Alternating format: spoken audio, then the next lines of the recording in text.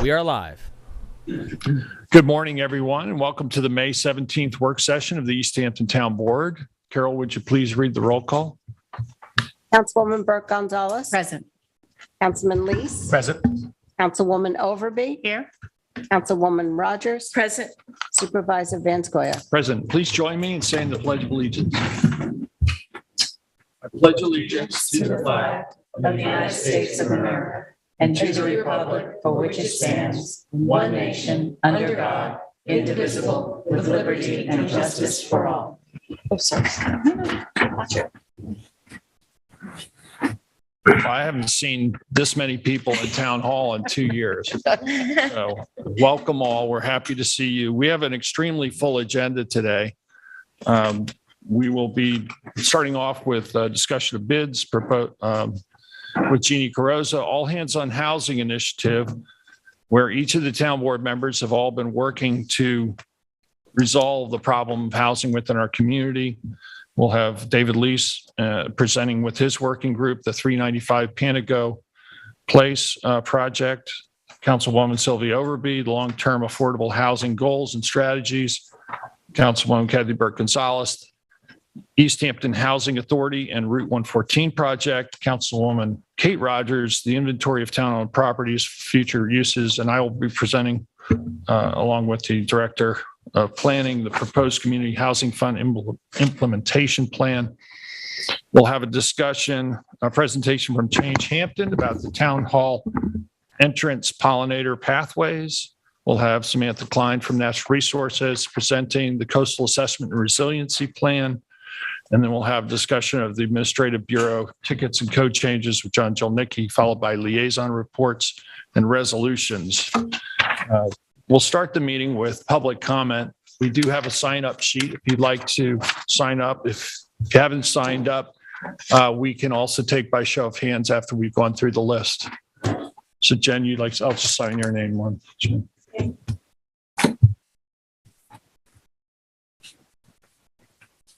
And Mr. Supervisor, the phone lines are also open right now, and we currently have a few callers on hold. Thank you very much.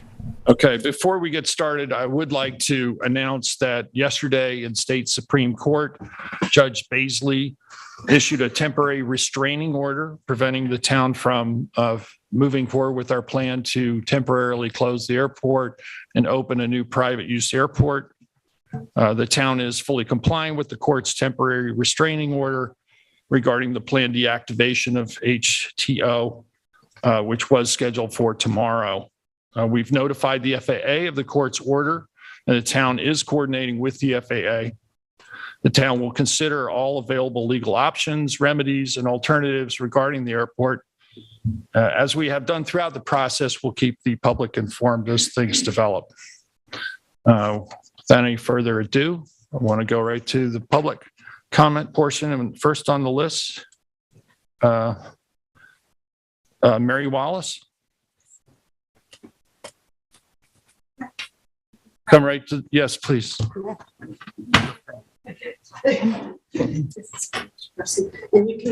Thank you.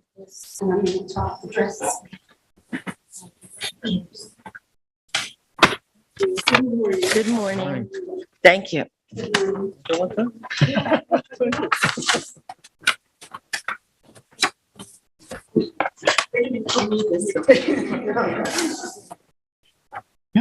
Good morning.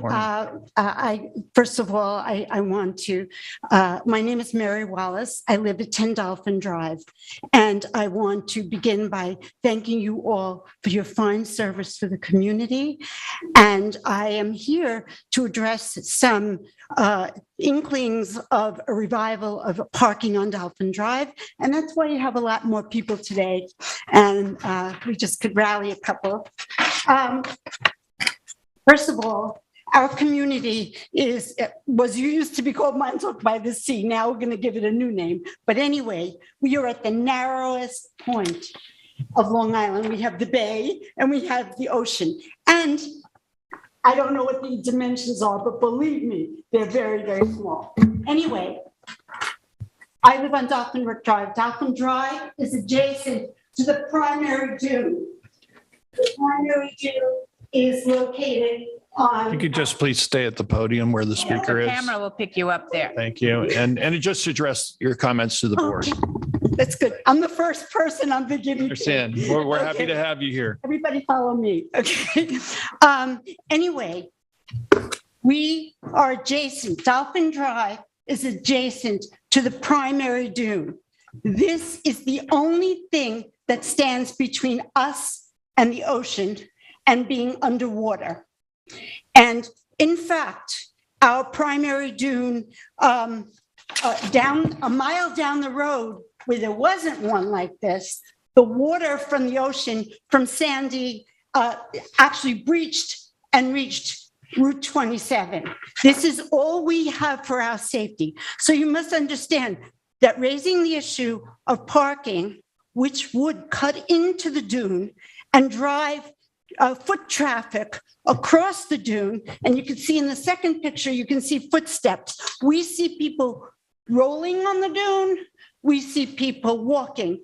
And there used to be because the only way to get to the beach from that parking would be over our dunes. Right now, there used to be a thin little path going over to the dunes, but now more foot traffic is starting to flatten it. It has now joined that we have a huge road there for the fishermen to drive their trucks. It's flattened.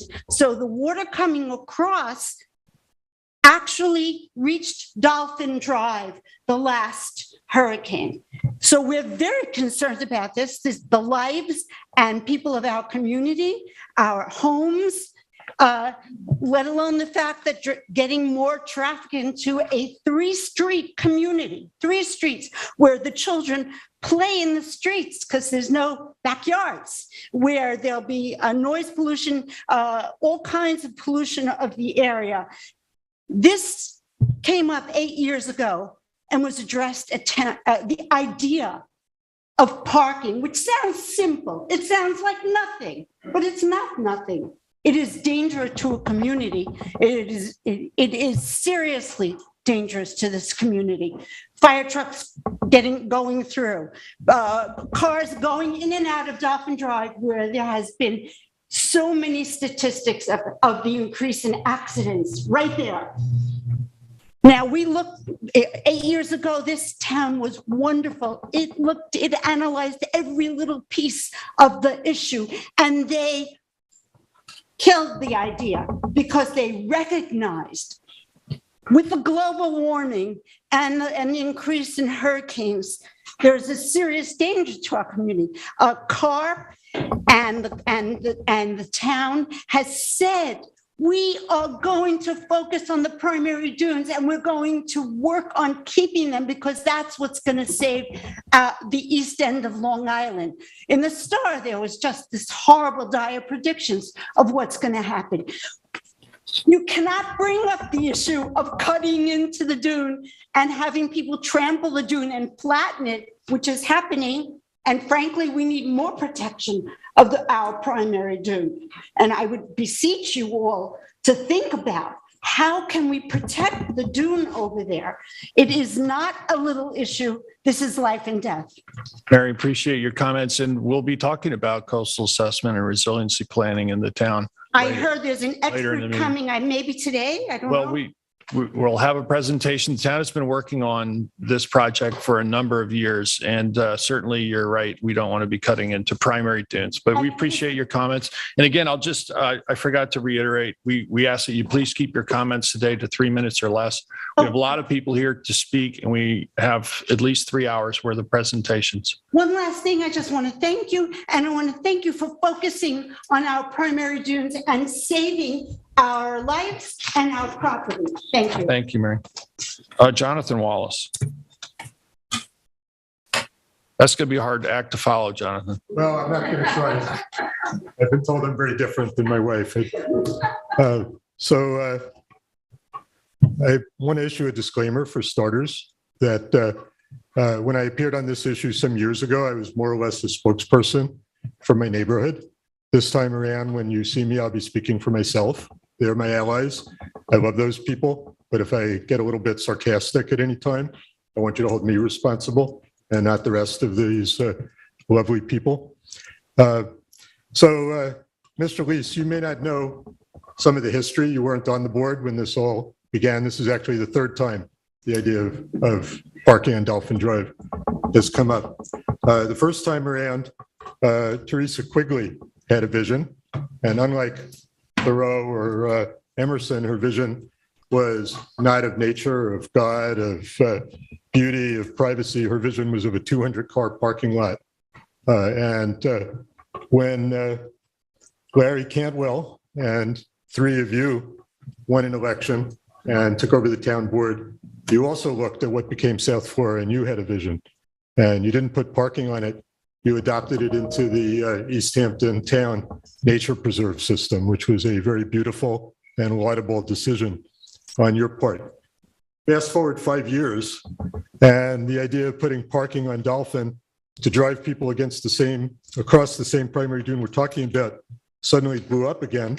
And this time around, there was a constituency. I don't think we ever fully understood in the neighborhood what was driving this and why it was so important to people that they would reactivate something you had already voted down. But those of you who are around, I think Mr. Leese was not, will remember that very dirty pool got played during that period of time. And I too have a document that I wish to hand up. And this is an email that went out in 2014. You may actually never have seen this before. This is an email that was arranged by the chairperson of a very important committee of the town, who I will not name, because of the standards of civility that we follow here, but requesting the supervisor of highways to pull down the no parking signage on Dolphin Drive, and that was done. And we spent the next 4 or 5 months until you guys, the three of you who were on the board at the time, voted to restore it with no signs whatsoever. And that was done fully illegally and in retaliation for the fact that we'd already taken a position before you that we were opposed to parking on Dolphin Drive. There were people screaming in our faces. There were people writing to the Star. There were a lot of lies that got told. We were accused of stealing land from you because most of our driveways run across the right of way. The people making the accusation themselves tended to have driveways across the right of way. And so it was a very stressful time for all of us. And I think for you, because you guys got blindsided by the removal of our signs, and you had a controversy that you had to deal with. Then one of you wrote a letter to the chairperson of the committee I'm talking about, and became a little bit of a moral beacon for me personally at the time by very conclusively and decisively going down the reasons why what he was doing was wrong on Dolphin Drive. And you voted for a second time against that parking plan and also to restore our signage. So the fact that this has now come up again is kind of discouraging and strange and rather surprising. And I would urge you, before you go any further with it, to take a very close look at the antecedents and see what this is really about, why it's boiling up again, who benefits, and whether it makes any sense in a town where, as you just mentioned, Mr. Van Scoyac, you're going to have the CARP representative talking to you in just a little while about protecting primary zones and not driving traffic across them. Thank you. Well, thank you, Jonathan. If you don't mind, Mr. Supervisor, I will just respond a little bit.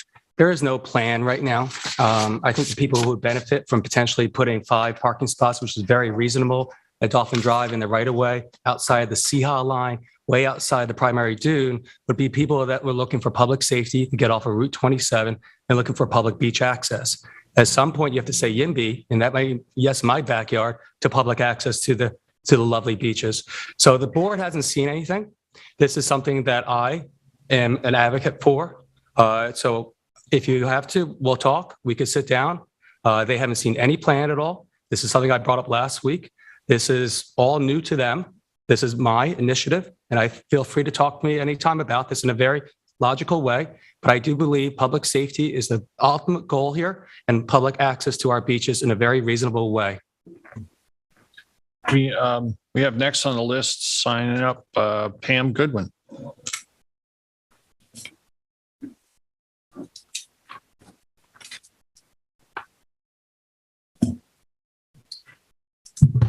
First, thank you all for your time and service. My husband serves in government land use positions for over the past 15 years in our town of New Canaan, Connecticut. So we both understand how much time and energy this takes from you guys on both sides. I am surprised at this proposal, which I understand isn't a formal proposal yet, as various parking ideas have been floated in the past. Each time, it's been pointed out and agreed to by the town that such construction would destroy part of our fragile and ecologically sensitive habitat. Our community has previously brought forth expert ecological flooding and legal testimony. Expanding non-permeable footprints at literally the thinnest part of Long Island makes no sense, and there have been continual articles on exactly that vulnerability. And why can't the town work with the state to utilize the 3 miles of empty frontage west of the community? I would love to speak to that at some point if you have a meeting, because I don't understand that at all. Should also be aware of what happens in the area now. First, it's an increasingly busy part for the access for the beach-going vehicles. Traffic is surprisingly frequent. On the way in and out, the vehicles pull over at that area just to adjust their tire pressure back and forth. So every vehicle that drives on that beach, and I don't know if any of you have visited our beach in the height of summer, we have anywhere on a weekend in excess of 50, 60 trucks down that stretch of beach right now. And the Marine Police can't do anything about it. So, okay, no problem. And this is, I guess, to help the local fishermen. These people aren't fishing for their livelihood. That's silly. We all know that. And they have dogs that are unleashed. There's a bunch of children, and their garbage now gets dumped at the corner of that access point. I understand where the spaces would go, but I still think it's going to have too big of an impact. There's also the turn onto Montauk Highway right where Napeague Meadow empties out as well. The minimum, you should have a traffic engineer review the overall safety of adding that traffic to Dolphin. Summarizing, there's already ongoing beach access and traffic on Dolphin. There's a highly ecological and flood sensitive, and there's potential access way away from the residential areas. Again, it's a zoo in the corner over there during the high season. And we also have garbage pickup, which lends itself to collect even more garbage in that area. I don't know why, but we're one of the only areas there that has an actual garbage receptacle, which is fine, except that many people, after they do the beach, they unload their big Glad hefty bags and it turns into quite a disgusting mess. And then the seagulls come and rip all of that open. So there's much more to it. I don't see where you can possibly argue 5 spaces for the greater good of this community when we have all this other access, which is now free for all with the trucks on the beach, parking at Hither Hills. I went by there last 4th of July. There were empty spots. Why can't people park there? I don't understand. So I hope you guys all take this into consideration. Again, I thank you for your time. Thank you, Pam. Jason, we have callers waiting on the line. Yes, we do, and I shall unmute the first caller right now. Let me just go and reset this timer. Again, we ask you to try to keep your comments to 3 minutes or less.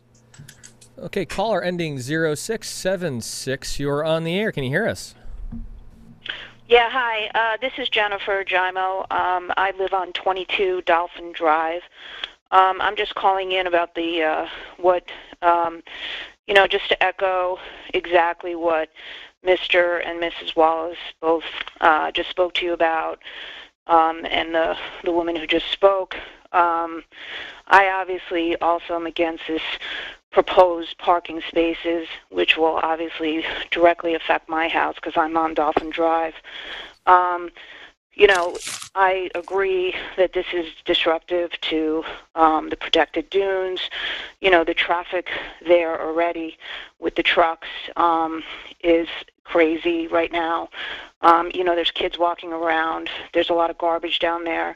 And I agree that there's really no basis for putting 5 parking spaces there. It's just that I don't see any benefit to anybody to have that there, and I just think it's going to be very disruptive to the houses and the owners and the community.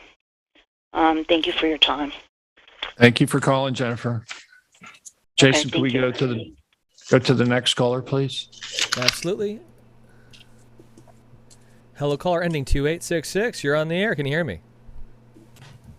Yes, thank you. Good morning, town board members. This is Jackie Esposito calling from Lincoln Avenue in Springs. This is actually directed to Councilwoman Rogers. We did see the resolution for the potholes. Thank you so much for being so responsive. You know, as I think we mentioned, these were creating dangerous conditions on our roads. I know a number of local residents had contacted you, and you were incredibly responsive, and we're very thankful for you going above and beyond. As you may know, there are many seniors in the area who walk their dogs, so it really was quite a health and safety issue. So thank you so much. And then I just want to flag, hearing the residents calling from Dolphin Drive reminds me a lot of what our community went through last summer. And I understand their concerns, and I hope that the town board will take those into consideration. It feels like maybe some more planning and community consultation is in order. Thank you. Thanks for calling, Jackie. Okay. Jason, do we have other callers on the line? Yes, we do, and I'm muting the next now. And then I'll go back to people in person. Hello, caller ending 4956. Can you mute your TV for me in the background or listening device? That really was quite a health safety issue. Thank you so much. Hello, caller ending 4956. All right, I'm cycling back. On to the next caller. Hello, caller ending 3022. You are on the air. Can you hear us? Yes, I can hear you. Thank you very much. My name is David Netto. I am a resident of 96 Shore Road in Napeague, and part of the community that we've heard a couple of members speak from so far.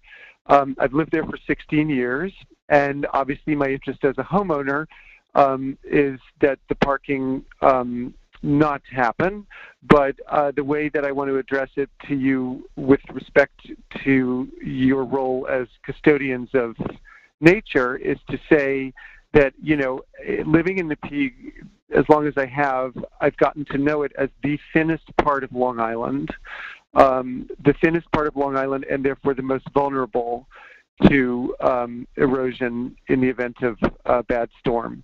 And there have been two occasions that I know of when hurricanes caused Napeague to flood and Montauk to become an island. And this is all very well known and back in discussion lately because of global warming. Therefore, in a macro way, I would just say that it seems completely counterintuitive in the face of the delicacy of the environment there to do anything to adversely affect the integrity of the dune and the land, anything at all. It's very obvious that our community would not exist if it were something that were proposed now.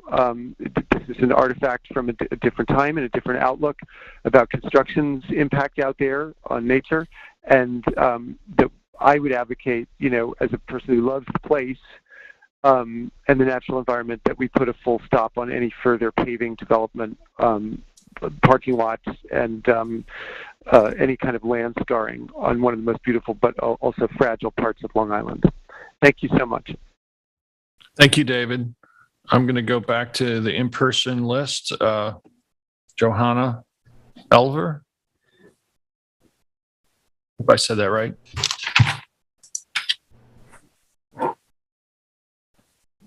Good morning. A lot of people have repeated themselves over and over, and I just want to add a little bit to it. I really feel that we voted for this group to be our representatives, and I feel that we are being, by you even proposing this is really counter to your program when you were coming for election.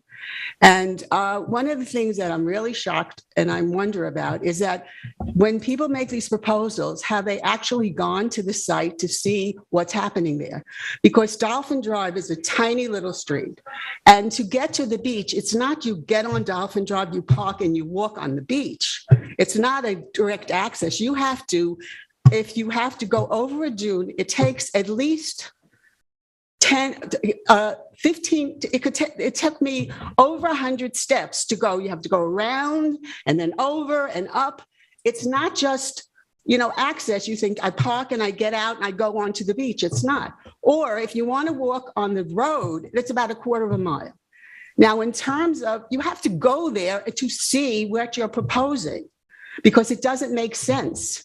They once said they were going to make this a handicap beach. Now, that was absolutely ridiculous because no handicapped person could possibly go there. In their own community, very few people enter through Dolphin Drive because it's a difficult way to get on the beach. Please go there and look at it. It doesn't make sense what's being said here. And in terms of the narrowness, it's a half a mile. Basically, if you were at the laundromat in Amagansett and walked to the fish store, that's how the distance is between the ocean and the bay. It is that short. And I don't know why the people from Montauk are not talking about this, because if Montauk becomes an island, you are affecting millions of people, not just the community where we live. So I think that you should do your homework. Sorry, thank you. Thank you, Jana. I just want to reiterate that the town board has not seen any parking proposal at this time. So it's not something we're reviewing or has been presented to the town board. Jen Folks.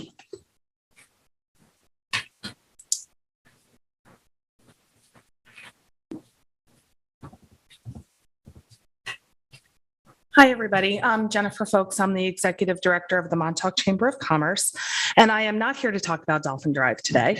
I just wanted to go on record as, kind of explaining the Chamber's position on the CARP proposal, which is going to be presented later. The Montauk Chamber of Commerce is grateful to the town of East Hampton and the CARP committee for our inclusion on said committee.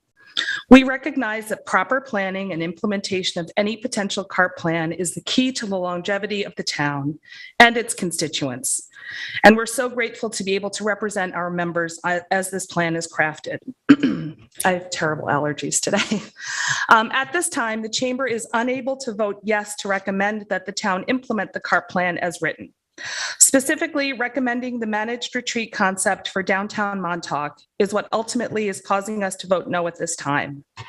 It is our position that such a recommendation cannot be made without much more in-depth study to fully understand critical items, such as what a managed retreat will look like, what its economic impact would be on the community and the individual stakeholders, whether it is even financially feasible, and how it would compare to other alternatives.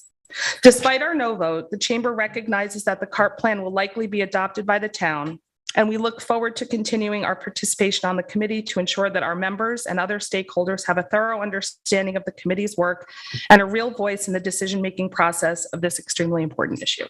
Thanks so much. I also think this isn't mentioned in my little speech, but David and I have talked about this a little bit, and so have Jeremy and I think the words managed retreat are really what's causing a lot of the no vote at this time. And I think maybe if we could find a different way of phrasing it, that would help a lot. Thank you, guys. May I just say a few words? First of all, I want to thank you, Jen, and extend my thanks to Paul Monty as well for all the input. And that's exactly what we're hoping to do together, is to work on these questions and find the answers together. Perfect. So thank you for all your good input and participation. It's been great working with you guys for the last few months, and I look forward to continuing. Thanks so much. Thank you, Jen. Do we have any callers still on the line?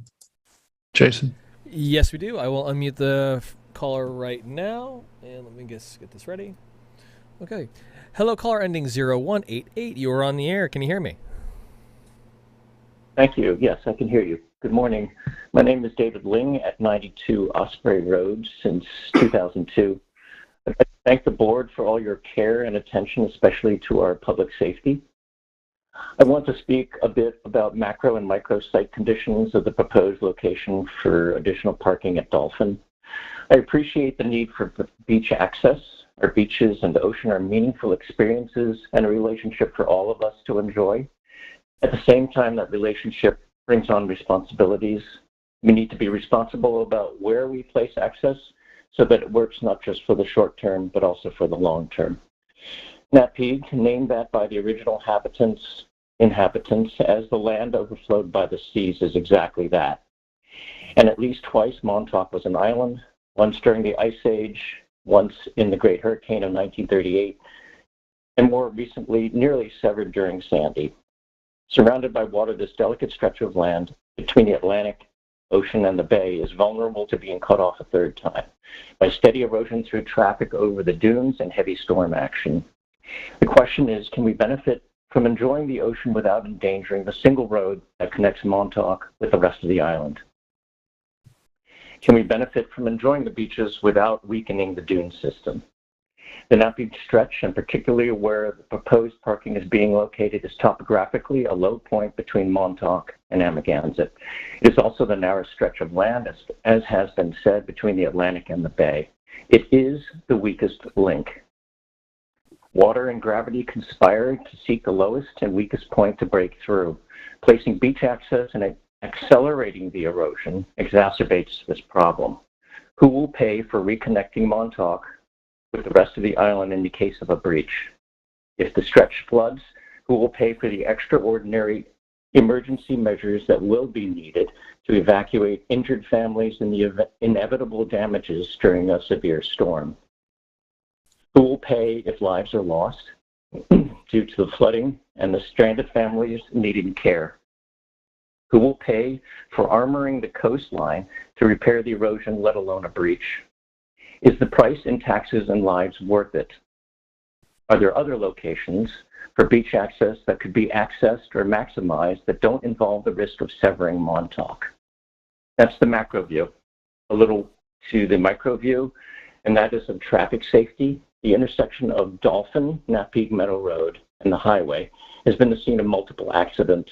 It's a confluence of vehicles traveling at over 55 miles per hour and oncoming traffic trying to pull onto a highway from side streets without a ramp. It is the confluence of cyclists riding along Montauk Highway and crossing from Napeague Meadow Road and Dolphin Drive. It is the confluence of pedestrians walking to and from the Art Barge, Clam Bar, and Lunch. Placing more traffic at that intersection exacerbates the traffic risk and safety. Again, lives are at stake. Is it worth it? I say no, and I implore you to make the coast more resilient, not less. Thank you. Thank you for your call, Dave. Any other callers on the line? We had one caller who was previously unresponsive. With your permission, I'd like to try to unmute and re-establish contact. Please. Thank you, Jason. Hello, caller ending 4956. You're on the air. Hello, can you hear us? Hello, I can hear you. Can you hear me? Loud and clear. Good to hear you. All right, you're on the air. Terrific. I'm Alice Tepper Marlin, a 40-year resident of Springs. And I wanted to speak about the urgent need for affordable housing and what the town is planning to do about that. Is this an appropriate time for it? Absolutely, Alice. Please continue. Great. Thanks, Peter.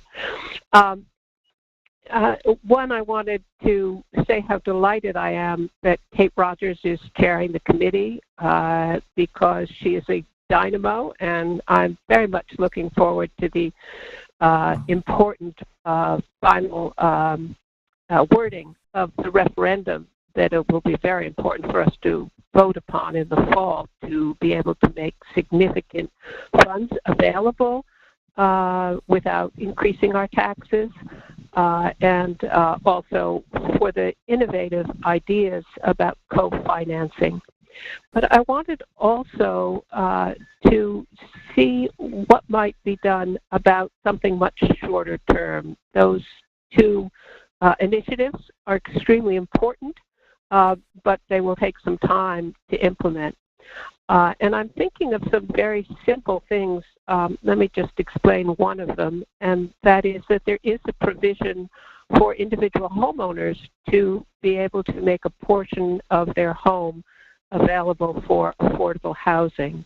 And there is quite a complex set of rules to assure the safety and minimize any possible impact on neighbors of such a move. The number of permits allowed for that is relatively small, and the response to date has in some areas used all of those that are available.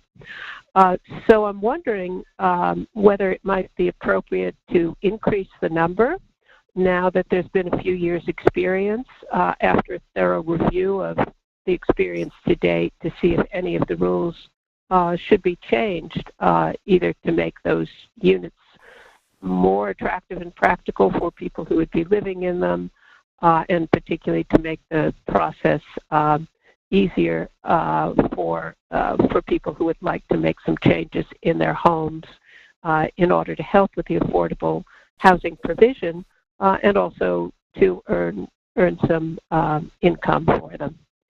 So I very much encourage that and any other ideas, perhaps excess space that might be available by businesses who employ a number of people who have very long commutes to get to work, fighting the traffic. Perhaps some of them could make living spaces available on properties they own or might acquire for the purpose. That would be a very wise business investment for anyone struggling to find and attract high quality, honest, hardworking people to help them with their businesses. Thanks very much. I look forward to learning a lot more about these issues. Can I just respond for a moment? Yeah. Hi, Alice. I think I'm going to start first, though. we all have a response for you, but Sylvia would like to go first. Alice, you took the words really out of. Hi, Alice. Thank you so much for calling. I know you're an advocate for affordable housing, and it's nice to hear from you. We are looking at increasing the number of affordable apartments that would be in homes.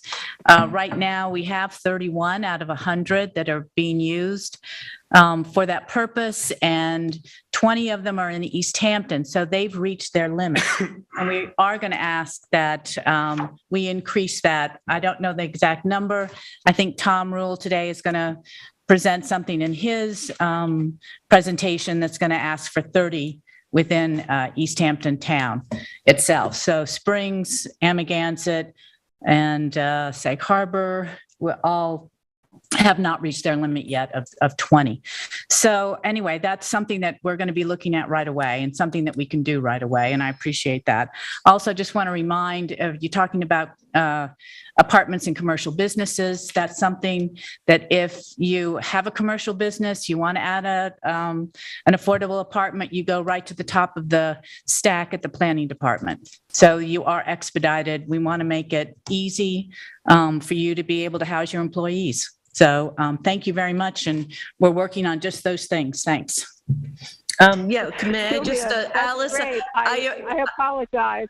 Wait a minute. No. I apologize, Sylvia, if I was only recognizing Kate and not the wonderful work you've been putting in on this, Sylvia. It's okay. Thanks. Yeah. And Alice, I would be remiss if I didn't correct the record on that. I thank you for the kind words, but I'm hardly leading this effort. This is led by the supervisor and my colleagues, and I'm a part of the effort, but I wanted to correct the record on that. Yeah, it is all hands on Please housing. delete my comments. No. Please delete my misinformed comments on that. It's quite all right, Alice, and it really is all hands on housing. Every single board member is working to address this problem, which is a chronic problem, but it's really become exacerbated throughout the pandemic and with the skyrocketing property values. And we will be discussing that at length, the various ways that we are approaching this problem, which is we're trying to approach it at every single angle to address it. So it's going to mean expanding some of the existing things that we have with the community housing fund being established. There will be an ongoing funding source that we could use for even helping to subsidize those accessory apartments potentially. So we'll talk about that more shortly. Do we have any other callers on the line, Jason? Yes, on the phone we lines? have one new caller. Let me go and move on.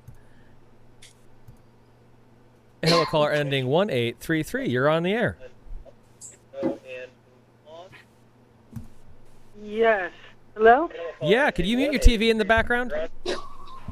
Yeah, I'm going to mute the TV. Hi. Thank you. No Yes, problem. this is Francesca. It's Francesca Rhiannon. I actually came on because I'm eagerly awaiting the report from the CARP about the CARP plan. But I also wanted to introduce the idea to the board of passing local zoning. If the New York State legislature does not pass the All Electric Buildings Act, which we're trying to get passed, but it may not, I would like to introduce the idea to the board of passing a local zoning, all electric building and new construction ordinance, because we cannot continue to dig our hole deeper in terms of carbon emissions. Building emissions are in fact the largest source of emissions, greenhouse gas emissions in New York State. And East Hampton is experiencing a boom in construction, over 450 permits. I was just speaking with Assemblyman Thiel the other day, and I think he said it was in East Hampton had been allowed for this year, which is huge in a population such as ours, and it's only probably going to get more. So there's a lot of misinformation out there. Building a new construction with all electric instead of gas is actually around $8,200 cheaper. And that's for the average home. If you have a really huge home, it may be a little bit more, but your operating costs are 37% cheaper than they would be with gas or oil. In addition, the problem of indoor air pollution is huge. It's estimated that with gas stoves, people are exposing themselves to highly toxic gases that in fact increase asthma rates in children about 42%, that increase the risk of Alzheimer's, heart disease, and others, and make indoor air 7 to 10 times less safe than what is allowed for outside air. So I just would like, as I said, this is an introduction because who knows, maybe we will pass it on the state level. But things can take a long time, and we are, we're a bronze community there. We can get up to silver, I'm sure, maybe even gold in terms of being a climate-smart community, and I want to urge the beginning of thinking about, in fact, making sure that all new building construction is all electric with heat pumps. Oh, and by the way, LIPA even supports this because they say that the East End is the largest contributor to peak energy use in the summer. It's the reason why, they are having to spend hundreds of millions of dollars to upgrade the grid for that peak use. If more people adopted air source heat pumps or ground source heat pumps, in fact, they would be balancing the load winter versus summer. They would take the load off in summer because these systems are so much more efficient. And in the winter, when the load is much lower, the load is higher with all electric buildings, but there's plenty of capacity. So that's why LIPA has actually written a white paper in support of all electric buildings. So that's my comment. Thank you so much for the opportunity. I appreciate the work that all of you are doing. Thank you for calling, Francesca, and I'll give a shameless plug for East Hampton's Solarize East Hampton program. So check it out, especially if you live in an area that's plenty sunny, like I know you folks are out on Napeague. Great way to offset your energy bills. I did it myself over 3 years ago, and I'm producing about 130% of my electric usage. So I'm putting 30% back onto the grid and covering all my expenses. Just upgraded to a heat pump for my pool, so I don't have to use any kind of fossil fuels. Encourage everyone to do the same. This is a crisis we're facing, and we can do something about it. Do we have any other callers on the line? Yeah, Jason. we have one new one that just hopped on, and let me go and move on. Hello, caller, ending 6554. Hey, how are you? I'm well, thanks. It's Lauren Bolger calling, and I just tuned in, so I don't know whether you have spoken about this before, but I wanted to suggest to the board, in terms of housing, mobile homes or small modular homes that could be put an expansion of our present mobile home park, which I was just at the other day, and it looks really nice. People are really taking care of their properties, and it would be an inexpensive way, I think, for people to have home ownership. And it could also be placed in a grid where there could be communal septic, there could be communal, all the surfaces could be communal. Is that something that the board is considering? As I said earlier, Loring, we're looking at every possible solution here to address this crisis. We don't think there's any one solution, but we're certainly going to entertain. Thank you for calling. Okay, thank you. Jason, do we have anyone else on the line? With that said, there are no new callers on the line. One person just, they were called before, and if you want to, I'll circle back to them. But other than that, there's no one else. Is there anyone in the meeting room here who would like to address the board at this time? Any public comment? Okay, I think we're set to go on with our agenda, which is lengthy. Appreciate everyone's patience. All hands on housing will come right after Jeannie Carosa, and she's going to discuss bids. Good morning, Jeannie. Good morning. Our first actually acceptance of the bid falls right into the theme. It's for home renovation at 54 Tub Horseman, and the apparent low bidder for that is Greenway USA in the amount of $250,000. And that is an affordable home. Yes, right? That the town is going to be marketing. Renovating for a potential homeowner. The next is the extension of the agreement for the specialized bus service for Montauk. And that's Hampton Hopper. The service would run from June 29th through September 4th, totaling 68 days in an amount of $152,249.96. Then we'll also have some notices for the Eleanor Whitmore Early Learning Center roof replacement, and then the Star Island pump out station improvements. And then lastly, we did an RFP for license to utilize agricultural land in Amagansett. And Melissa Winslow, part of the committee, is here with the recommendation from the committee. Thank you, Jeannie. Good morning, Melissa. Good morning. So I'm Melissa Winslow, Senior Environmental Analyst in the Natural Resources Department, and I'm here to make the recommendation to accept a proposal under RFP EH 2022-103, license to utilize agricultural land in Amagansett. The town issued this RFP on April 26, 2022, and was due May 5th for a proposal to provide a 5-year license agreement for a 17.66 acre farm in Amagansett. The farm is located on 32 Main Street, 275 Montauk Highway, 343 Main Street, and 11 and 10 Cousins Lane, and is to be used exclusively for agricultural food crop production. The RFP requested detailed proposals to include information regarding the type of agricultural operation, including how the land will be utilized, the proposed offer for the license agreement per year, the intended food crop, proposed additional improvements from the applicant, such as fencing, structures, or greenhouses, and previous experience in agriculture.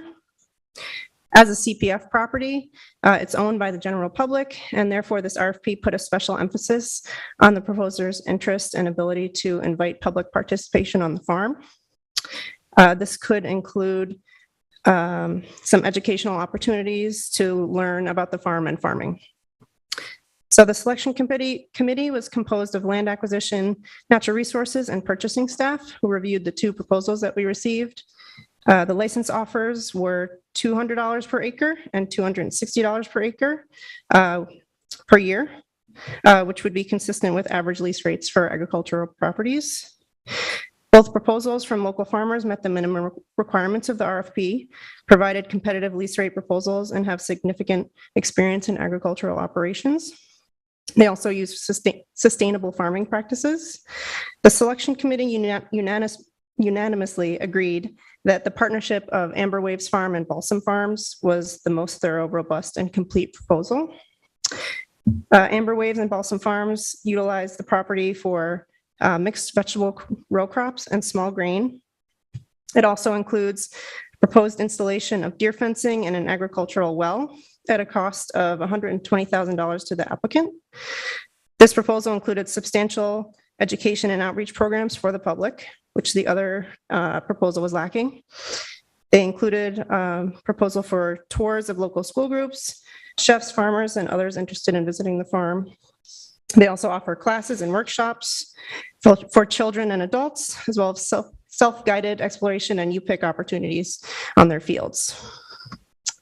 Amber Waves and Balsam Farms do extensive work in training and assisting new farmers through apprenticeship programs and accept volunteers to assist with harvest and a gathering.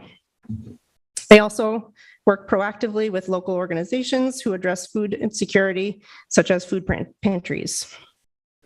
This team also has identified that they would like to continue to collaborate with the town to accept excess municipal leaf litter on the fields to be incorporated as compost.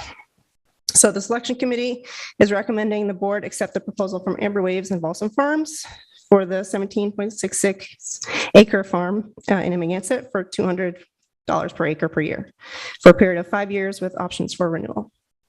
Any questions for Melissa from board members? Thank you. Thank you very much. That brings us up to the main gist of today's work session, which is all hands on housing. As I mentioned earlier, we've seen a significant increase in the need within the community in order to keep our community intact. Much of the year-round rental housing has dissipated.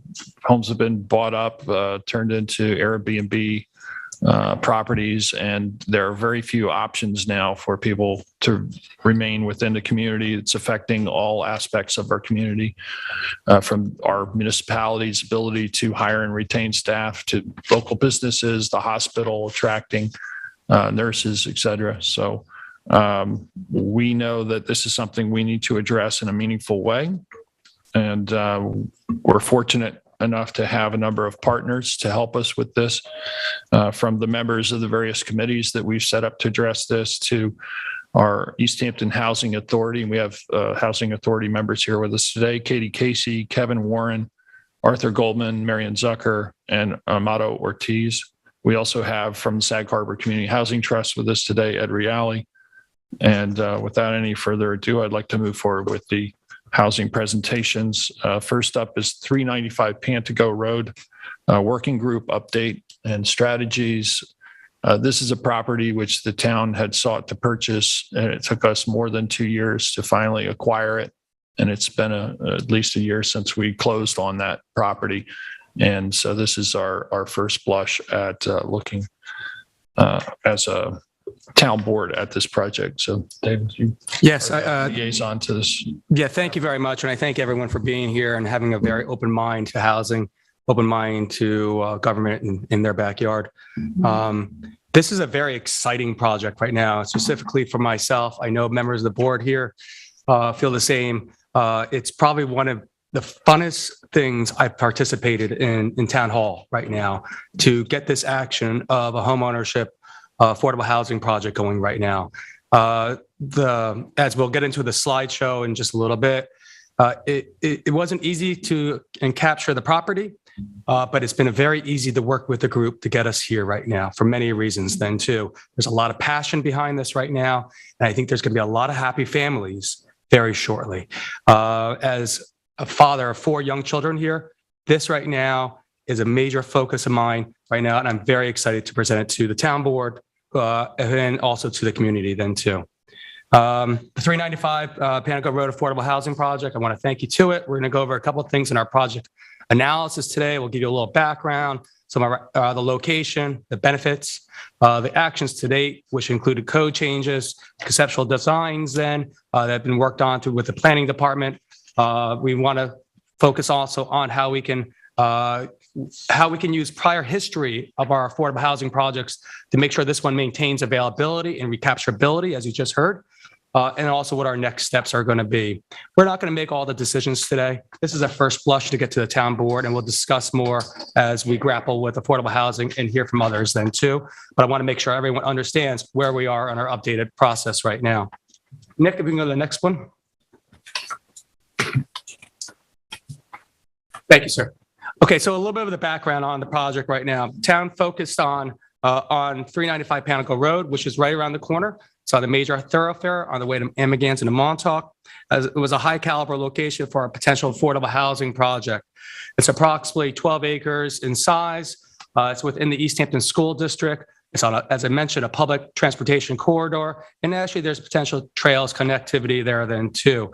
So all those lead it to be a very valuable site for affordable housing and specifically that aspect of transportation then too and location now.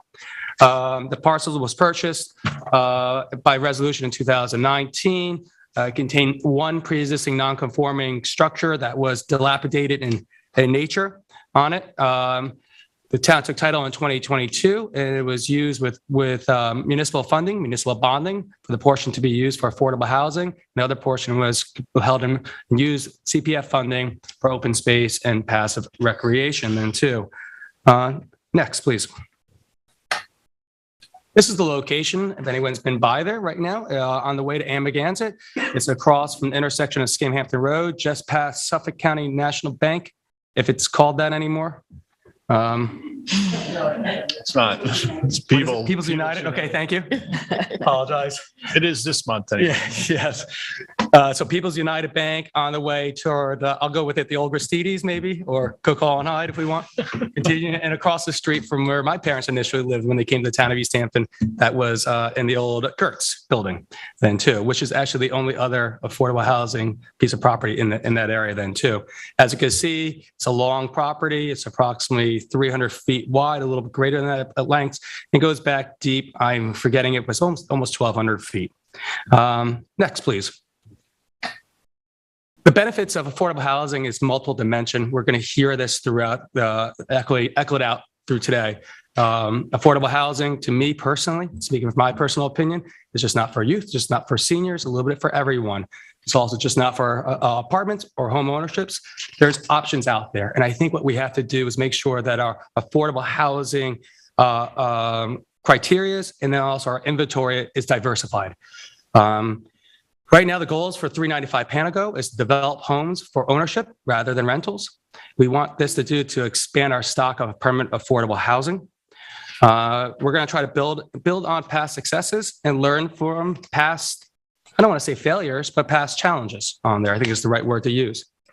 We want to ensure forever affordable housing and make sure specifically for recapturability upon any potential future sale of those properties so that we can keep it into our affordable housing inventory. Currently, right now, there's 217 affordable single-family homes in the town of East Hampton, and we look to add to that. Next, please. Within the code changes after purchase of this property, after we're managing it, the town board addressed housing needs. I want to thank the board members for following through, and we moved this and we added affordable housing overlay onto this property on 395 Pantigo. That was March of this year, March 17th. And next, what we did is we updated the town's affordable housing law to allow for 4 affordable houses per acre. It was initially 2. What this did, it made the town code mirror what Suffolk County's code actually had already in it then too. It also then hence allows for a greater yield on this property and other properties for home ownership also then too. And again, I thank the town board and the public for supporting that. Next, please, Nick. Actions today. We have a wonderful town committee that was formed to designate the forms for to discuss this. We've been meeting on a monthly, even greater than that at times. It's led by myself as the town councilman. I want to thank Jeremy Samuelson, who has come in as our planning director. I want to thank Jen Nigro, who is our assistant town attorney. Tom Rule, our director of housing. Eric Shantz, our assistant planning director, has been fantastic to work with you, Eric, on this project. Ann Glennon, our principal building inspector. Francis Bach, who's our housing tech. Linda Norris, who is our newly appointed assistant director of housing. Congratulations, Linda. Marco Wu, planner. Kevin Ahern, who's working with our capital project managers, and spectacular Gabriella Gaglier, who is our legislative assistant to the town council then too. We had the property surveyed, and after even surveying, what we wanted to make sure is that we knew where the property boundaries were because there were some encroachments, and also it's a very long, beautiful property with the pre-existing structure. So we had it staked on 100-foot distances, so we can sit there and sort of visualize what the conceptual aspects of this could be. And two, we wanted to make sure that it worked within what's the community that's already surrounding it right now, and also work within what maybe the fauna would be. So by staking it allowed members to go in there and visualize what our options were going to be. Next, what we also did is we hired by board a resolution, Tracker Archaeology, to perform a phase 1 archaeological study that was completed in April of 2022. The report stated that no further work is recommended. Next, the town board also supported hiring Drew Bennett, who's an engineer in town here, and he's going to be assisting with the mapping and wastewater management designs of the property. Eric, you're here with us today. Let's go over some of the conceptual designs that the planning department has assisted based on our discussions. And next slide, please, Nick. Okay. I'm Eric Shantz. I'm the Assistant Planning Director with the Planning Department. As David outlined, we've been working on this for a while. This is a unique property. We're going to show you some maps and some different subdivision layouts in a minute, but it has some unique challenges. But from the beginning, so we wanted to see what might this subdivision look like. This is, again, going to be single-family residential lots. We wanted to maximize the number of units that we got, ideally, while still staying within certain required parameters. For example, we wanted to provide adequate buffering from neighbors and from Pantigo Road. Again, that'll become more clear in a second when you see the slide. We wanted to make a subdivision that had a sense of community. We wanted safe ingress and egress at Pantigo Road. As you'll see in a second, there's a bend in the road there that's somewhat of a danger, a safety concern. We also have to meet the county health department standards. These include standards for reserved areas. You need a 10% reserved area that is not a buildable lot. It's to remain in its natural state. And we also wanted access to open space. As you remember, with this property, it was purchased with it was a joint purchase with CPF funds and with general fund, with 7 acres to be for affordable housing and 5 to be CPF open space. So we wanted to make sure that there was access for the public and for the members of the subdivision to that open space that's being developed. And that was in an early discussion, was where exactly the open space portion was going to be. I believe it was the general consensus of the public as well as the town board to have that be in the northern portion of the property. So in other words, the housing development would be between the CPF land and Montauk Highway. We needed to have a way for the public to get to that open space. So with that in mind, if you wouldn't mind, just go to the next slide. So what we did here was we developed 4 concepts, basically general layouts. What I'm going to do is we actually have, if you don't mind, could you just go to the next slide real quick? What we have is pros and cons for each of these 4 designs. So what you can see, that's for concept 1, but if you wouldn't mind, you could just go back 1 slide to concept 1. I'm going to go over the pros and cons while you look at these visuals so that you can see what we're talking about.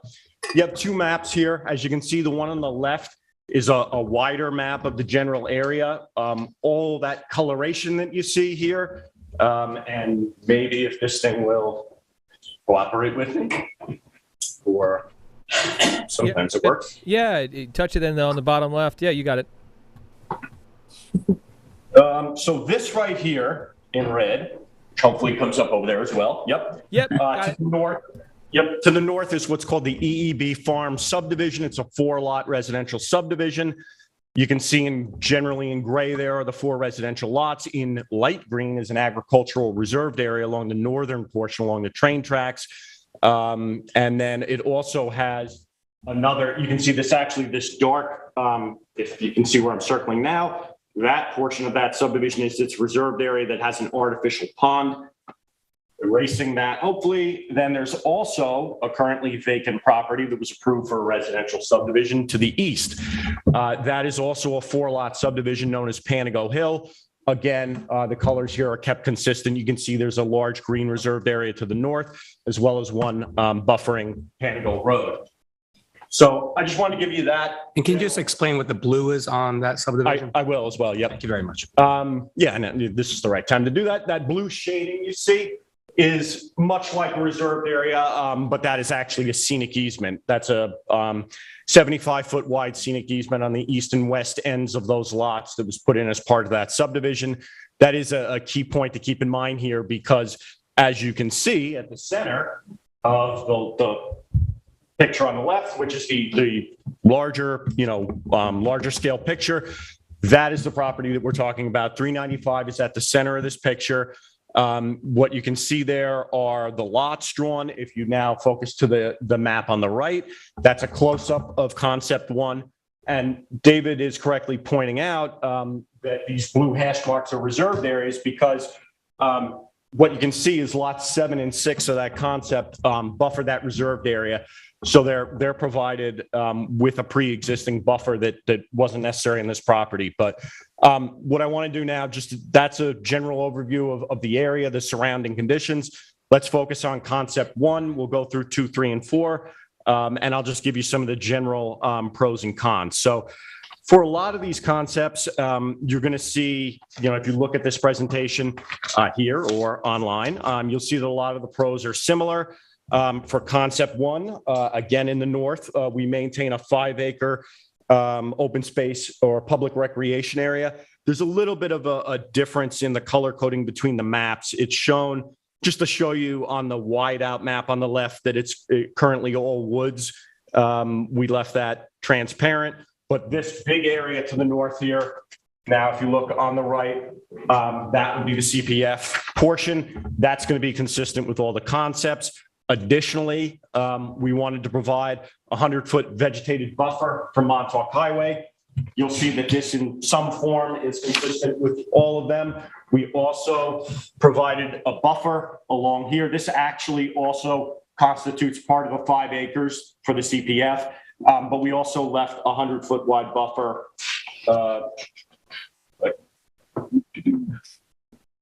Get some cooperation. No? Okay. Oh, well. But anyway, that's going. But so there's also, you'll see on this, there's also a range of lot sizes. This and the second one are what we got as far as maximum yield, the most we really can see getting on this property because it's long and narrow, because of the reserved area requirements, because of the CPF area requirement. Really the most you're going to get on these lots is about 16 lots. Again, with all these concepts, we tried to keep the lot area to right around 1/4 of an acre. That's now permitted under the town code as a result of recent actions of the town board. But we really didn't want to go any smaller than that in designing these. I mean, right now you see 16 lots on this concept. We could do 32. They'd just be extremely small and not very practical for a homeowner. A lot of what we did here was look at Maple Lane, which is right down the road here, which has homes and lots of basically this size range, which is roughly 1/4 acre, which is about 10,000 to 12,000 square feet. So that's what you're going to see on all of these. This one also, again, if you look with that buffer along Pantigo Road, going up along the western side to the back, has a trail link. That was very important. We foresee that as possibly a bicycle path. There is part of the South Fork Bikeway to the north, but at the very least, a pedestrian path to the CPF land. So with this concept, the negatives of it, though, are that, well, this first design, and I really hope I can actually, maybe LTV can help me out here. Am I doing something wrong with trying to erase out the drawing on the smartboard? Let me see if I can give you a hand on this one. I just want to erase the red. Yep. Let's see if I can do that for you. I'm working on my end. All right, thanks. We'll just keep going. A little thing on the left. If you take the stylus, touch the screen Yeah. on the left-hand side, you should have like the eraser button, and that should be the thing that helps. Usually happens. It's just not this time. Son of a gun. Oh, yeah, I'm just get clear. Okay. Nope, that didn't work out. Wait, clear all drawings. Yep, All there it right. is. Got There it. you go. There you go. We got all my scribbles, sorry. And Hey, all right. oh, there we go. Hey, thanks. Thanks, LTV. So also with this one of the most conspicuous things you'll see is there's no buffer along the east side. Again, lots 7 and 6 in the far north do have that easement on the neighboring subdivision. But, you know, you can see that building right there is, I refer to it as Cook Hall and Hyde. It's a, multiple business shopping center. There's a parking lot there. Obviously, you can see if you look to the right hand, on the right-hand drawing, lots 4, 3, 2, and 1 all along that side, or either along a parking lot, a building, or a building without any buffer. That's a negative. We wanted to see as many buffers as possible in these designs. So this is a very basic subdivision layout. This is a cul-de-sac going right up the middle of the property so that you can put lots on both sides and basically maximize the yield that you have. If you don't mind, if you could go on to concept 2, which you have to skip over 2 slides. So this is a second concept. This is a variation on that exact same idea. Really, the only difference here, the only substantive difference is that we noted that the middle of this portion where it hits Montauk Highway, which might will not play with fire again with the drawing option, but if you look here, just for benefit of the public in the audience. If you look here at this portion of this drawing, basically what we did was we took the original concept with a straight road cul-de-sac, but we moved the access point on Pantigo Road as far east as we could, simply because there's a bit of a dangerous bend in the road. Anybody who's been turning off of Spring Close here knows that general area, turning left on Spring Close, Spring Close east on Montauk Highway, excuse me. But anyway, that's basically what this drawing is. It's better for the access because it moves it to the east away from that bend. But really the big negative with that is if you have that bend in the road, you'll notice that lots, I guess they're numbered lots 2 and 14 on this because of the road coming up and then running into lot 2 here, you'd get headlights that might go into that road. And then since you have the bend in the road, lot 14 would get headlights. You can prevent that by putting adequate buffering and screening in there, but that is a downside to this concept. Again, though, it does basically maximize the number of lots you're going to get at 16 of roughly around a quarter of an acre. Again, this doesn't have a buffer on the east side from that commercial building, that parking lot, or anything on that side other than the buffer that exists on the neighboring subdivision. If you don't mind, if you could go 2 ahead. So this is concept 3. This was, we kept the idea of having the access on the east, but instead of having it have a bend that went to the center, we kept it along the eastern side. This now, under this third concept, you now have buffers, you'll notice, all around the perimeter of the proposed lots. There's buffers, the CPF on the north that, which is a 100-foot wide buffer along the west, a 50-foot buffer along the west, a 100-foot buffer along Pantigo Road. But then you have the 50-foot wide right-of-way for the road buffering along the eastern side. That's the main benefit to this layout. It gets every lot a vegetated buffer in some form. Keep in mind that the roadway does have under spec about 10 feet in width, 5 on each side that could be buffered with screening. So even though it's a road, it does act as a buffer from neighboring development. The main problem with this layout though, and if you look at the configuration of the lots, the idea here is to have a cul-de-sac coming up the east side and then have rows of lots, 1 and 2 with one behind it. So the idea here is to have a straight road and then have multiple common driveways coming off. The problem with that, normally we encourage the use of common driveways. This lot is not very large. It's narrow. So you're kind of squeezing the lots in there. Again, keep in mind, these are roughly 10,000 square foot lots. So the homes, there's not a lot of property around them and not a lot of room to buffer them. Another question with this configuration would be, which way do you face the homes? Do you face them south towards Pantigo, where they'll be side by side? Do you face them towards the access road, where one is going to be facing the backyard of the next? It creates problems in that sense. So moving along, I guess 2 slides to concept 4, which,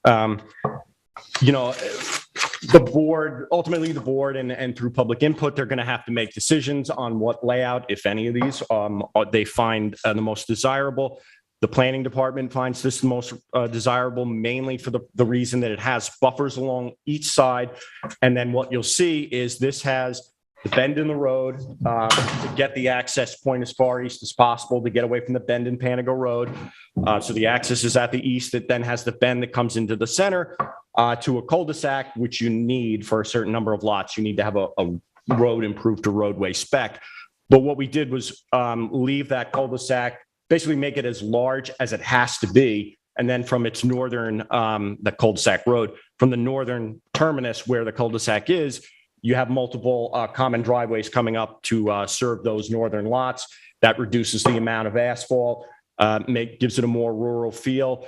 And again, this design provides more than enough, provides buffer on all sides and also provides more than enough open space to accommodate not only the 5 acres of CPF that has to be set aside, the 10% or roughly doesn't matter, 100-foot wide buffer along the road. So this is really the best traditional subdivision layout, in my opinion. The one drawback with this, though, is as you can see with the numbering of the lots, there's only 12 there. Again, concepts 1 and 2 had 16. I'm sure, you've heard it already today, and you're going to hear it a lot again, that we need as many affordable housing units in the town as possible. So it's a judgment call. Again, with all of these drawings, there could be tweaks. You'll notice on this concept that lot number 12 in the far south is oversized. That could be redesigned. Maybe you get another lot, but these were basically just some general concept and layout designs that this group has gone through to try and figure out what is the most appropriate development of this property for a single-family residential affordable subdivision. Thank you very much, Eric. So that's the planning department coming out with some of the considerations that our committee had formulated through. The next major portion to this is how do we keep it affordable and maintaining affordability upon sale, and what would some of those mechanisms potentially be, using former successes or former challenges that we've had in some of our other previous housing developments. Who we have here is our Tom Rule, who is our Director of Housing, and Tom's going to go over the next 2 slides, just briefly going over some of the options for board discussion, as we will be discussing this again, but we want to make sure we get this out to the board and the public as soon as possible. Tom Rule. Well, our priority, in addition to providing affordable housing for home buyers, is to keep these affordable in perpetuity so that we're not in a situation like happened with Whalebone Woods, where we lose them to the program. We want to create affordable housing for the present and for the future. One of the things we think that'll contribute to that is having smaller lots makes it harder that the house can be turned into something much larger. We're also looking at tighter lease language concerning home improvement. One thing is we now allow on the 99-year land lease properties the ability to fix the house up and bring in your receipts. Our committee would like to remove that. If you'll be able to fix your house up, you just will not be able to recoup that. So that if you want to put in an amenity that you will benefit from, you can enjoy it. But it will not move that house potentially out of the affordable housing program. So obviously that's a discussion item for the board. Some other discussion items to the board is whether you want to cap the number of bedrooms at 4 bedrooms. You want to cap the gross floor area. Now, we're not going to be able to file covenants and restrictions with this subdivision because the town will maintain the underlying land. So we would be granting covenants and restrictions to ourselves. So the lease will need to be modified so that the lease explicitly contains what it is the board wants to do to maintain, the cover. What would be in a covenant restriction will be in that 99-year land lease. And the discussion was, how can we leverage, if we are so lucky enough to have the transfer tax pass or some existing money we have, with housing that has some energy items like solar panels is more expensive. Therefore, it makes it slightly harder for people to afford it up front. But long-term, it's in the interest. So the question was the ability to leverage funding from either a transfer tax that if it passes, or what we currently have to subsidize that cost at the time of construction. Now, these are down the road questions, certainly not asking for decisions right now since we first have to get subdivision approval. Want to go to the next one. Ground floor regulations currently would permit a 2,600 square foot house on a 10,000 square foot lot. We are recommending 1,800, be capped at 1,800 square feet. The minimum house size in New York is 600, but I think we're recommending that it be higher than that on this subdivision, something around 1,000, similar to what we did with Green Hollow. And we had this long discussion, which I'm not sure we totally resolved, about the 2,600 square foot clearing for the entire lot. Keeping that so that sheds and other accessory structures, would eat into that, but we don't want the houses to get that big. So, but that was an open question for the board as to how the board would want to handle that. And just so that we would know that these affordable house apartments could not be built on these properties because the lots are all smaller than the code requirement for the minimum lot size. Thank you very much, Tom. So Nick, if you go to our next steps on here, and again, a lot of this is going to be for town board discussion right now as we continue to move forward. We'll have more public and town board discussions on the merits and benefits of all these plans and the potential plans that we just saw, and also some of the potential restrictions to maintain affordability. Town board will have to decide on our preferred site design and the yield that we're looking for. There's pros and cons of both, obviously, as you heard. Town board will have discussion on our lease language. We'll work internally, keep bringing this forward. Once we get that from the town board, we will then consult and work with our engineer and our drafting team to design the subdivision. We'll have we will then do a submission to the East Hampton Town Planning Board for comments, their review. We will then also have to submit to Suffolk County Department of Health Services for review.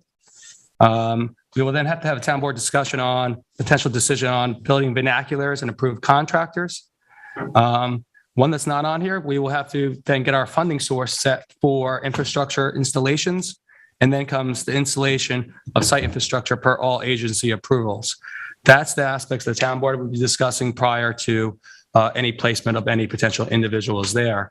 Overall, right now, that's our update right now for our 395 Pantigo Roads Affordable Homes Project. There's a lot to unpack there. I welcome any questions to the town board members or any of the public to our committee. If there's any questions now or in the future, I look forward to discussing this more often. And I thank you for giving me the opportunity to work on this as part of your all hands on housing project, Peter. Thank you. Any questions from board members at this point? No, thank you. I think it's a lot to digest. And I'll look over the concepts and thank you. I think you've got some good choices and appreciate all of the work that you put into this. It was a lot of good work by the committee, I do have to say. Yeah, I want to thank them also, and you, David, for being a champion of this particular project, moving this forward. Look forward to further discussion on the concept plan and arriving at a plan that will work. Looks like they all pretty much are around 15 units potential, which is great. And again, a home ownership option, which we also think is important as well. Thank you. At this point, I want to move on to the next item, which is Sylvia, you're going to be presenting long-term affordable housing goals and strategies. Okay, sort of. Sort of, okay. That's what's on the agenda. A little bit. I'm the liaison to the Community Housing Opportunity Fund Committee and the Department of Housing and Community Development, which is Tom Rule is the director. And the committee has worked for years, as I've been the liaison for many years, on updating our management plan. We did that in 2014. It hadn't been updated for probably 10 years when we're required to do it every 5. We did it again in 2018, and Eric is working on it now to update that plan. I think that plan is going to inform the community It has a lot of demographics in it, a lot of data that is necessary to back up why we need affordable housing, what's happened to our housing, the cost of housing here, and how it's increased out of the pockets, even if you have a good salary. You can't always afford a house here. You could be teacher, doctor, lawyer, and not be able to afford a house here, which is sometimes astonishing, I think. But as you go through that data, you'll see what has happened to the cost of housing on this. It's happened everywhere, I understand, but it's especially worrisome here. We focused on a lot of ideas to increase affordable housing in the town. And lately, we have really been had a special emphasis considering seasonal housing and opportunities for seasonal employees. I think that's something that we'll have to all grapple with as well as we go through this process. Since we are a second homeowner community and a resort community, this is especially critical. We have met with members of the business committee, and we've listened to their needs and concerns for seasonal housing for employees. Increasing the number of affordable year-round rental units from our 20 that we talked about earlier for residentially zoned areas for each school district, we're looking hopefully to move forward with increasing that number within each school district for affordable housing year-round. It would be year-round residential affordable apartments. So hopefully that'll be done. I want to say that we're also discussing at our last meeting, considering private funding through not-for-profit organizations whose sole purpose would be to build affordable housing for year-round housing. And we did explore it, and I'll do this in my liaison report, what's happening in Martha's Vineyard. They have a not-for-profit that's called the Island Housing Trust, and individuals can support that through donations, and they build very small communities up to 9 or 10 housing units. They buy the land and then they build the units themselves, and they keep them small and keep them for and mostly for employee housing. So right now, Tom Rule, you're going to go through your presentation and tell us about what your department does. Yes. And the people that are in it. After all, we are the town department in charge of housing, and Councilwoman Overby has been our liaison. So I'd like to say a few words about what we do and who we are. That's us. Next one. As you can tell, our employees are, this is Linda Norris. He's trained in a lot of Section 8 and some other stuff. Next one. Francis Bach, who's had the same training that a building inspector would get, along with Section 8 training. And obviously, Section 8 is one of our big programs that we run. Next one. What we do, we run the Section 8 Housing Choice Voucher Program. We run the Home Improvement Program. It's a residential home improvement program. A plug for the town website. We have a lot of information about these programs on our page on the town website. We administer the Community Development Block Grant Program, the regulation of apartments and commercial buildings, regulation of apartments and single-family homes, the Community Housing Opportunity Fund Advisory Committee, Camp Hero Sewer District, the disabilities meetings, and the home program. Next one. This is roughly how much we spend a year, about $1,380,000 a year on Section 8, supporting in the year 2021 90 voucher units. We're losing voucher units because we're losing landlords because we have we have people who cannot find housing. Thanks. Since we opened the list in 2018, 273 people have been contacted by us. 48 people were issued vouchers, meaning they had an opportunity to lease up. We have 85 current clients with leases. We lost 37. 5 were terminated for fraud. 9 couldn't find anywhere to lease up in East Hampton. And the other 23 either passed away or left our program. This is what we do on new tenants. We screen them for, amongst other things, criminal background checks and immigration status. We also we do this for all new clients. We inspect the units in advance. Next. This is what we do on the monthly basis. And then go to the next one, give you an idea what we do on an annual basis. We have to file reports with HUD. We have a contractual, the town has a contractual relationship with HUD. And we have to do a 5-year plan. And as you all know, we come once a year to do the annual plan. Next up, this community development block grant program. The town, all the programs I've spoken about are federally funded. The block grant program, we just got our money for the year 2000 and the year 2021 on April 1st. I almost thought it was a joke. We are a member of the consortium with Suffolk County and the 4 other East End towns and Smithtown. Next up. This is the budget that the town approved for what projects we are doing for the last 2 years. Go to the next one. That's the last project we just completed, which was a handicapped access to a playground facility at Montauk's Lions Field. I know Councilman Lease has a plan to put a table on that also. ADA chess set on that table. Yes. We've installed one recently at the Bucks Hill Meadows Preserve, and it will be being installed there very shortly. It's beautiful. I thank Tom and Francis for assisting on the ADA access to both those sites. I'm going to the next one. This is what you actually agreed today to put out the bid. This is the roof of the rotunda at the Eleanor Whitmore roof at the daycare center. That roof is going out to bid. Gene from purchasing is going out on Thursday. And we put the board paid for the other roof. And this is phase 2, for want of a better term. Go on to the next one. Now, you also awarded this today. Timing couldn't be better. This is the house that we repurchased for affordable housing that we'll be reselling. That is a picture of what one of the windows in the side of the house looks like. That is why we have $171,000 of grant money. It's going to cost that to part of it's going into the purchase price. Part is it came from grant. We have $210,000 through the home program. Next. We also do no interest loans to owner occupied primary residences. We have 3 jobs that are currently in process. We have 6 waiting on our waiting list. We showed, without giving away any houses, we showed an IA system that we paid for the part that wasn't paid for by county or town money. And someone so they have a deferred no interest loan, which is payable upon transfer of the property. And again, you can find that a lot of this stuff is it's funded by previous loans that we've done, and you can get more information. The forms are on the website at our department.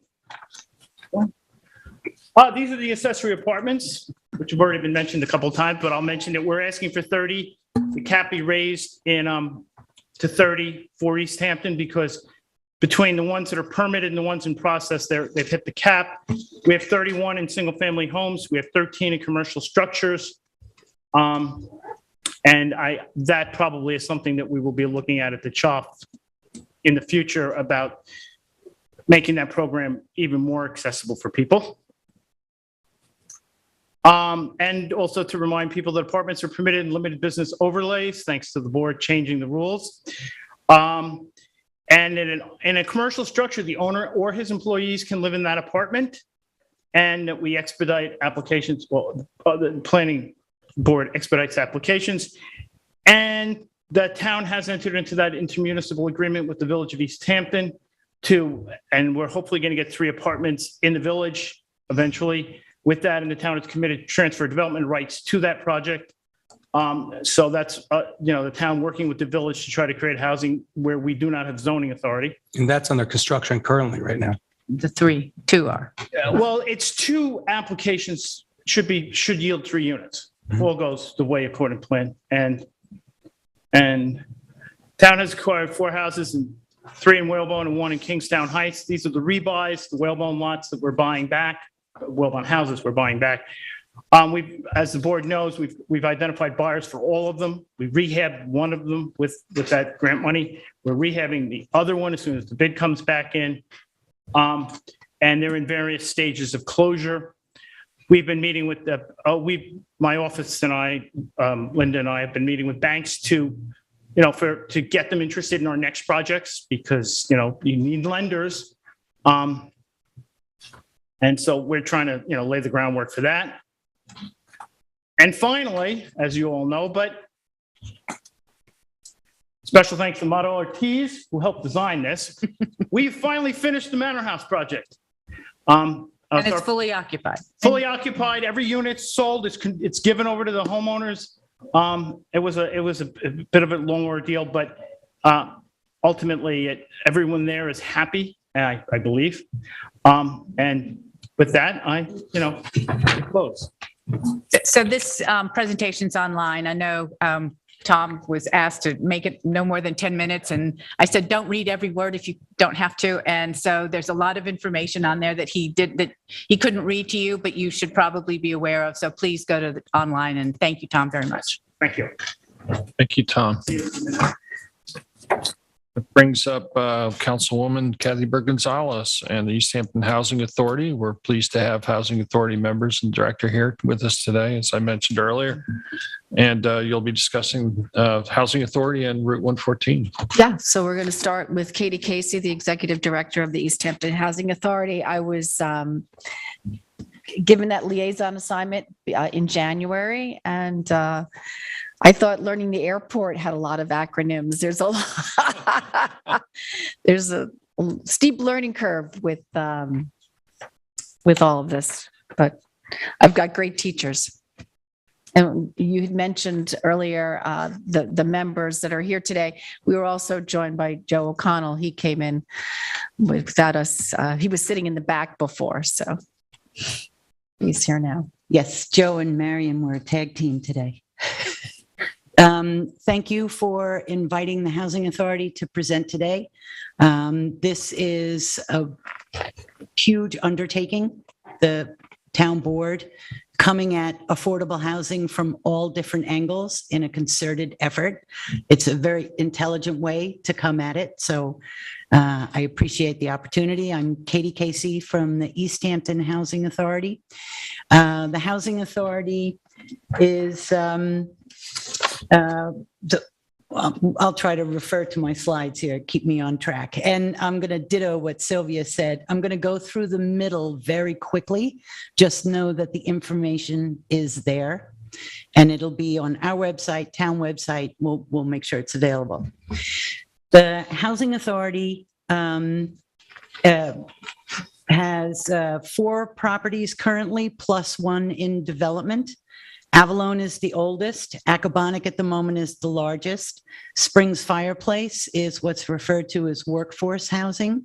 And Gansett Meadow most recently completed, that's mixed income. So even within the Housing Authority, we aim for diversity of sizes, types, and eligibility.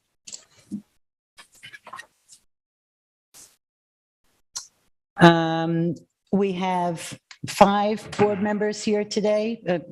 Kathy's already named them by name. I appreciate you being here. You can go to the next one. They are appointed by the town board. And we now, as of this year, we have 1 tenant commissioner as well, who is elected by the residents of our properties. This is our staff. You can go to the next one. The next slide is the establishment of the Housing Authority. It's a little bit confusing. We are not a department of the town. We are a component unit of the town. We have 1 foot in private, 1 foot in government, and it's established by the state of New York. That is a slow transition. Here's my nod to Ukraine. Our budget is $2.7 million total for O&M and admin. That constitutes employee staff costs are less than 20%, so we're a pretty lean organization financially.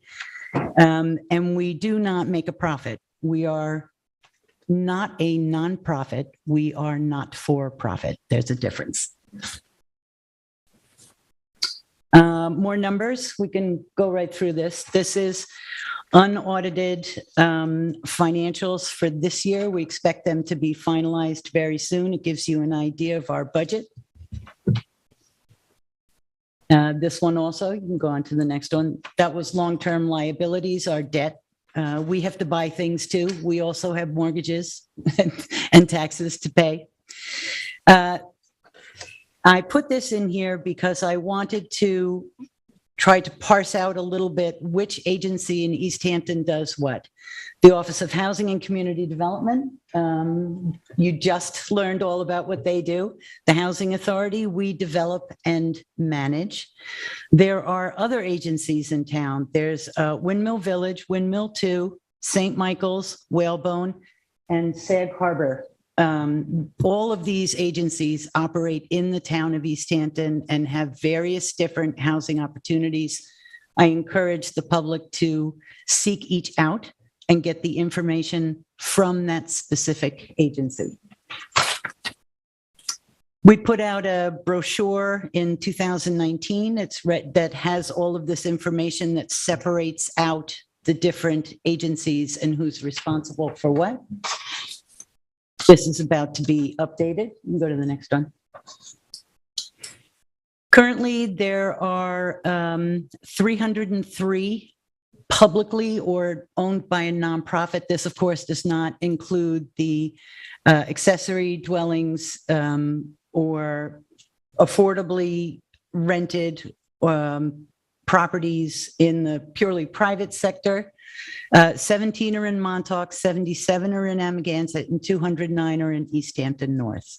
There currently aren't any in Wainscott or Springs. And this is, if you look at it for a while, I'm not going to make you go through it now, but if you look at it for a while, it becomes apparent how eligibility is determined for each property and how rents are set. This is current income data. This is 2002 published income data as a reference point.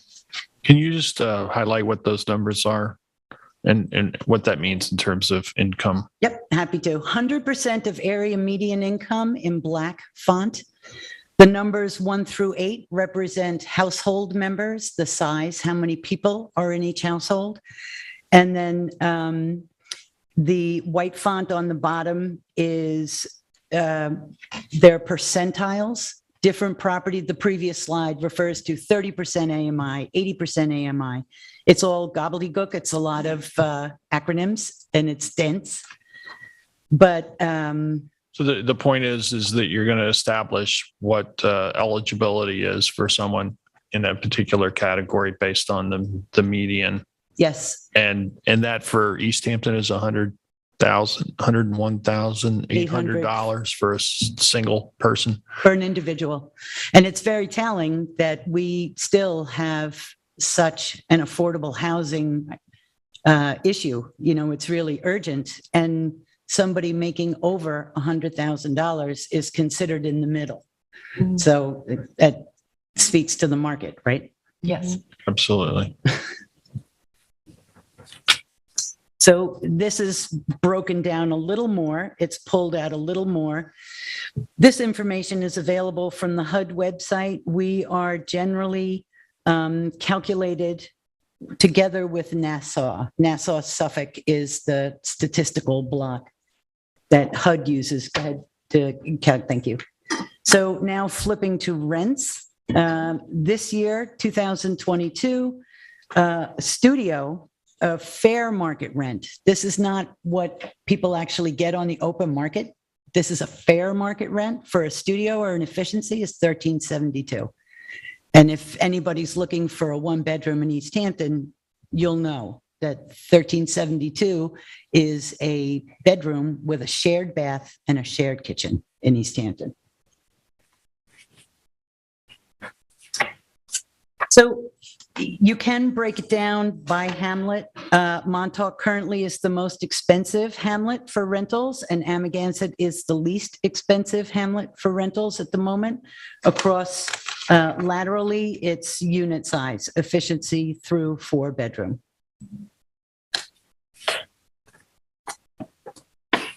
You take the information from the incomes and you compare that to the information from the rents, and there is a disconnect. I don't know how else to say it. It's that's the situation we're in at the moment. Housing Authority properties, Accabonac, Avalon, Springs Fireplace, and Gansett Meadow. This speaks to how many people per apartment, how many students generated per secondary bedroom. When we're looking to develop a property, we have to consider traffic, the school district capacity, walkability, transit opportunities. So the school district is a very important metric, if you will, that we have to consider. This was done in 2019, just prior to opening Gansett Meadow, to try to calculate, okay, if there are 36 secondary bedrooms, how many students can we expect that to contribute to the school district? So that's what that's all about. So how did your proposed net out with your actual? We anticipated 37, and we have 36 children in total from 0 to 18. Oh. So Amagansett starts pre-K with 3-year-olds. They start very young, but there are a handful of those 36 that are not in. And just by circumstance with COVID, when we were trying to, just when we got a handle on how many students we were going to send to Gansett Meadow, many families moved out from more densely populated areas and hit Amagansett. So we were qualifying, it's probably going to be, it's definitely going to be 37 or less. And then they got hit with like 120 students. Those came from regular market Yes, housing. that had nothing to do with Nothing to do with affordable housing. I think they had 100% increase initially. It's just sometimes the best laid plans, right? We were so careful and we were really spot on with the calculation, and then the school district. Fortunate for them, they had enough excess capacity in the school. Yeah. Because the school population had declined over the last decade or so. Yes. Yep, they had physical space and personnel resources. And also, I kudos to the superintendent. Seth is awesome. And so they already sort of had their, okay, we're going to have an increase. Do we have enough? They were thinking along those lines already. They had already taken an inventory, if you will, an assessment. This general summary, again, speaks to incomes and affordability in town. There is a mention here of ownership. The Housing Authority does not do ownership. That's OHCD, that's Tom's office. But it's a metric that's worth looking at. Another, and this is something that Eric is working on with the implementation plan. Another factor is how many units of housing are seasonally occupied or available only for short-term rentals. That has a big impact on affordable housing in town. So these, it's Nick, right? Thank you. We're just going to flip through these very quickly, just maybe stay a second or two on each. Sure. And I'll just keep talking. This is information about each property specifically. In 2019, again, we did a survey of occupations or, retired status for our residents to get an idea of who we are attracting, who our residents are, who's living in the Housing Authority properties. So this is broken down again by Accabonac, Avalon, Springs Fireplace, and Gansett Meadow. So there's a little bit of a blip about the funding because every time we develop a property, before it's placed in service, we have to declare who the target population is, if you will. I know it sounds very cold and clinical, but we have to declare what the eligibility criteria is before a single person moves in. It's part of the funding and the advertising. We have to make it available. Now we can just flip through these.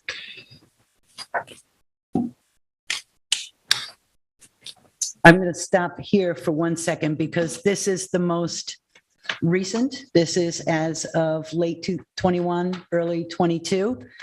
There are 37 apartments and 58 worker bees.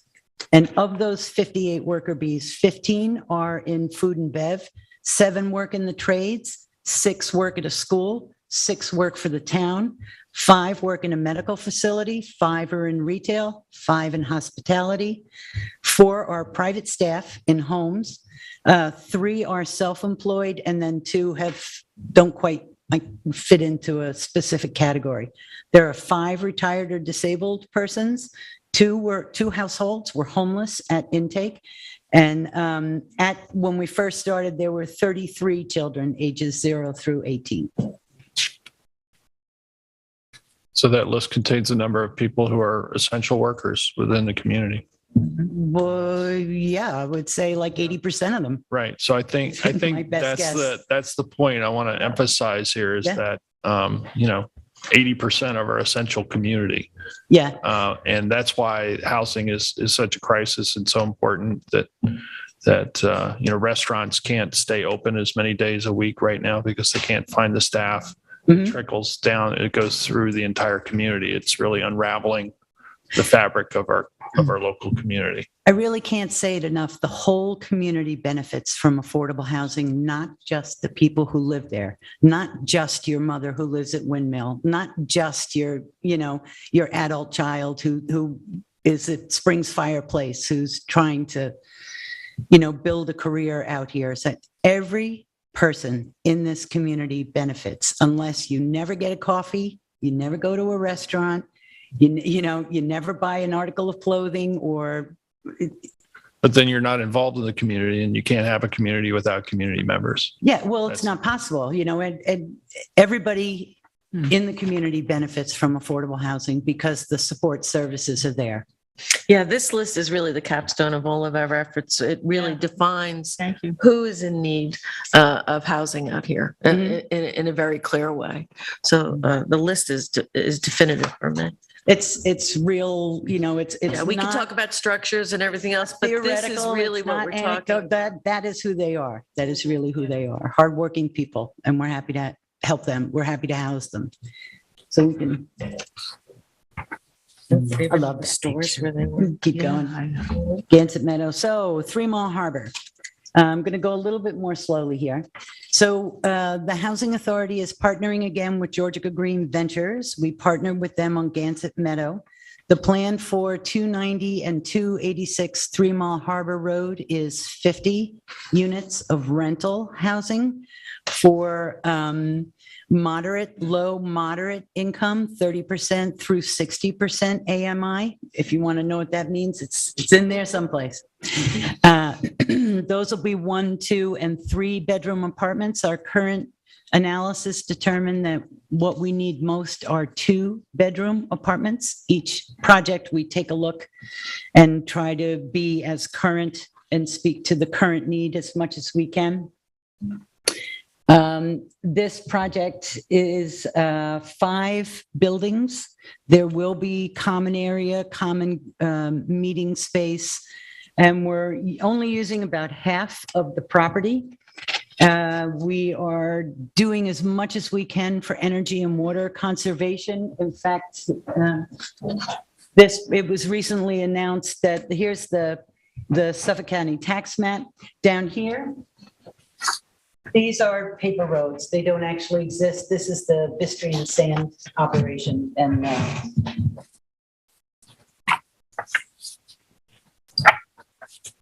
this is the site plan. It does include advanced wastewater treatment. And it's on the 3 Mile Harbor side. This side does not quite go to Springs Fireplace Road, but this is 3 Mile.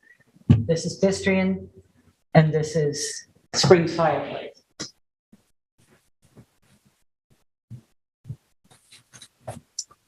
The next 3 or 4 slides are renderings. These plans have already been approved by the DOS for modular construction. The Department of State has to approve it for the engineering plans.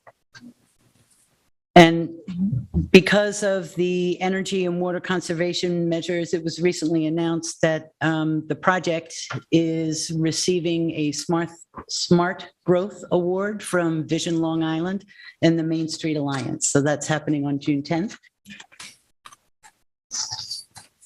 Here are websites for reference, and that concludes my presentation. So Katie, could you just talk a little bit about the process of someone who was looking to avail themselves of a housing authority property like 3 Mile Harbor? How will there be a list of people? Is it a lottery? How does that work? Yeah, each property, we have a new list. We always reach out to the old lists and alert them to the opportunity so that they don't miss it. They don't think, well, if I just stay here, I'll eventually get something. But each property, we are required by law to do a new list. There will be a drawing. I refrain from calling it a lottery because it implies that somebody automatically wins something. That's not the case. They still have to work pretty hard to qualify, frankly. It's pretty rigorous. They have to disclose their income, assets. They're also they have to pass a credit and criminal check. We have eligibility criteria on that as well. They can't own improved residential property. If they're already a property owner, they don't qualify for any of the housing authority opportunities. And then the household size. It's a minimum of 1 person per bedroom and a maximum of 2 people per bedroom. That might seem obvious, but you can't have, for example, you can't have 2 people you can't have 1 person in a 2-bedroom to have a spare room as an officer. We are in the business of housing and we have to maximize all the opportunities. No more than 2 in a bedroom. Things change, households change. They have to disclose everything to us right away, whether it's household size or income or asset. If you win the lottery, good for you. You have to tell us. We need to know that. It doesn't mean you lose your unit, but it has to be disclosed. We need complete information. And many, if not most of these requirements are because of the funding sources, correct? Because of the funding sources, yeah. And they do vary a little bit by property. You know, a tax credit property is different, say, than Springs Fireplace, which was built by the town. And the town donated the land. And then the housing authority bonded with town guarantees and purchased the improvements only. So instead of that project costing $7,000, $7 million, it only cost $4 million because, well, all the land was much cheaper at the time. Even for us, all of these projects are getting much more expensive. It's a little mind-boggling, you know, how much money it takes to build one of these properties. And we have mortgages or bonding and debt service and operations and a budget, just like any other business does. And they're beautifully maintained. I have to say, you remember, Peter, when we were doing the over 90 party celebration and we did it remotely with the senior transportation bus, and we showed up at some of the housing authority's apartments, and it was meticulous, the grounds and the homes and whatever. I appreciate that. Thank you. Yeah, I mean, these people deserve to live in a nice place too, right? They have pride of place, and if it's well maintained, there's less opposition. If it's not well maintained, I can understand increased opposition. Pride of place. Pride of place. Yeah. Very well said. Any other questions for Katie or comments? Thank you. I want to thank you, Katie. You've been an advocate for housing here in the community for decades. And as director of the Housing Authority, you've really, made an impact on so many people's lives, and everyone who sits on that board, the Housing Authority members. I thank you all. I know that it's a work of love. I mean, it's not like you're getting paid a lot of money to do this. And, right, Arthur? Thank you. But, the rewards come in other ways. And I just want to thank you all for your devotion and commitment to this. within our community. So important. And they're always willing to take the next term, right? When your term expires, it's always, right? Sign me up for 5 more years.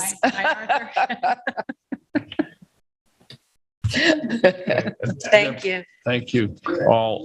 That brings us up to update on the Route 114 community housing apartment project. Great. So this is going to be a tag team with Tom Rule and myself. And again, you know, David, you used the word exciting project, and I feel the same way about this project because we'll have the ability to collaborate with the folks, the good folks at the Housing Authority. And also we're bringing in the Sag Harbor Community Housing Trust. And we can go into a little bit more about that as we proceed. And we're joined here today by one of the directors of the Housing Trust is Ed Reale. And Ed, we really appreciate you making time in your day to be here with us. Okay, so first I just wanted to start with the property where the Route 114 project would go. And a few years back, we purchased 2 parcels, 776 and 780 Route 114. And that was 2 lots, and they totaled approximately 6.5 acres. And they were adjacent to the Sag Harbor Community Trust's property. They owned 782 Route 114, which was approximately 2 acres. So together, we worked together collaboratively. This project should encompass 8.5 acres of land. And you'll see that it's situated on Route 114 and it backs into Pole Highway. And if you're driving to Sag Harbor, you know, it's the Forever Bungalows are going to be there. You'll see the sign for the Triune Baptist Church. So then I just wanted to go into a little bit about what we envision for this project. And you know, this project is not as far along as David's project at 395. This is we're just getting our legs here, but we needed board, you know, input and to see if we're on the right path so we can continue to move forward. So we're looking for this project to be for people of median income who live and work here.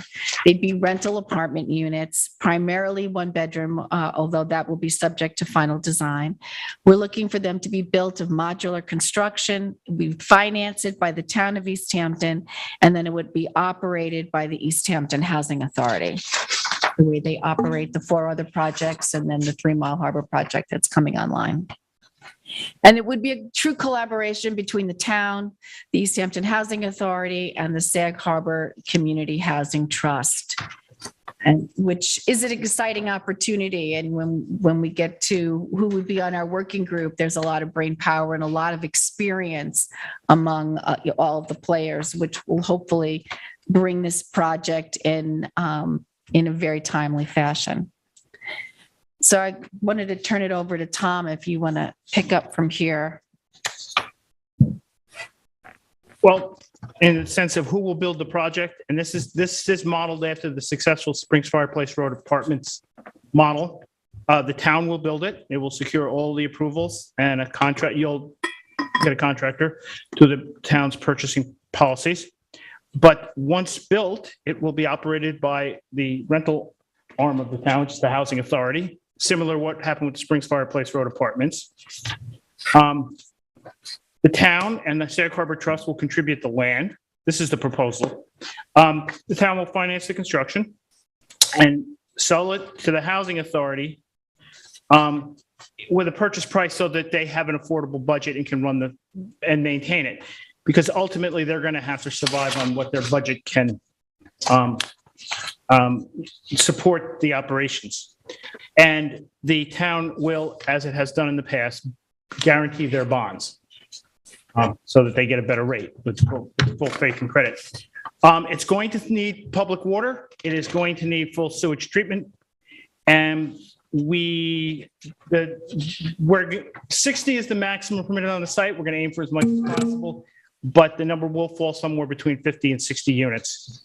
And that's going to be partially based on the design. And the other question the board ultimately is going to have to resolve is there is existing a 4-bedroom house on the property, which is being rented affordably by the town. Will that remain and will it, or will we, have to tear it down? It's part of the project. As previously stated, people at or below 130% of median. This is targeted specifically at the middle class who live or work in either the town of East Hampton or the village of Sag Harbor. The tenants are going to be selected by lottery. The lottery will be conducted by the town, but they'll be qualified by both the town and the housing authority. And the town does not have a valid rental list because we haven't the town hasn't itself done a rental project since 2007, and that list is dead and buried. So we will have to open up and advertise and coordinate with the housing authority. And they've, of course, offered to send to the people on their list, and we will send to the people on our Section 8 list, which would not be appropriate for this, but some may be interested.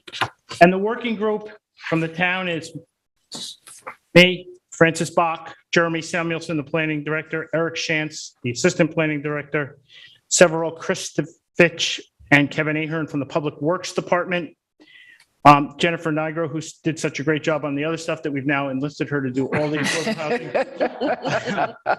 And of course, our liaison, Kathy Burke-Gonzalez. From the Housing Authority, Katie Casey, Amato Ortiz, who helped design the Manor House project and was one of the first heads of the 20-year-old Community Housing Opportunity Fund Committee, and Kevin Warren, who is their chairman and a builder. And from the trust, Ed Reale and Greg Ferraris. And so that's our proposal for, how to do this, that the board obviously has to sign off on. Right. So there are a few outstanding questions, and that is the board amenable to the basic tenets of this proposed project, as well as our partners, if they're, supportive of working collaboratively and moving forward with this type of financial structure that we've proposed. I think what would happen with the Springs Fireplace Apartments back in 2007, the Housing Authority wasn't brought in at the ground floor. They purchase the construction after it was built. I think we'll have a better project if we're all working together on this. And we're grateful that so many, commissioners are willing to serve with us on the working group.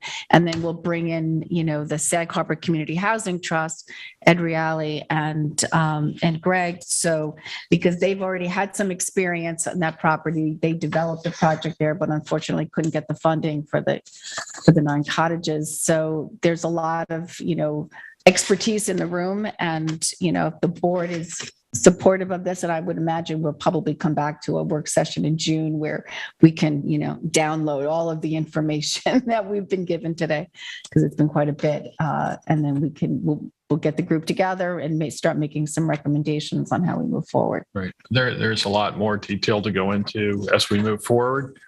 I certainly support the concept of collaboration between the Sag Harbor Housing Trust as well as the Housing Authority. And I think that model that we used for Springs Fireplace Apartments years ago works well in terms of handing over the property to the Housing Authority once it's built. Mm-hmm. So that's just my 2 cents. I'll just throw them in right now. Awesome. For myself, if we total some of the numbers, we have an opportunity as a town board right now to put within the next maybe year to year and a half, nearly 20% of what our current stock and inventory is into affordable housing and rentals right now. And I remember CHOF came in with their annual report, biannual report, and they said it takes over 6 years, close to 6 years from purchase of a property to development, keys in the door. We might be able to do it in half that time. So all hands on housing right now is moving forward, and it's not enough. As Peter mentions, you can't build our way out of it, but it's a large, substantial number that we're trying for. Okay, so next up we had Kate. Yes. You've been working on identifying opportunities for acquisition of land or land that we already own that would be suitable for affordable housing development projects, houses. Yes. So I'll wait for okay. Thank you so much, Nick. So what I've been working on is searching for immediately town-owned land opportunities for community housing.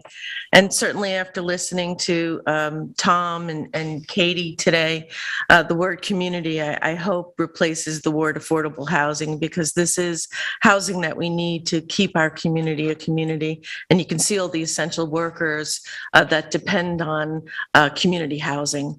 And I don't think that's going to change very much in the future.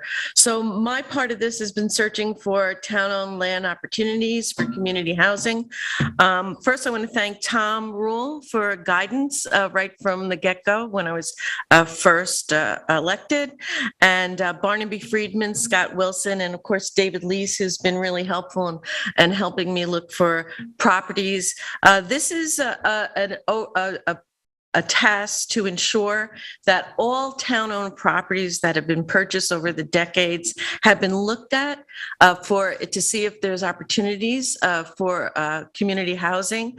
It's kind of a needle in a haystack work, or leaving no stone unturned, which goes along with our all hands on housing approach. So I'm looking for town-owned properties that maybe don't have a designation as a nature preserve or recreation open space, that maybe have gotten lost in the shuffle over the decades, because if we can even find an acre, it would be helpful for the crisis. So when I was a kid, I lived in highlights magazines, finding the hidden pictures, and I found that very helpful work for doing this. Next slide, please. So I'm going to describe the process. This is an aerial of the town GIS system, and colors represent land use, and green is open space, gold median density, light green agricultural, yellow low density. A brick color is a high density, pink is industrial. Those ridiculous circles are my attempt to highlight some vacant parcels, and that's what I'm looking for. I'm looking for any vacant parcel to begin with. And next slide, please. And once I find them, I've made them this kind of wallpaper color to try to identify them. I've been categorizing and identifying each individual vacant parcel, whether they're privately owned or town owned, and then what type of town ownership do we have. My task was to put together a list of vacant town-owned parcels and put them into categories. What I've found out and been helped with through town staff, and this is a little bit of a low figure because some of these parcels are scenic easements, they're strips. So I didn't want to represent that there were all these large parcels out there. So it's a lower figure. So there's approximately right now 1,800 vacant properties in the town of East Hampton. Next slide, please. And that includes private ownership. That's hardly what the town owns in the town. I want to be very clear about that. The task, as I said, at hand has to create a list of town-owned vacant properties, and which excludes properties that have been purchased for open space or recreational opportunities. And here I have a key of some of the different types of properties that we categorized. Some are associated with the airport, some are landfill properties, some we're looking to see if they're still in town ownership. And some are highway department strips, but we're trying to see any opportunity to put one or two parcels together to get to a piece that we can build at least an affordable community housing on. Next slide. So to date, there have been 251 town-owned properties inventory and categorized in one of those colors. So we know properties that are being used for other purposes that we cannot use, and we rule them out on town-owned properties. Next slide, please. So what we try to do, and Nick, you could just click again and let it run through all of these. What we come up with is, I do identify some parcels that have apparently no designation or have been purchased with the municipal funds or were purchased before by the town, before the adoption of the CPF program. And in that case, after I look at these properties and I make a list of them with no designations, then the next thing to do is I research the enabling legislation through our records and find what this property was purchased for. There's properties that have been gifted to the town. The next step after I see that it's listed as a gift to the town would be to research how was it gifted? What are the restrictions on the gift? Are there any restrictions on the gift? And to see if it can come into our community housing opportunities. The first, these are 3 examples. I found one that was purchased with the municipal funds. However, it's a nature preserve. It was dedicated as a nature preserve, and this happened before the CPF program was started here. So we have a designation for it. Unfortunately, it isn't availability. The next one, property was bought with a special bond, and looking at the deeds and getting some background from Tom, we could see that this was part of a reserve for Green Hollow. Even though it's 1.5 acres, it is purchased as a reserve. The next one is another property of an acre that was purchased municipal funds. However, it's in the LWRP coastal zone, and I'm not sure we want to build anything in that zone, as we'll hear from the CARP plan later. So this is an ongoing search. I started on the west side of town. I'm going, as you can see, property by property over to till I hit Montauk, till I hit the lighthouse.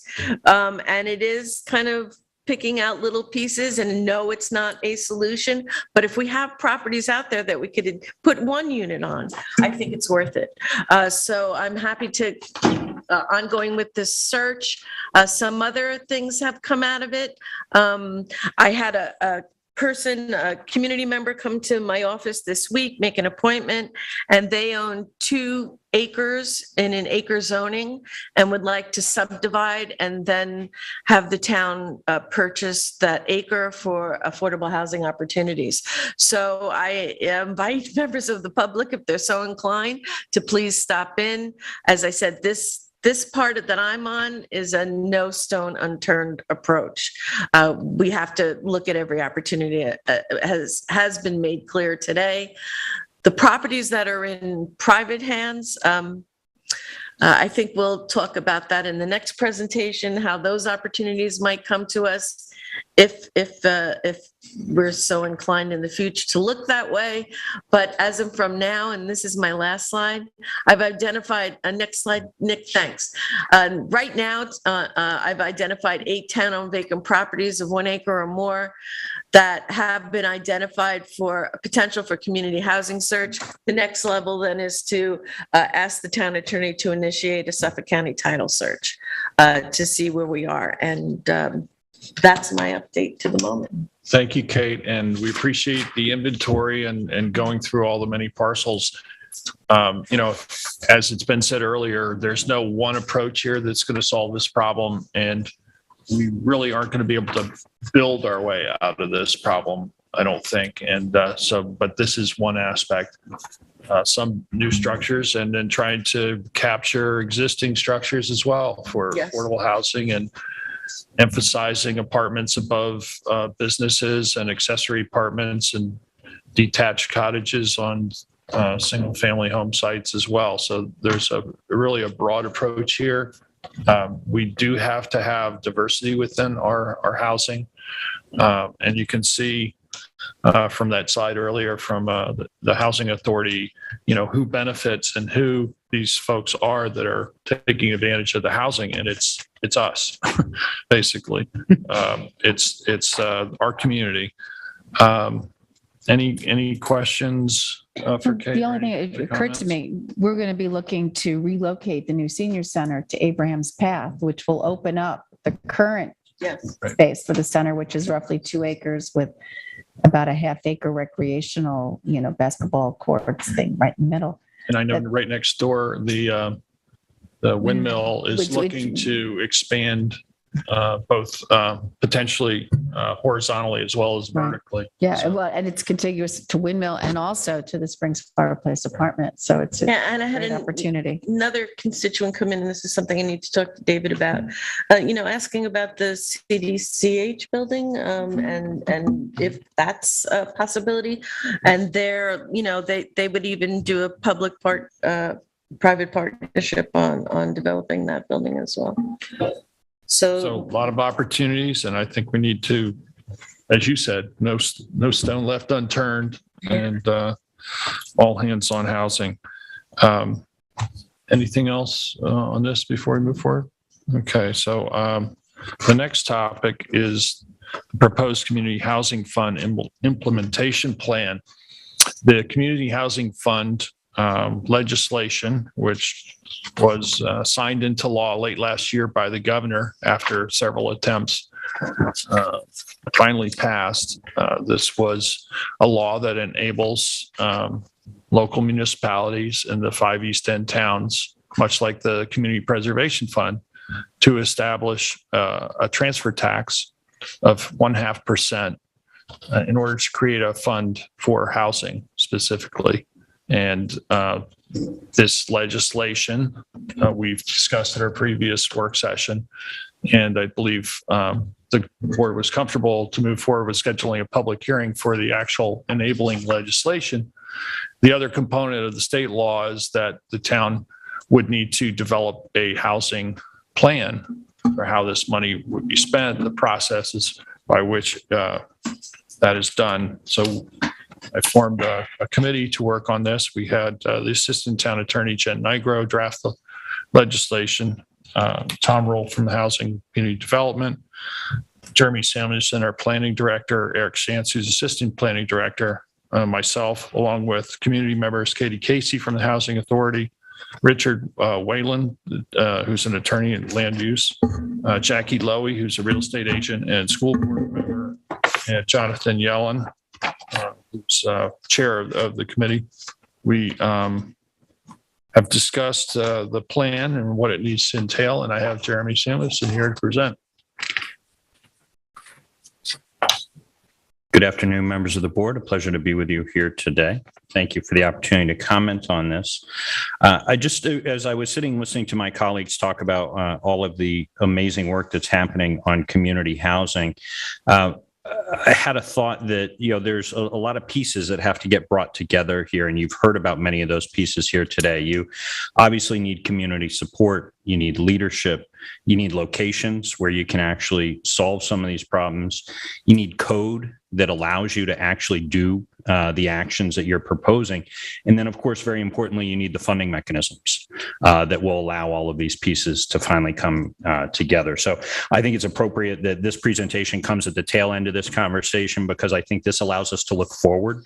A lot of the work that you've heard about today is, how people have carried this work forward without a dedicated funding mechanism. And so I think we're now, on the cusp of hopefully seeing the voters of this town in November go to the booth, and just as they did with the CPF legislation in 1998, creating a dedicated fund that would run for decades, that would allow us to really dig in a meaningful way and have a revenue stream on an annual basis that we could lean on and count on and plan for, and really, take the actions that we've seen our colleagues bring forward here today and know that we're going to be able to deliver on those year in and year out. So really, this project here, exactly as the supervisor described it, is something that, if we're able to make a compelling case and, let the merits of these projects speak for themselves, hopefully what will happen is we'll be able to follow a timeline like you see on the screen here. So back in May, in May now, rather, we have the overview of the community housing plan. That's really, what is this concept? What are we trying to accomplish here? And having the conversation between the community, advocates for this, folks who may be on the fence, elected leaders and officials, professional staff like myself and the team that I lead to try to get all the ideas on the table and make sure that those get discussed. We're hoping in rather short order to move in early June to a full plan for how this money would be spent and the types of programs that could be enabled through this opportunity. We'd like to see that get discussed by you all at work sessions so that the public has an opportunity to come in, share their thoughts. You can benefit from those and have that give and take that we all believe leads to better legislation and better outcomes. In June and July, we'd like to see that plan be fully available to the public so that they can really digest it.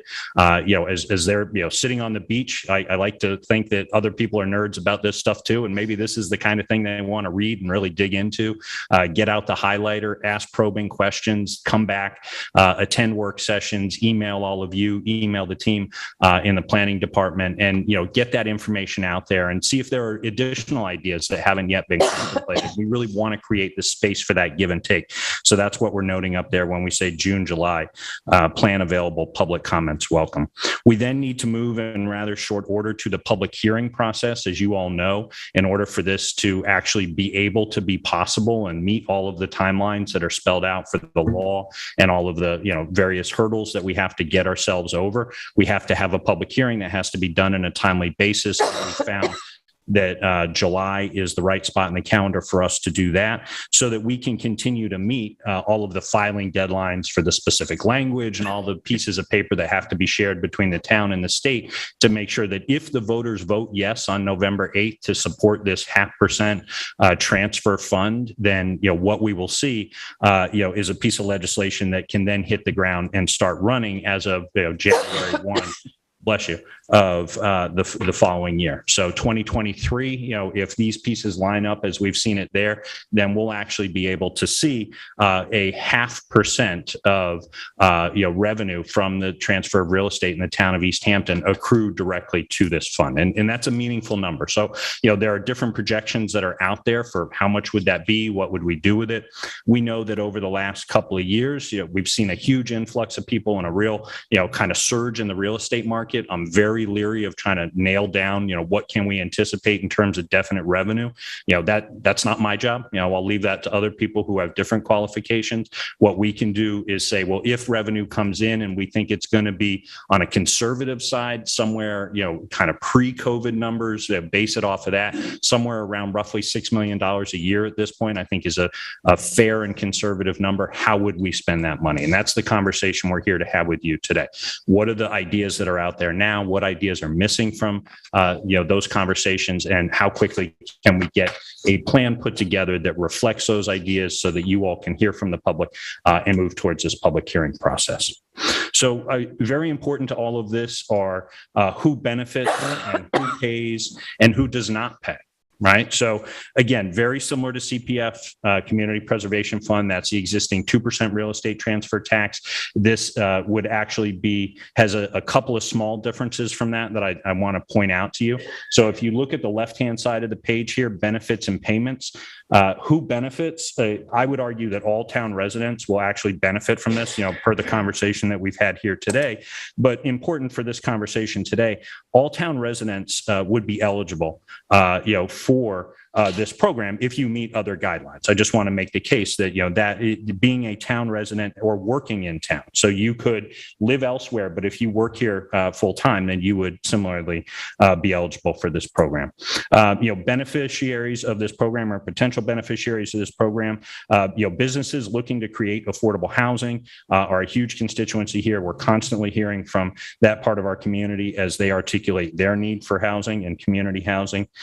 Folks who are currently on the affordable housing list, and we've heard a little bit about this today. We have something like 300 plus individuals and families that are on various lists for the town of East Hampton. And I think it's hopefully our shared mission at this point to try to create the capacity that allows us to shorten that existing list and hopefully eventually get to a point where in good faith, we can open lists and ask people to apply for lists and step forward and say, I would be interested in applying for these programs because we're creating the capacity that actually gives people light as they try to see their way forward.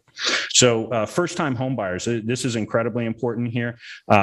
People who are going to benefit here, primary beneficiaries of this program as it is envisioned would include first-time home buyers. I mean, we are really trying to look at people who are transitioning, maybe from early in their careers to, sort of those first, 1 or 2 steps on a professional path where they're really setting down roots or reaffirming their roots in this community. We've seen so many people go away, go to school, and sort of get tempted by, what other communities have to offer out there. And one of the things that we find it really hard to compete with is, in addition to being a great place to raise a family, you can actually afford to raise a family, right? So we really want to be, using this program as a way to get out there in front of people who are first-time home buyers and offer them opportunities and multiple pathways into either home ownership or long-term rentals or whatever best meets their needs as they decide to take those steps going forward. Existing affordable residents. So for example, one of the things that could be funded through this program would be, and you heard Tom mention this a little bit earlier, we own housing stock in this town. And, so some of it's municipally owned and some of it's privately owned. Each of those categories would actually be eligible for funding to go into those houses to maintain them. So, if when somebody is leaving a house that is town owned and we need to have the funds that Tom was here looking for a bond resolution on earlier, we would be able to assign funding from a program like this to do that, right? So it wouldn't have to be treated as one-offs coming forward with bond resolutions. Rather, this would be something that we could anticipate and actually budget for. Similarly, privately owned houses that are appropriate for affordable housing may be eligible for some form of funding here to help move these forward.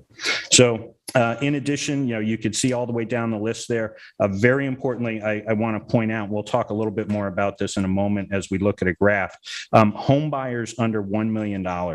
Really, you'll see this in a moment again, but there's essentially a no impact here to how much folks are going to pay out of pocket if you are the buyer of a home. If you're looking at a house that is $1 million or under, and I know those are few and far between now, as prices keep going up and up, but there's still some space, at that entry point in the market where you're below $1 million here. Those folks basically, they can come in and they're not going to actually get scooped up by having to pay, on the tax. Yeah, I think it's important to say they're not going to pay any more than they would now if they're purchasing a home with the CPF, because the threshold level, the exemption moves from 250,000 of the first purchase under 2 million to 400,000. So as you get to the next slide, you'll see the graph.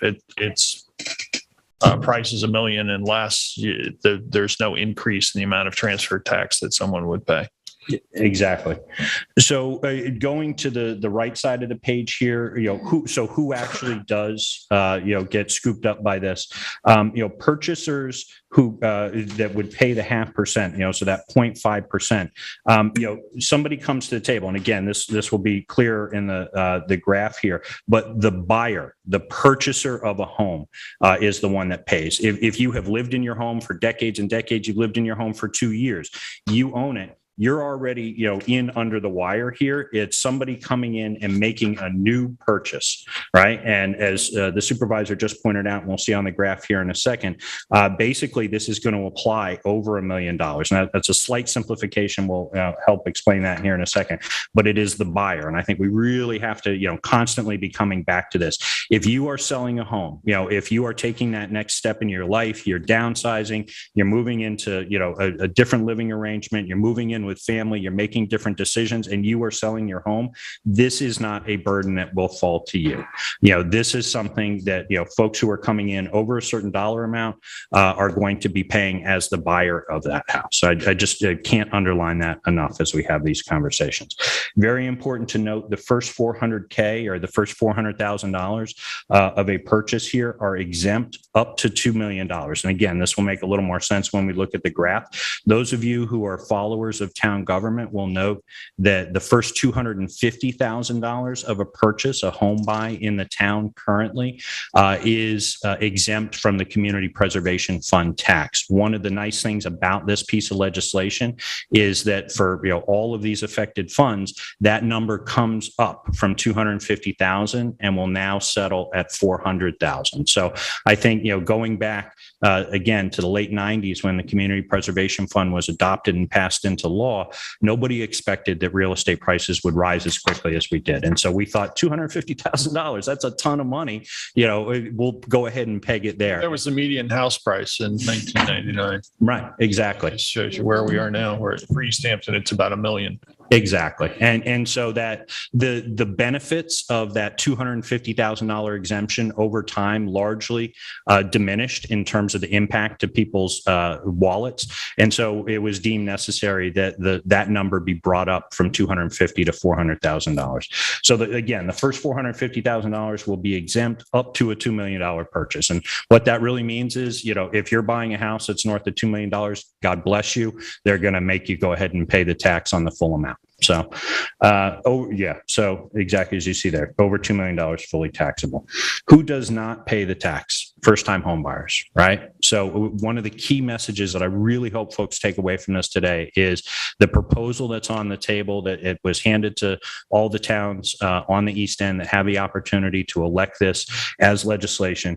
It's very clearly spelled out. First-time home buyers are not included in having to pay this additional 0.5%.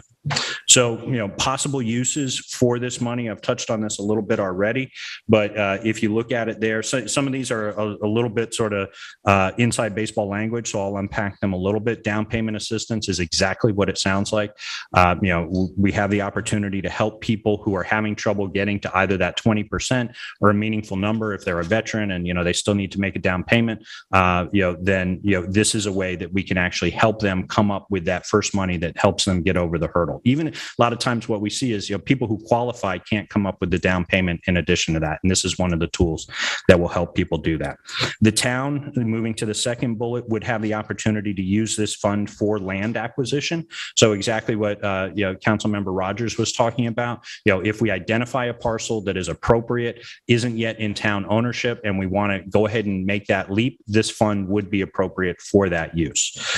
Next bullet, project design and development. Once we own a piece of land like that, there's a ton of work that has to happen, similar to what Councilmember Lease was bringing forward earlier. Okay, we own the piece. Now, what are we going to do? All of that work, the engineering, the design, the layout, actually installing some of the infrastructure, all of those types of costs that get you from concept to, ready to move people into houses would actually be eligible for payment out of this fund. In addition, accessory dwelling units, or ADUs, as folks sometimes refer to them, could be funded by this legislation. And so just to unpack again the inside baseball language here, we have an existing program in town where each of the hamlets has a certain number of allotted accessory units that can be built within that hamlet. As was indicated earlier, some hamlets are already there. The town board would like to consider, where do we go from here for a program like this? Make up an example. If the town board said, in a given hamlet, there's an additional 20 or an additional 25 or 30 units that would be available for people as private homeowners to walk in and say, I would like to do this. What's the process? There may be, one of the options that could be available here is that there may be, for example, low interest loans that might help somebody, pay for the money for construction up front. And then we can figure out, through this program, what the appropriate mechanisms are for recapture. Is it at the time of sale? Is there a payment over time? Are there constraints about who and for how much that accessory unit could be rented for? But I think this opens up an interesting part of the conversation that the committee that we've been working with has really thought about, which is, are there additional opportunities above and beyond town-led projects where, for lack of a better term, the private market could step forward and offer additional capacity opportunity here? If we insist on taking all of this weight of providing solutions onto the shoulders of government, my guess is that we will move more slowly than if we have a broader tent and we have additional partners outside of government. And there are many ways that those partnerships can come about. I'll talk about some of those in a moment. Rehabilitation loans and grants. This is what I was referring to before. So, if you have a property that is already, treated as affordable or is being brought into the affordable program, but it needs to be rehabbed, upgraded, whatever. We decide that we want to go put solar panels onto existing affordable, whether that's multi-unit or single unit. We have the ability to use these funds to not just create, but to also maintain some of this vital infrastructure for our community. So, yeah, we don't want to be in the position of creating units that we don't know how we're going to care for in the future. That would essentially be dealing ourselves an additional unfunded mandate. And we want to work really hard as we bring units online to make sure that they remain forever affordable, is the term that we've been using. In addition, we have this concept of affordable housing easements. So similar to other types of easements that are out there, if somebody owns a home and, let's take an example where, they had, a huge amount of acreage and they said, well, we'd like to put either a scenic or a conservation easement. Everybody kind of understands conceptually what that means. Well, in a different context, we have the idea to take a similar tool and actually apply what could be an affordable easement to a house. So take a smaller house that, the value would go up and up, and we want to bring that into the affordable program. But somebody says, well, look, how am I being made whole? Sure, I'll continue to live in here for a certain period of time, but how am I being made whole if when I eventually sell to the town? You say, well, we can use an easement type tool. So details to be worked out here, but these are the kinds of ideas that we're asking all of you to help us think about as we find our way forward and select from the roster of options here about what works best for our community. My hope in coming to you all today is that we're really beginning a conversation. People watching at home or sitting in the audience or taking some notes and listening to this. Maybe somebody heard this easement idea and said, I think that's bonkers, and I want to come down and talk to that guy Jeremy and tell him exactly how wrong he is. That's great. Please do. Right? We want to hear from you. We want to have these conversations. We want to understand. Let's go see Jeremy. See Jeremy all day long. 324. Over in the planning department. LTV put his email It's the other building, not this building. Right. On the But scroll. Your phone number is? Yeah, 324-217. I would encourage you to also come by and say hello to the supervisor first.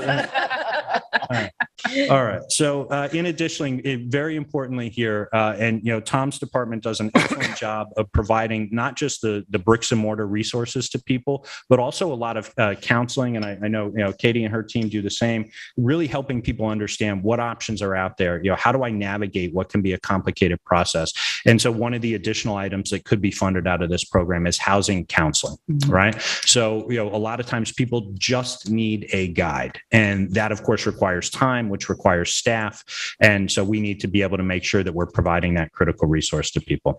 So next slide, please. This is the much talked about graph here. If you look at the left column, it's appropriately labeled as purchase price. I was actually chuckling to myself as we put this together. I said $600K. That would be nice. So I think anyone who's watching the market closely at this point will agree that that's probably as good a deal as anyone would find in town.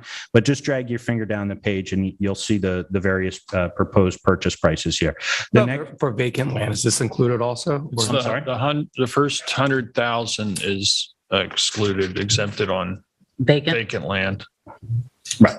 Exactly. So this graph is for built. Right. So if you look at the next column, CPF, so that is essentially the program that we are living with today.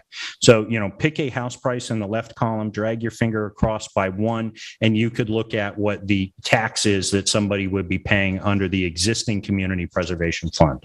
Then if you get to the next column over, you'll see that the 2% remains in place. That's the CPF plus a 0.5% that would go into this fund if the voters decide to do that in November. Very importantly, I will ask you to drag your finger down the page all the way in that first column to $1 million and then walk it across. And what you will notice is, mainly because that $250,000 number that we talked about being brought up to $400,000, what you find is that it is a wash up to $1 million, right? So at $1 million, somebody paying under the current regime of the CPF at 2% would be paying $15,000. Again, if the voters decide to move forward with this and the various adjustments that we've described here happen, at $1 million, somebody would be paying exactly that same amount.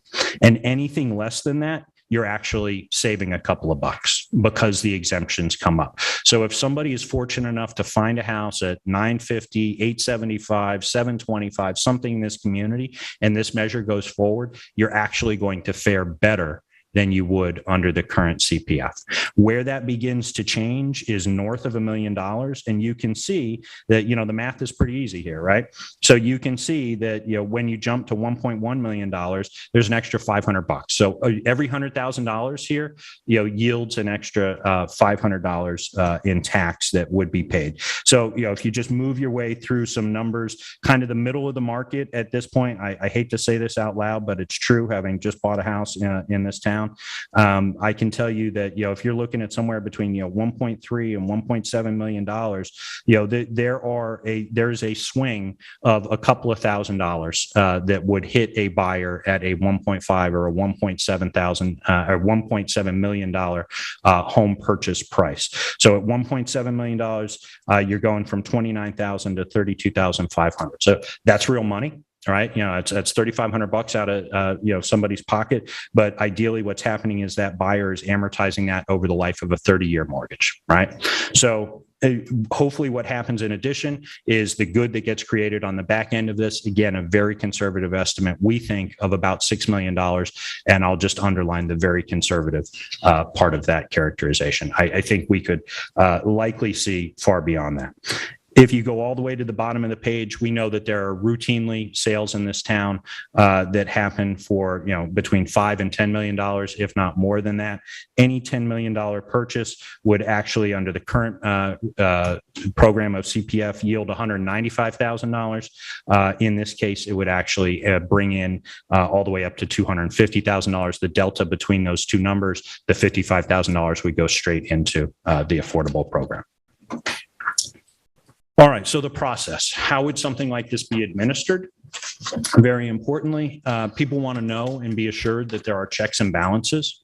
So you as an agency, the town board has the lead responsibility here in two very important ways. You need to review and approve both a budget and a work plan for this program. Right. So the budget is imprecise because we're forecasting revenue.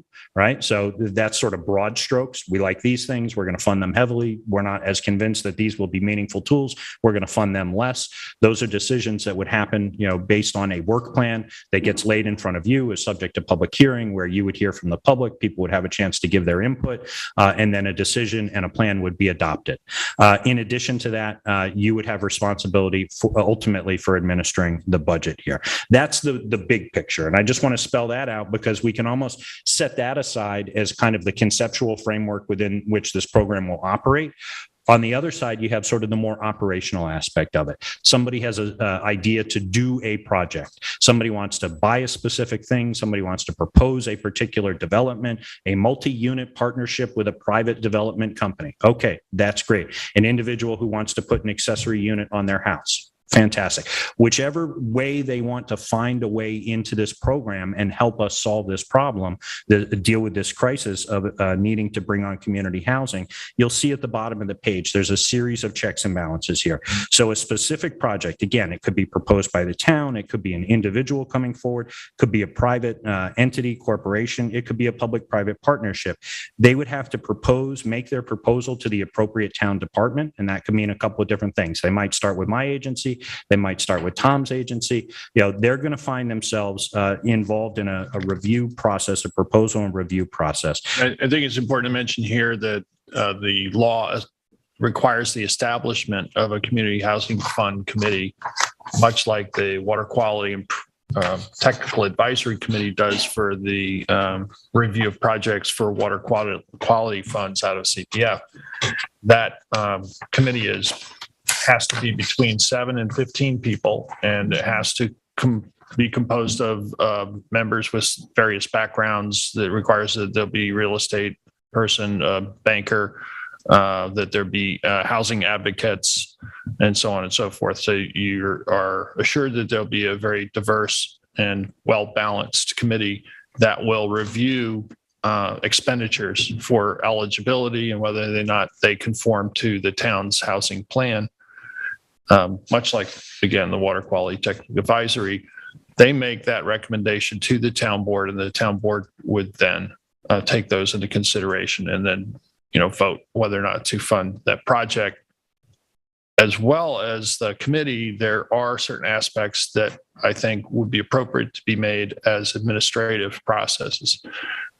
First-time home buyer down payment assistance, for instance, if you qualify, you shouldn't have to go through the committee. It's really something that the housing and community development department already works on, and that could be done administratively without taking up the time of the committee then recommended to the town. So those are the various aspects that might be divided between committee and town department. Of course, 100% correct. And so, what the supervisor is speaking to, if you work your way down through the bullets here, what we see is that, not unlike a traditional development proposal, you may find yourself routed through planning department, natural resources department, building department, certainly housing department, and all of those reviews and processes remain. Rather importantly, you'll see right in the middle there, it says committee, screen, and review, and then parentheses 7 to 15 members. So the intention of the folks who wrote this law originally at the state level and then told us you can buy into this, but you need to use this structure, was they really wanted to make sure that there were checks and balances here, just as we have with the Community Preservation Fund. So we're required to have the expenditures that come out of this program, by and large, have to go through this committee, be reviewed. And exactly as the supervisor said, there has to be real expertise on that committee. As somebody from the banking industry, the real estate industry, so somebody not with a skill set not unlike my counterpart Katie here, who really has this background in this training and understands this set of issues from the inside, to guide a group of well-meaning citizens who are empowered to make recommendations. Those recommendations, again, exactly as the supervisor said, like the Water Quality Committee, would then land in front of you all with expert analysis where you could make decisions and say, this is the direction that we think we need to go in as a community in order to address and solve this community housing crisis that we Questions have. for Jeremy at this point? No, I just want to circle back to make sure that everybody understands what we're talking about here. And this is something that'll be on the ballot. What this fund is and this creation of the Community Housing Opportunity Fund has been generated by is the passage of the bill on the state level, and this will be on the ballot to approve this in November. And I think that's just something I want to clarify what we're talking about here. Yeah. And So how this will the plan itself, there's two parts of it. There's the legislation, enabling legislation to create the fund, and that will be on the ballot. And we'll have to submit the language for that ballot proposition to County Board of Elections by August 8th in advance of. And then there's the plan itself that is adopted. However, technically does not have to be adopted before the referendum. But we feel that it's important for voters to understand what the plan would be of how we would expend those funds. So therefore, we're trying to move ahead and adopt the plan ahead of the referendum.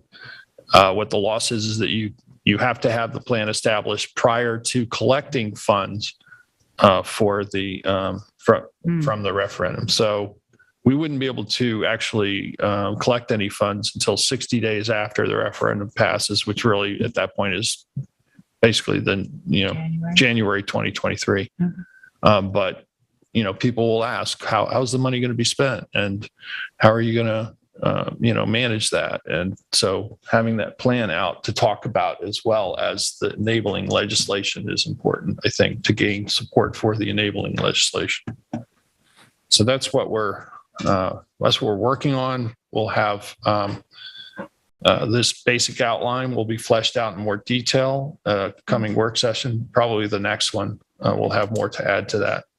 And again, the goal is to have it scheduled for public hearing and adopted by the first work session in July, excuse me. First work session in July. Was hoping to get it done in June, but the way the work sessions and meeting schedules work out, I think it's going to have to be the first meeting in July. Thank you. So thank you very much, Jeremy. Thank you, Jeremy.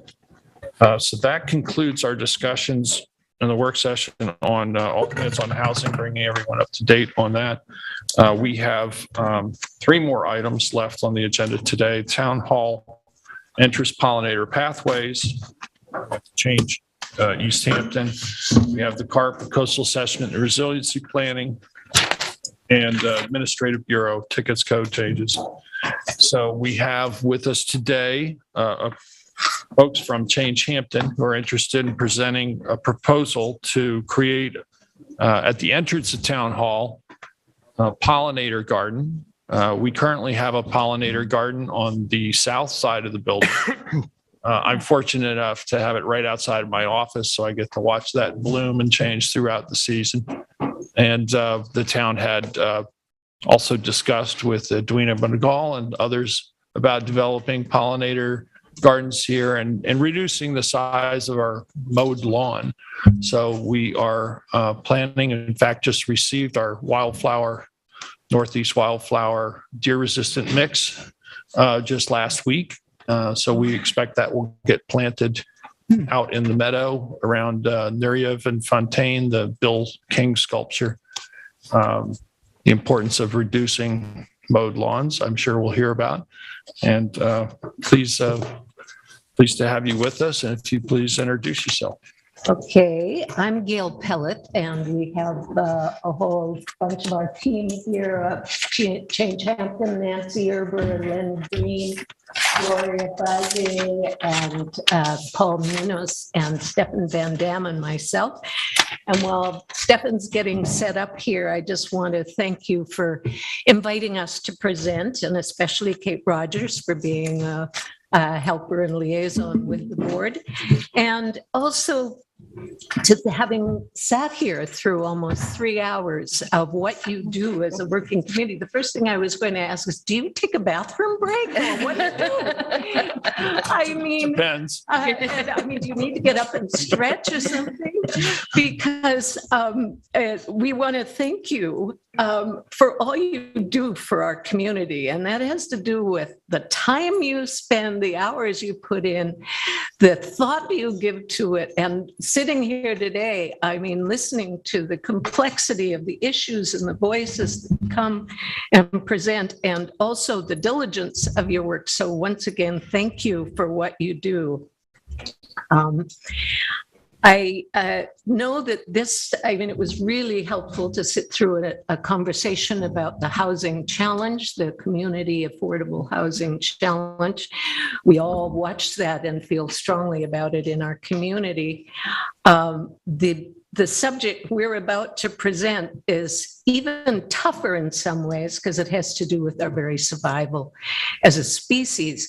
But the solutions, I think, are much less painful and more creative and joyful. So with that, are we ready? Are we set up? Jason, could you let me into the You've been admitted. meeting? Thank you. Great, thank you. Make sure that your microphones stay muted, that your audio is still not connected. Thank you very much. Perfect. Thank you. Okay, we're going through one computer to another here to make this presentation work. So just bear with us for a moment here. Oh, that worked great. Okay, great. All right. Ready? Ready, go. So reimagining our landscapes and changing minds, we're Change Hampton. Who we are, we're a group of East Hampton residents who support East Hampton's climate emergency resolution and take it as our guiding principle. What concerns us? Like so many in this community and everywhere, we're deeply troubled by global warming and the climate crisis. We're also alarmed at the loss of biodiversity, the catastrophic collapse of insects and bird species in particular. We are leaving our children and grandchildren a mess. And we, as a group, are thinking globally, but trying to act locally and promoting that. And why we are organizing? Our landscaping practices, especially our culture of turf lawns, create an ecological desert. Lawns rob vital habitat for the very species that are collapsing around us. The use of pesticides, native habitat loss, and leaf blowing, especially in winter, lead us to extinction. We need to transform our landscaping ideas and practices to regenerate habitat for birds and insects. We are promoting a pollinator pathway for East Hampton. Our message to everyone is invite pollinators and birds, plant natives, avoid pesticides, learn to love leaves, limit outdoor lighting, reduce lawn size, create a meadow, especially talk with your landscaper and ban blowers in winter. So what is a pollinator pathway?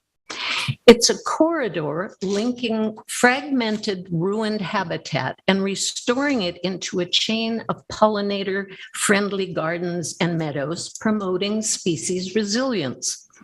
They are pesticide-free and emphasize native plants essential to the survival of bees, birds, and butterflies. Our ecosystem and our food chain depend on them. So why care about pollinators? Pollinators safeguard our town's natural wealth. Our vegetables, fruits, and trees are fertilized by native bees, but their populations have plummeted. In New York State, the American bumblebee has declined by 99%. We must provide safe habitat for native pollinators, bees, butterflies, bats, flies, and hummingbirds. Our community's survival is at stake. So why a pollinator pathway at Town Hall right here? The Town Hall campus is an important place to model a healthy, biodiverse landscaping culture. There's great potential for education and community engagement. We've heard a lot about that here today and other areas that you're dealing with. In the words of New York Assemblyman Fred Thiel, this project demonstrates that our community can provide habitat and sustenance on public lands as well as in our own yards. So Here's the current approach. Here's the current approach to Town Hall campus from the north. Let's look at the map. For the proposed pollinator pathway program at Town Hall, map shows 3 sites within the Town Hall campus, which together will create the first pollinator pathway in East Hampton. The map is facing north. Number 1 shows the proposed Change Hampton Community Pollinator Garden at the north entrance to Town Hall. right out here. Number 2 marks the existing garden by the East Hampton Garden Club on the other side of the building. Number 3 is the town's proposed native plant garden and meadow at the entrance from Highway 27. The map is scaled to show the average distance a native pollinator sweat bee travels at 400 feet. The white circles indicate the paths and radii of a typical sweat bee route to pollinate, which matches the distances of the 3 gardens on the campus. Their proximity to each other creates the pollinator pathway, a public-private partnership made manifest. The challenge. We asked landscape designer Abby Lawless for a design to meet the following criteria. It be 70% native plants, be deer resistant, pollinator friendly, low maintenance, have a hardy long lifespan, and be non-invasive. Abby Lawless, in her own words, a mixture of layers and heights, structural and seasonal, as defined by Claudia West and Thomas Reiner in their book, Planting in the Post-Wild World. Here is the plan. Abby's design for a community pollinator garden more than meets the challenges we set. because it literally creates a new North Town Hall campus by horizontally connecting the various parts of town government with a public square at its center, perfect for educational community gatherings and al fresco staff lunches. Our proposed garden is about 3,000 square feet. At the entrance, we retain the lawn directly in front of the meeting hall due to the upcoming construction to make the access ADA compliant. The combination of lawn and pollinator garden is meant to have folks visualize this as their own garden of the future, where the lawn has some aesthetic value, but pollination is the main event. Our plant list includes mints and grasses, which are designed to deter the resident deer herd without the need for deer fencing. The list is available from our website at changehampton.org. Just register and we'll send you the complete list. So our schedule.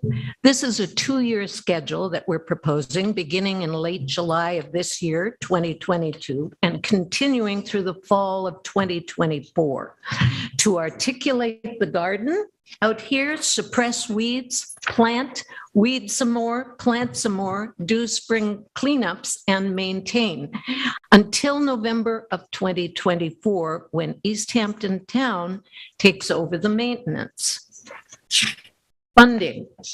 A key private sponsor has agreed to cover half of the budget to create and maintain this community pollinator garden for the first 2 years upon project approval by the East Hampton Town Board.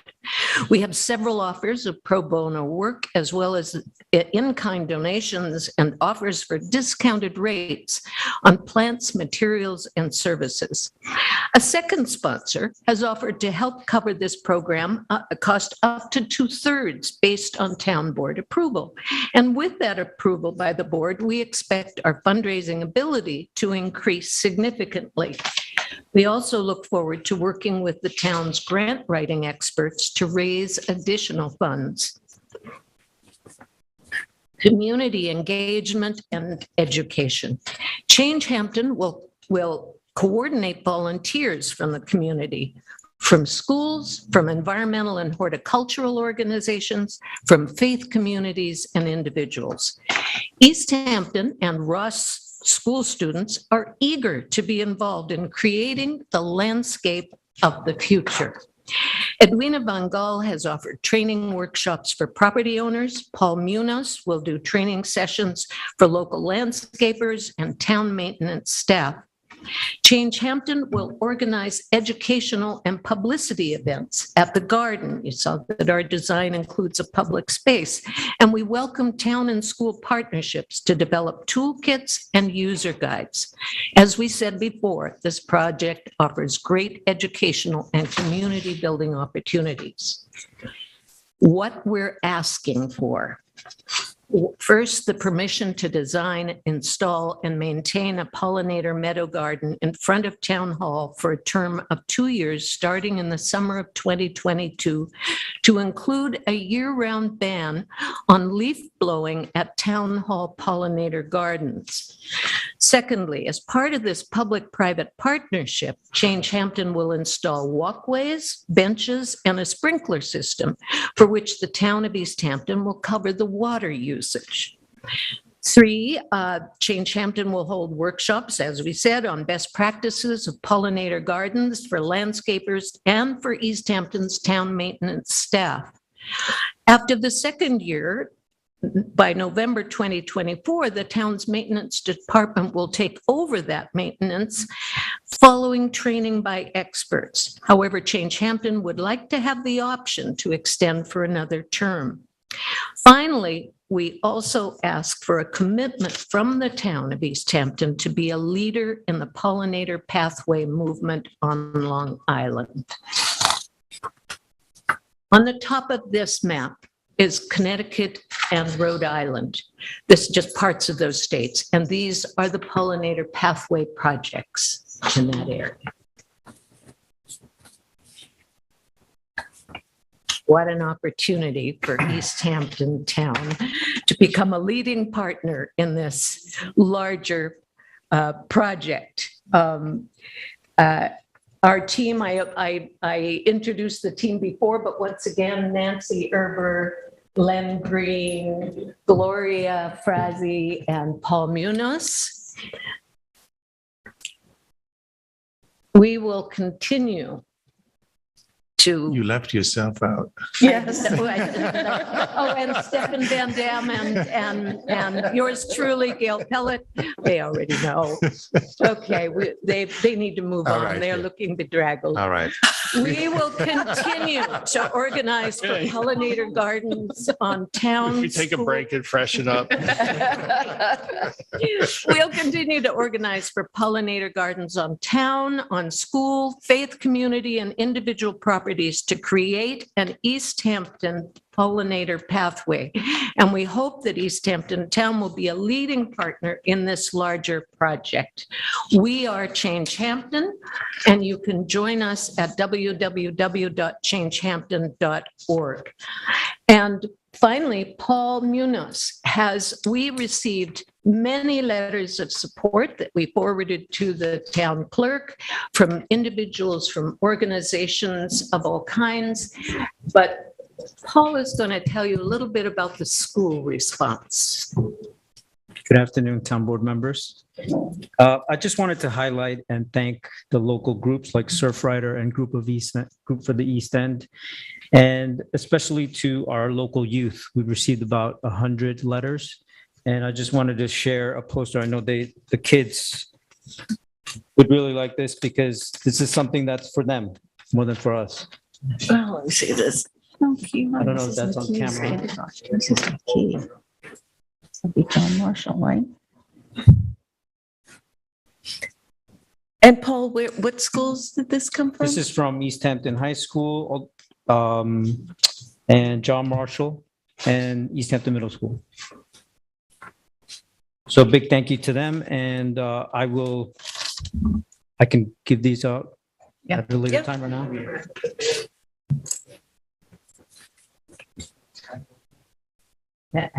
Thank you. Thanks, Paul. Thanks, Paul. Oh, nice. Thank you. You town board. I love it. I know. So thank you much for your time. Our pleasure. Gail, I just want to commend you and the Change Hampton, because, I think this is really something that's very important, and the people don't really understand the impacts of, lawns. I discovered about 5 years ago the benefits of reducing your lawn size and having natives, and it was purely by accident. I think it was an election cycle, and I had no time this summer, and I cut my own grass, and I left the terraces uncut, and suddenly I have blue stem native grasses coming up. I started having asters, Rebecca completely took over my pool area. And I was really surprised by that. And now that's the way I maintain those portions of my yard, because it's frankly a lot easier. And the amount of wildlife that I see, visiting because of that, the lawn has gone to clover mostly. So I have honeybees and bunnies and, all sorts of life. So, we're not poisoning the groundwater that we're drinking. I have a well. I've always been concerned about, using any kind of chemicals and the possibility of contaminating our drinking water. So these are all efforts that I think your outreach to the community, making people aware. Town Hall campus, great location. Yeah. People coming for permits or whatever can take advantage of learning that knowledge about a different way of living. Yes. And that's what we're it reaps huge benefits for all of us.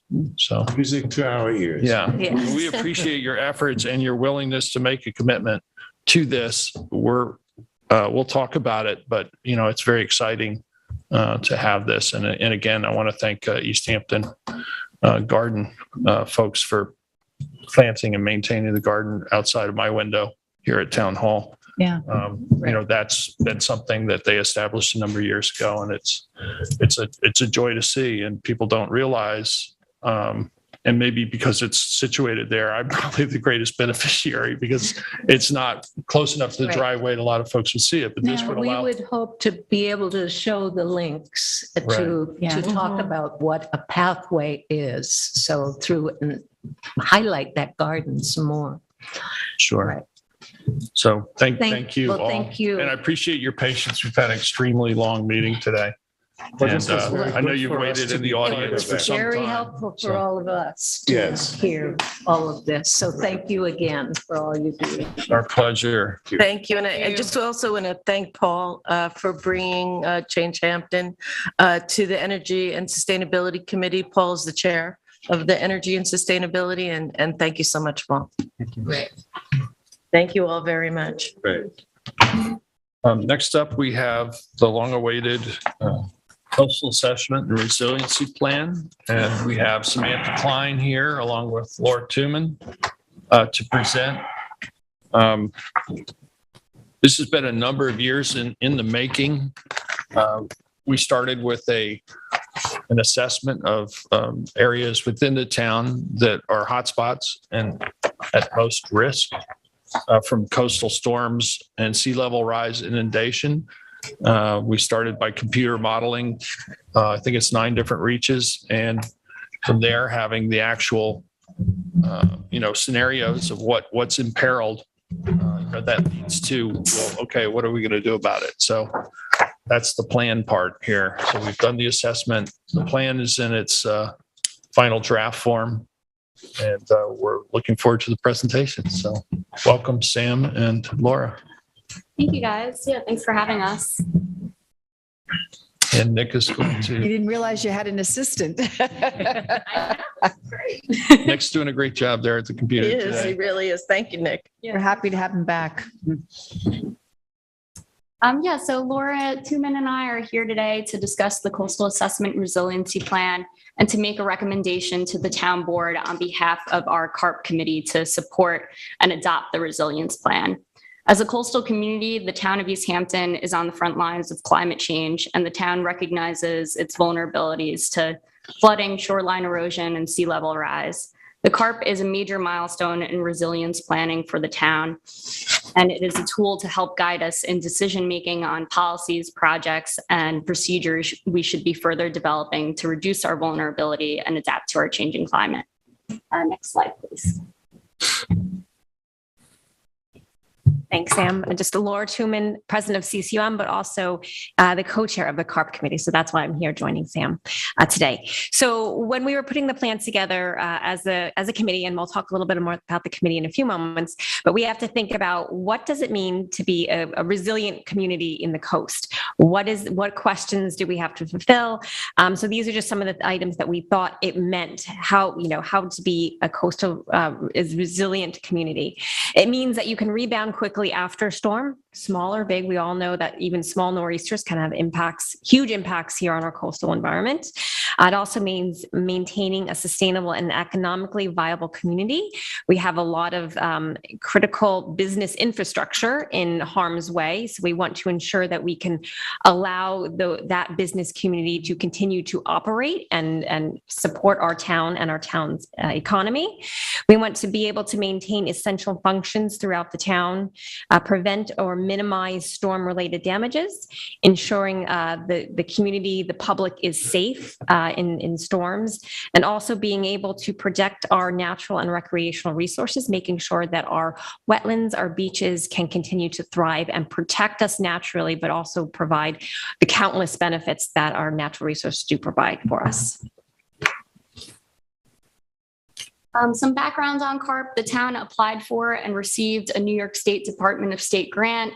It was under the local waterfront revitalization program as a part of Title 11 of the Environmental Protection Fund. That was a consolidated funding application to develop this project. The town hired a team of consultants through a competitive RFP process. GZA Geoenvironmental was the lead firm on this, with Dotson and Flinker and Coastal Ocean Analytics being the subcontractors. Their team conducted public meetings throughout the life of the project, and the deliverable from the consultants was the Coastal Assessment Resiliency Plan. The plan has undergone several rounds of extensive review and analysis by our CARP committee members. Thank you. And so this is just an outline of who serves on the committee. As the supervisor mentioned, this committee was formed several years ago, and we've been working on this plan for a very long time. So we are so happy to arrive, having an actual draft plan in front of you today. So these are the members of the current CARP committee. Now, again, there has been different variations of CARP committee members. We've had multiple town board liaisons, the supervisor being one previously, and now Kate Rogers is our current CARP committee liaison, who we appreciate both of their work in supporting our work as a committee. But as you can see, the committee has a broad membership base, and I think that is one of the reasons why the CARP plan is as good as it is at this moment, because we had such a diverse group of individuals contributing to the process and the actual document, the draft plan that you have before you today. We have two co-chairs. It's myself. I'm the other co-chair is Allison Branco from the Nature Conservancy. We have members from the Waterfront Advisory Committee, New York Sea Grant, who deal with coastal erosion, coastal processes all day, every day. The Surfrider Foundation. We do have some Montauk residents. The Chamber of Commerce is a member of the committee, and myself, and we have several ex officio members who support our committee as well and provide great assistance in the Planning and Natural Resources Department. We also do have someone from the Village of East Hampton as well. And, I think this committee, again, has been super supportive of this effort. I think we've worked extremely well with the town, and especially with Sam, on making sure that this is a plan that is not just a top-down plan. This is a plan that the community wants, and it is the plan is better because it was developed with outside assistance and support. There is a letter that is basically an addendum to this plan. It is supplied by the committee, where we basically talk about why this plan is so important. In that letter, we basically state that it is important to start now. The threats are real, and you'll hear more about that from Sam later today. But the threats are real, and we need to start acting now. We may not have all the details right now. The devil is in the details, as some of our committee members state. But it's important that we start now planning and working together to find out what those details are, so that we can come up with a plan that we all agree on, all aspects of the community.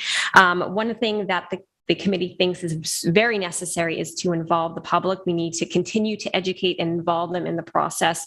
We need to go to the CACs. We need to, you'll hear more about some of the actions that we're proposing to do, but there's going to be further opportunities for the community to be involved and engaged in this process. But this committee, you'll hear later today as well, but the committee does recommend the town moving forward with the plan, adopting the plan, so that we can roll up our sleeves, get moving and grooving. But also, I think a lot of our work needs to be supported by outside grant funding and work as well. So having a plan which is adopted and approved by the actual town board is going to be very helpful in helping us to secure the funding we need to get some of these elements done. Yeah, the committee did a tremendous amount of work and effort on this project. And I know I said there were several rounds of review. Several is definitely saying it lightly. We really worked a lot on this, and the different area of expertise and the different organizations everyone represents was a huge asset to the project. The way the plan is formatted is as an approximate 80-page executive summary that identifies risk, goals, and strategies. In addition to the executive summary is a series of attachments. There are 11 focus areas, each with their own section in the attachments. These areas were identified by the town as hotspots to be looked at in depth for assessment of their coastal risks and recommendations specific to that area. The CARP is a town-wide plan with different strategies recommended and prioritized for different areas. Even the same strategy may look different depending on the area that it's implemented in. Next slide.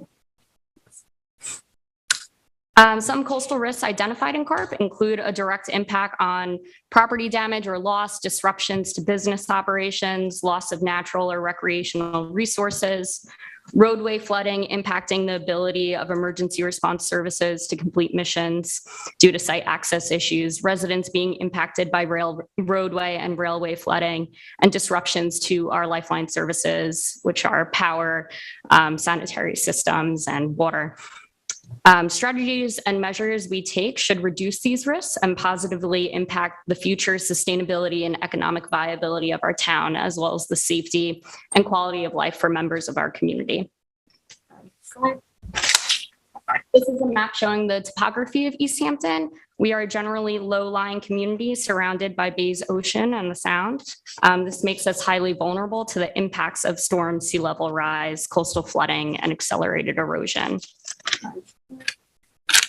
Some of these low-lying areas are also narrow in width between water bodies. This poses a risk of there being breaches during extreme flood events.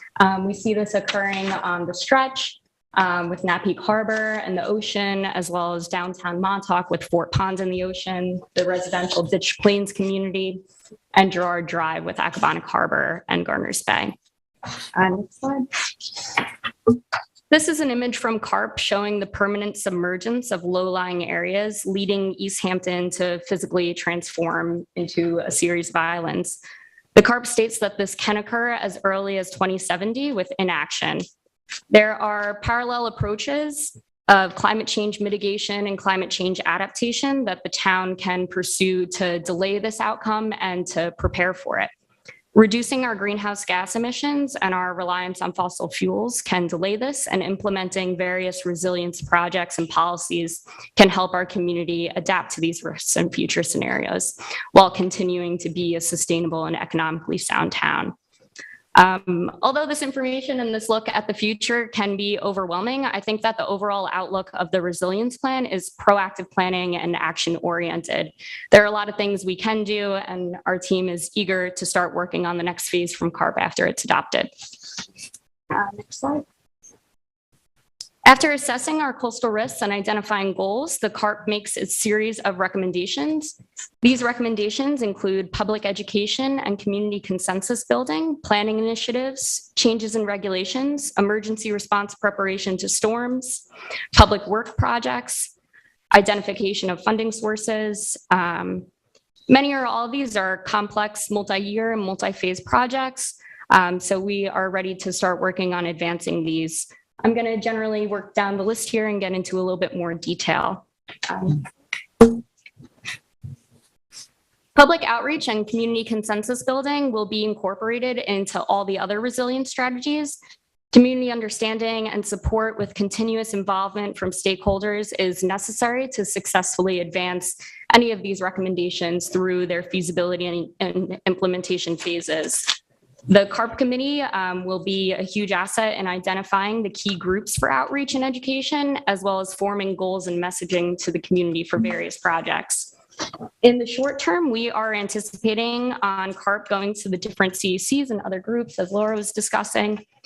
Those presentations and conversations can be geared towards specific focus areas based on who we are talking to.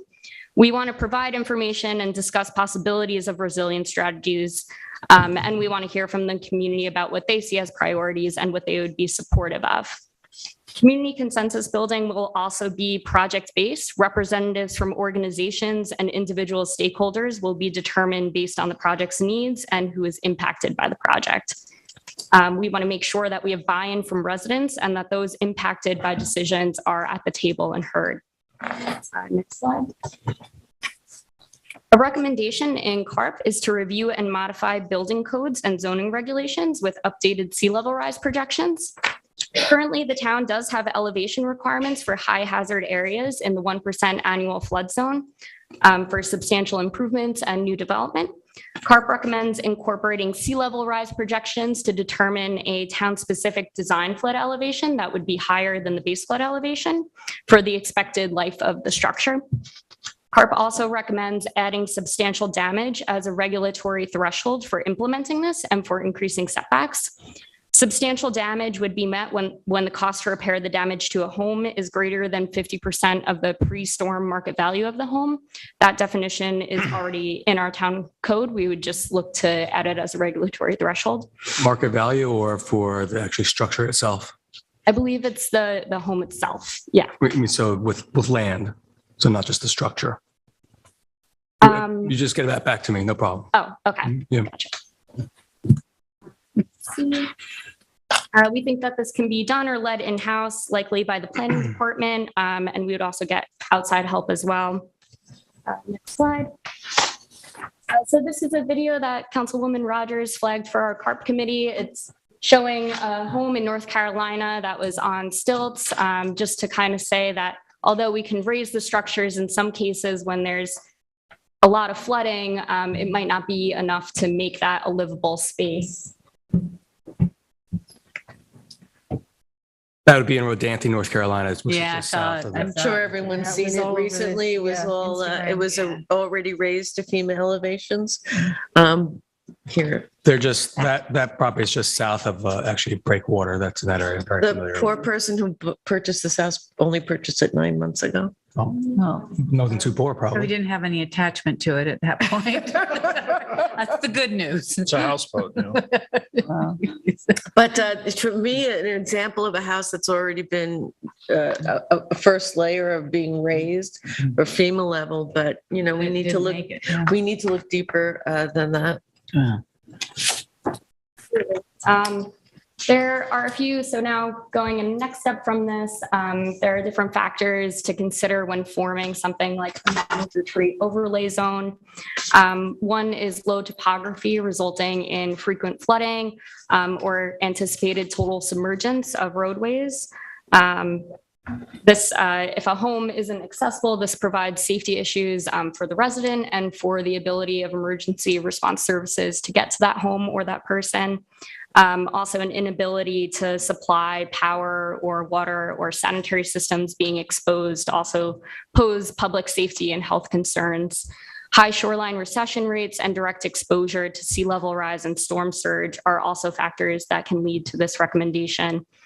Managed retreat can be a policy advance with TDR programs, tax credits, buyouts, and other incentives to encourage people to voluntarily move away from vulnerable areas and encourage the conservation of the natural shoreline. This resilience strategy can also be implemented through legal thresholds and regulatory requirements. Examples of that could be relocation after a very severe storm or property condemnation if there are these health and safety hazards. A committee of relevant and impacted stakeholders should be formed to guide the development of this strategy and ensure that it's consistent with community goals and objectives. It's crucial this committee is formed early in that process and should include impacted private property owners, business owners, environmental experts, representatives from community organizations, and our CARP committee, as well as town staff and state representatives. Property acquisition and relocation and TDR are complex strategies with a lot of questions that we would need answers to. Feasibility studies would need to be done to evaluate economic and social impacts of implementation. A comprehensive cost-benefit analysis should be conducted, the mapping of sending and receiving zones if we do TDR, if there would be increased density associated with relocation, if we're building up, what sort of zoning conditions might have to change. This resilience strategy will likely look very different in the different areas, depending on if it's a residential or a commercial district. Next slide. The CARP recommends refining our emergency response plans and evacuation protocols with coastal hazard information and sea level rise projections. During an extreme flood event, 35 to 45 miles of town roads will be flooded. Most of the CARP recommendations will involve working with several departments and organizations. For this one, it would likely be our emergency preparedness officer, of course, Marine Patrol, highway, police and fire departments. We have a lot of emergency planning measures already in place, like an emergency notification system to residents, a publicly available emergency preparedness checklist, signage of alternate routing for residents to navigate during a storm. Maybe a recommendation would be to look to increase public awareness and education of the things we already have available. There are also factors within the existing emergency response plans that can be reviewed.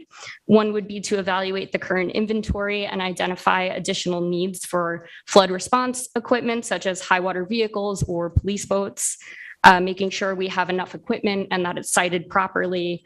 A recommendation could also be to raise key roads or use green infrastructure to reduce or mitigate the amount of stormwater and flooding.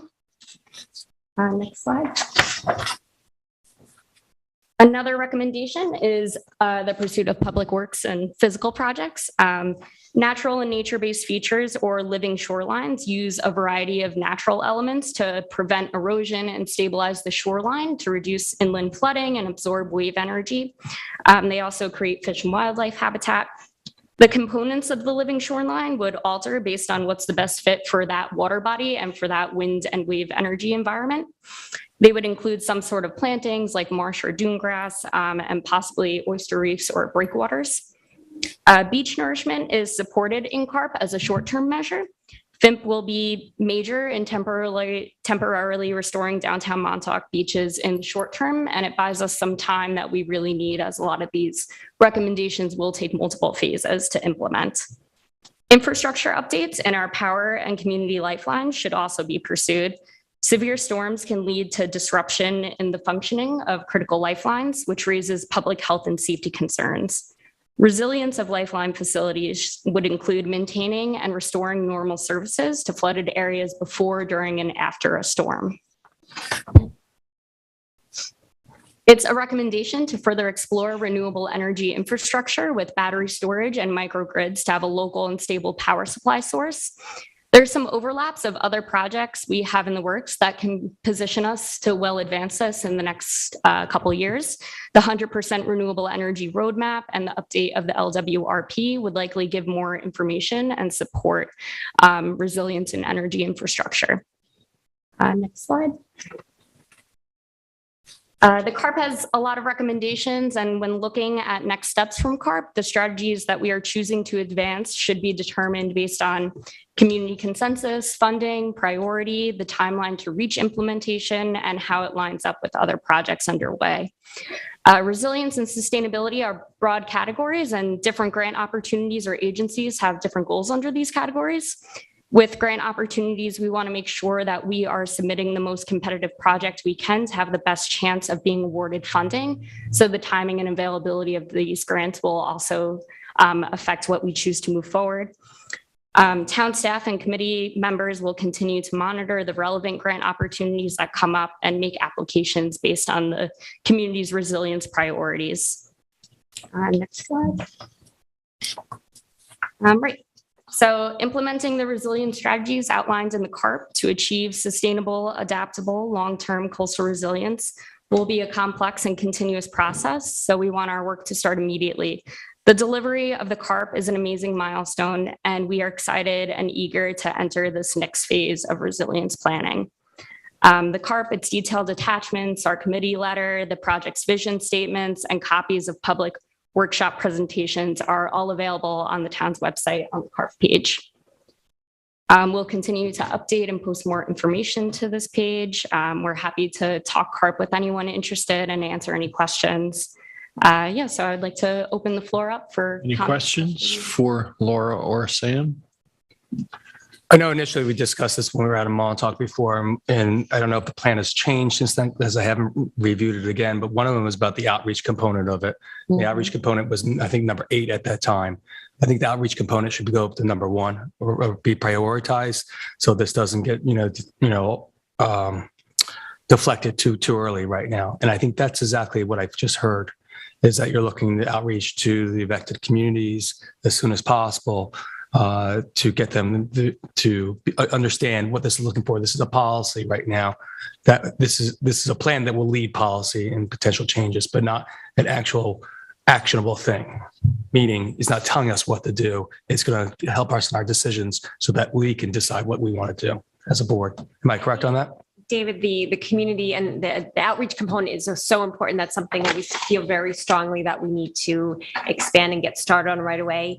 Obviously, the plan itself is just a roadmap, and there's a lot in there, and recognizing that the town can't do it all yourself. And so I think that's where we can lean on the committee and the committee members and the organizations they represent or the connections they have to help execute on that outreach. Like how many, not just CAC meetings, there could be other community meetings that could be had, or I think all of us are willing to come together to really, increase that outreach component, because that's incredibly necessary.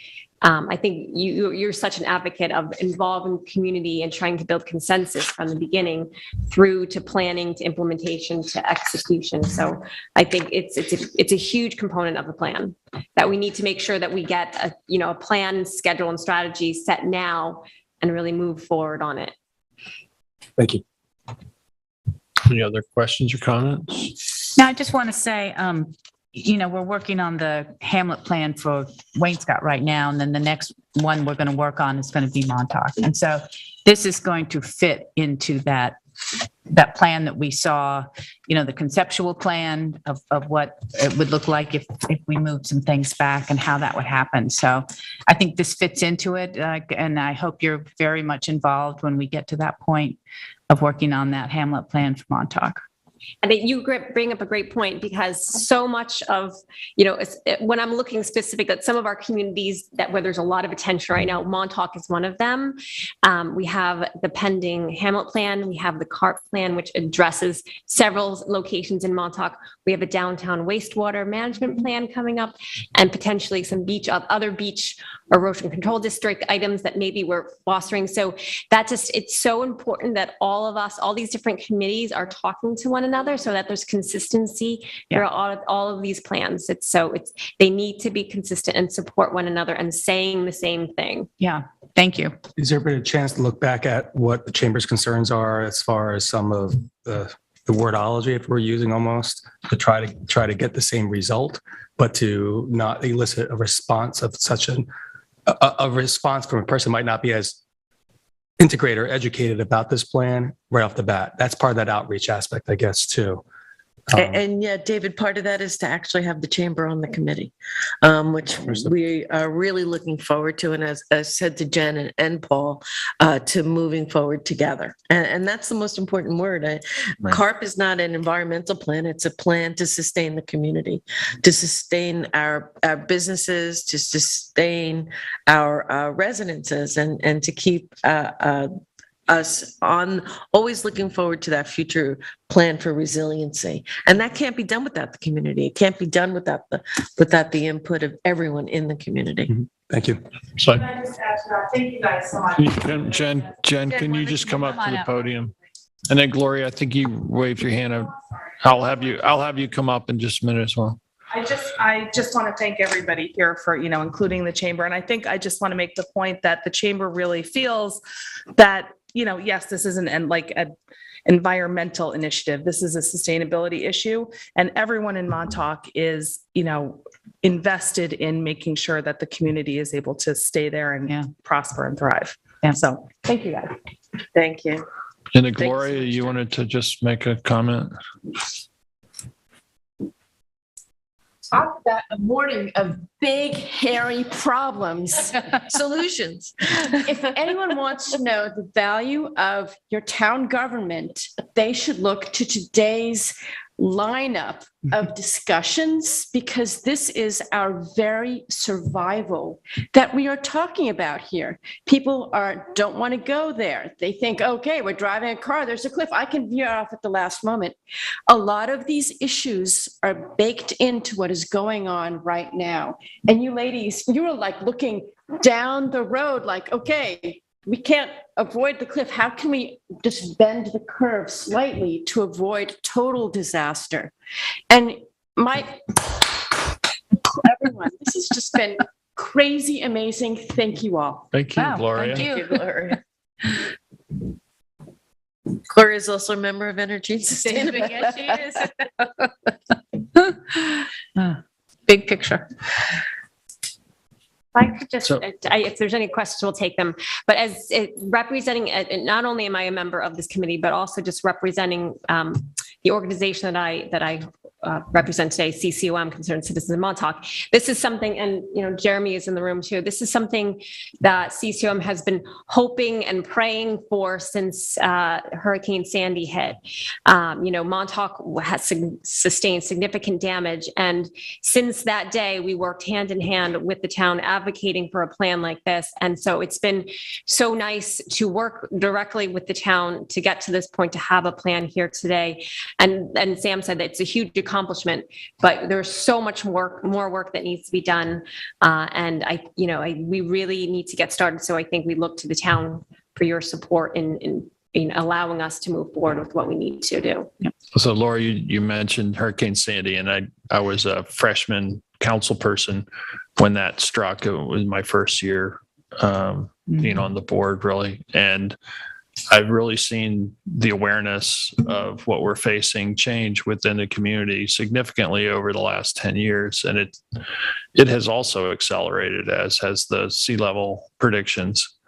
And so I think it's really great to be at this point now, but we're still really in the beginning of the journey, if you really want to acknowledge it. And but the ability for us to have Chamber of Commerce and the CACs and all the different organizations, environmental organizations, and just community members take an interest, and they've participated in so many of these presentations that we've gone hamlet by hamlet. We've talked about, what it means at Girard Drive. We've talked about what it means along Cranberry Hole Road and Napeague and Montauk and elsewhere. And to see the level of engagement increase over that time, it's very encouraging. So I'm really glad we're at this point, and I look forward to us, moving forward, adopting a plan, making ourselves eligible for additional grant funding so we can start implementing many of the things that the plan talks about. So thank you all. I was going to say the same thing. I just remember at Scoville Hall when you brought out the maps and everybody's jaw hit the floor when they saw, particularly on the bay side. People kind of expected it on the ocean side, but the real, light bulb went off when you looked at those maps. And then, just before COVID, we got into the American Legion and did Girard Drive and Louse Point, and there was so much engagement. And I think the community is and when you look at ready to sit down and talk about this. When you look at properties at risk and the value of those properties, just from tax revenue standpoint, we fund our schools with property taxes, and you have such a significant amount of our value at risk, one of the highest in the country. I think there's only one other area in California that equals or maybe even surpasses the South Fork. It's real, and we need to be planning now so that we don't have catastrophic issues later on. So thank you for your efforts. Thank you so much. So if I could ask a question, what, in terms of next steps, how can the committee, how can the CARP committee support the town board in what the next steps? Well, the next step is to adopt the plan, right? If you need anything from us as a So I committee. think, the board members will individually, continue to review that, and we'll convene, I guess, if we have any particular issues or questions or whatever, we can reach out to the committee and move forward. And again, if there's any challenges to which I don't necessarily see many, we can always bring it back into discussion in June and get that done shortly so we can move on, because again, it is a confluence of multiple different townwide studies are completing right now almost. And to move forward with all that and help me. Synchronicity. 4 hours later, it would be nice. In sync. You could also give us an assignment. I mean, Almost I've got the five. plan. I haven't gotten through all of it. I mean, we could say by June 1st, we all need to read the plan and so that we have, Yes, by June homework 1st. assignment. Yes, There you absolutely. go. So how about it? Yeah, So June 1st. ahead of our we have- next, prior to our next work session, Yeah, we'll which be is ready June to, 7th. but it's the 7th, right? And there's a lot of addendums and attachments. There's a whole, this We'll was, memorize every one of them. did you? I promise. I mean, it was a true assessment too. It wasn't just recommendations. It's based on science. It's based on sea level rise projections for these different areas. So, I mean, the plan is an assessment and specific recommendations for all those locations based on real data that we have. So there's a lot of information there too. So luck. But is this a public hearing then also to accept also, or how? Or is it just a resolution by the My board? resolution to adopt. Resolution to adopt. John? I don't think we're required to. I'd have to look. I don't think you have. I think Become it's part just of, an adoption. become part of the comprehensive plan. Is it part of comp plan? No, I don't think it is. Not yet. It would have to be adopted and then adopted into the plan. So that just changes it up. If not, basically meeting comp plan. schedule would be a It's worthwhile July to public have hearing, if not resolution, probably on, late June. We want to make sure we jump on those grants. So that can help us with the engagement and everything. There's money floating around out there. We want to grab it. Yeah, and we as a committee have been really, we've already targeted some, have taken the next steps on some of those to get them lined up, ready to go for us. So, we've kind of done the homework here. And I want to commend Sam. She is a star. She's been so great to work with throughout this whole process. I'd like She's to done a do that as fantastic well. job. And bringing people together, the Natural Resources Department and the Planning Department have really done a deep dive on this, and it's very much appreciated. And is the funding for more studies off of this, or is the funding for concrete, shovel the ground work? It would likely first be feasibility studies. So for something like TDR or managed retreat, we have a lot of questions that we would need to be developed into that. And a huge point of the scope of work would also include the public outreach and engagement. And then in terms of some of the more physical projects, that would be feasibility or engineering. So living. I believe you have that's all laid out in the plan also, right? It's all those actions and then potentially where the funding sources could be. Am I correct? Is that, I think I read that in the plan? This is one of the amendments. I believe that's in there. I mean, I think it's the timeline and the funding. There's like short-term things that we can do that can be done like in-house with the planning department that we spoke about, that Sam spoke about, building codes and so forth. And then there's the shorter-term projects, maybe like short-term, medium-term, like the living shoreline projects that we can actually do on the ground. But the managed retreat part, there's so many details that need to be worked. That's many years down the road. It's not going to be done tomorrow. We're not going to move downtown Montauk tomorrow, right? It's impossible. So it's a long-term time away, and a lot of feasibility studies and a lot of outside assistance on how we do this, because this isn't done every day. Most of the coastal communities you're seeing are just continuing to pump sand on the beach. But there are a few that have kind of delved into some of the details that we are as well. So, we're kind of setting the precedent here. Thank you. Thank you so much. Thank you so much. And concurrently, the LWRP, we're working on an update to that too. And that's the update list. Okay, and that brings us to our last agenda topic, which is the Administrative Bureau, tickets, code changes. And John, you have an update for us on that? Yeah, circulated. I resent it this morning. The penalties and fine provisions that are going to be added to the various code sections. Now I've got it. I'll trade. And so Have one of these? basically, it's very similar language in each chapter. It just references that if the Bureau of Administrative Adjudication determines a violation that's subject to the monetary penalties that are noted in each section. The chapters that are involved, the peace and good order, which is chapter 82, animals, which is chapter 86, beaches and parks is included, that's chapter 91. The fire prevention section at 141 is going to be, we'll use the Administrative Bureau for that too. And if I can get to the next page, I can tell you what the next one is. Noise is also another section we were going to use the Administrative Bureau for. Peddling, which is chapter 198, and shellfish in 213. Vehicles and traffic is 240.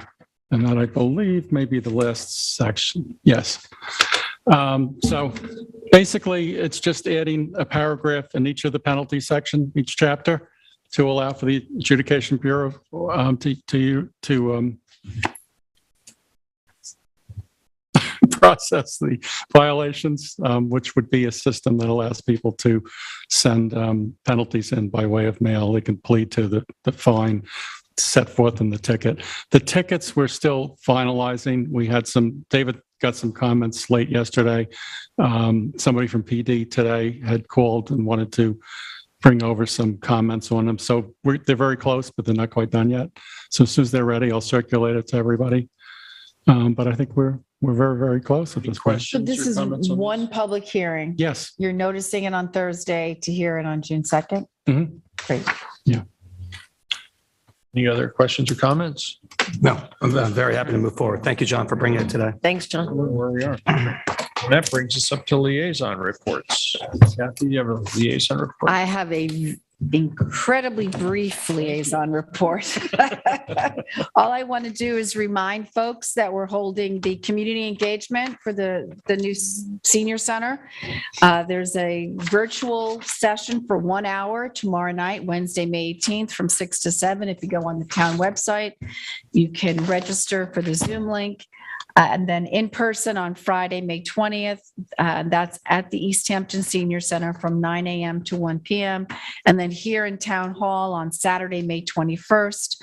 And that's from 10 a.m. to 1 p.m. And we really encourage community members to come down. We've got a great team of architects and designers that will be here, as well as town staff. And we want to hear from you as to what you envision in the senior center. And like I like to tell people, you know, Suffolk County defines seniors as 60 plus. So don't feel like one of the folks that were in the office in the room today, I happened to mention to them that we're having this engagement. And I always say 60 plus. I don't want anybody to take offense with that. I'm trying to guess their age and I'm considering them a senior, because that's another thing we're going to want to talk about, you know, folks. But you don't need to be 60 plus to. No, you don't. You just need to be interested. Right. Okay, thanks. You were short. Right. It's late. I know. Maybe I'll take your time here. Okay. Still Tuesday. It is still I Tuesday. think Kathy presented a great model. Sorry. I hear you, man. I have three things I would like to try to move forward to a public hearing. I just wanted to see if there was support from it. One would then be the amendments to the marine refueling legislation that we heard in a public hearing last week. The drafts were sent around. The comments and concerns that were added to that, that we had concerns from the board were added to that draft. And I was wondering if there's any other questions on that. If not, we can notice it for a public hearing, see what the public might state. That public hearing wouldn't be until June 2nd. I would move it. I'm supportive. Yeah, I'd like to hear what the public has to say. Great. Okay. I'll let you know by the end of the day. I have to read it. I have to No read problem. it first. Let us know. We have till that time. I'll let you know. I haven't read it yet. No problem. The changes. Next one is the Nature Preserve Committee met last week. They actually had a group of community members that were there. There was a nomination for certain parcels that are close to the Crandall and Norfolk area that we are all very familiar with. The chairman allowed for a public comment onto these parcels for their reasonings and feelings on why they should be designated as a nature preserve. We're still waiting for information from our two departments for the nature preserve members, and we'll continue that discussion also then too. Out of that, next, we also had a discussion about the Rods Valley Management Plan. Rods Valley is at the end of Navy Road. Sometimes it's also next to Eddie Ecker Park, but it's called Rods Valley, where there's also a fishing pier on there. Then we got an email from the chairman of the Nature Preserve that would like to remove fishing at nighttime and combustibles as a not permitted use, and remove fishing at nighttime on the pier. Was that combustibles in the park or on the pier? On the pier. Okay. Yeah, not in the park. How are they being used on the pier? Generators. Oh, generators.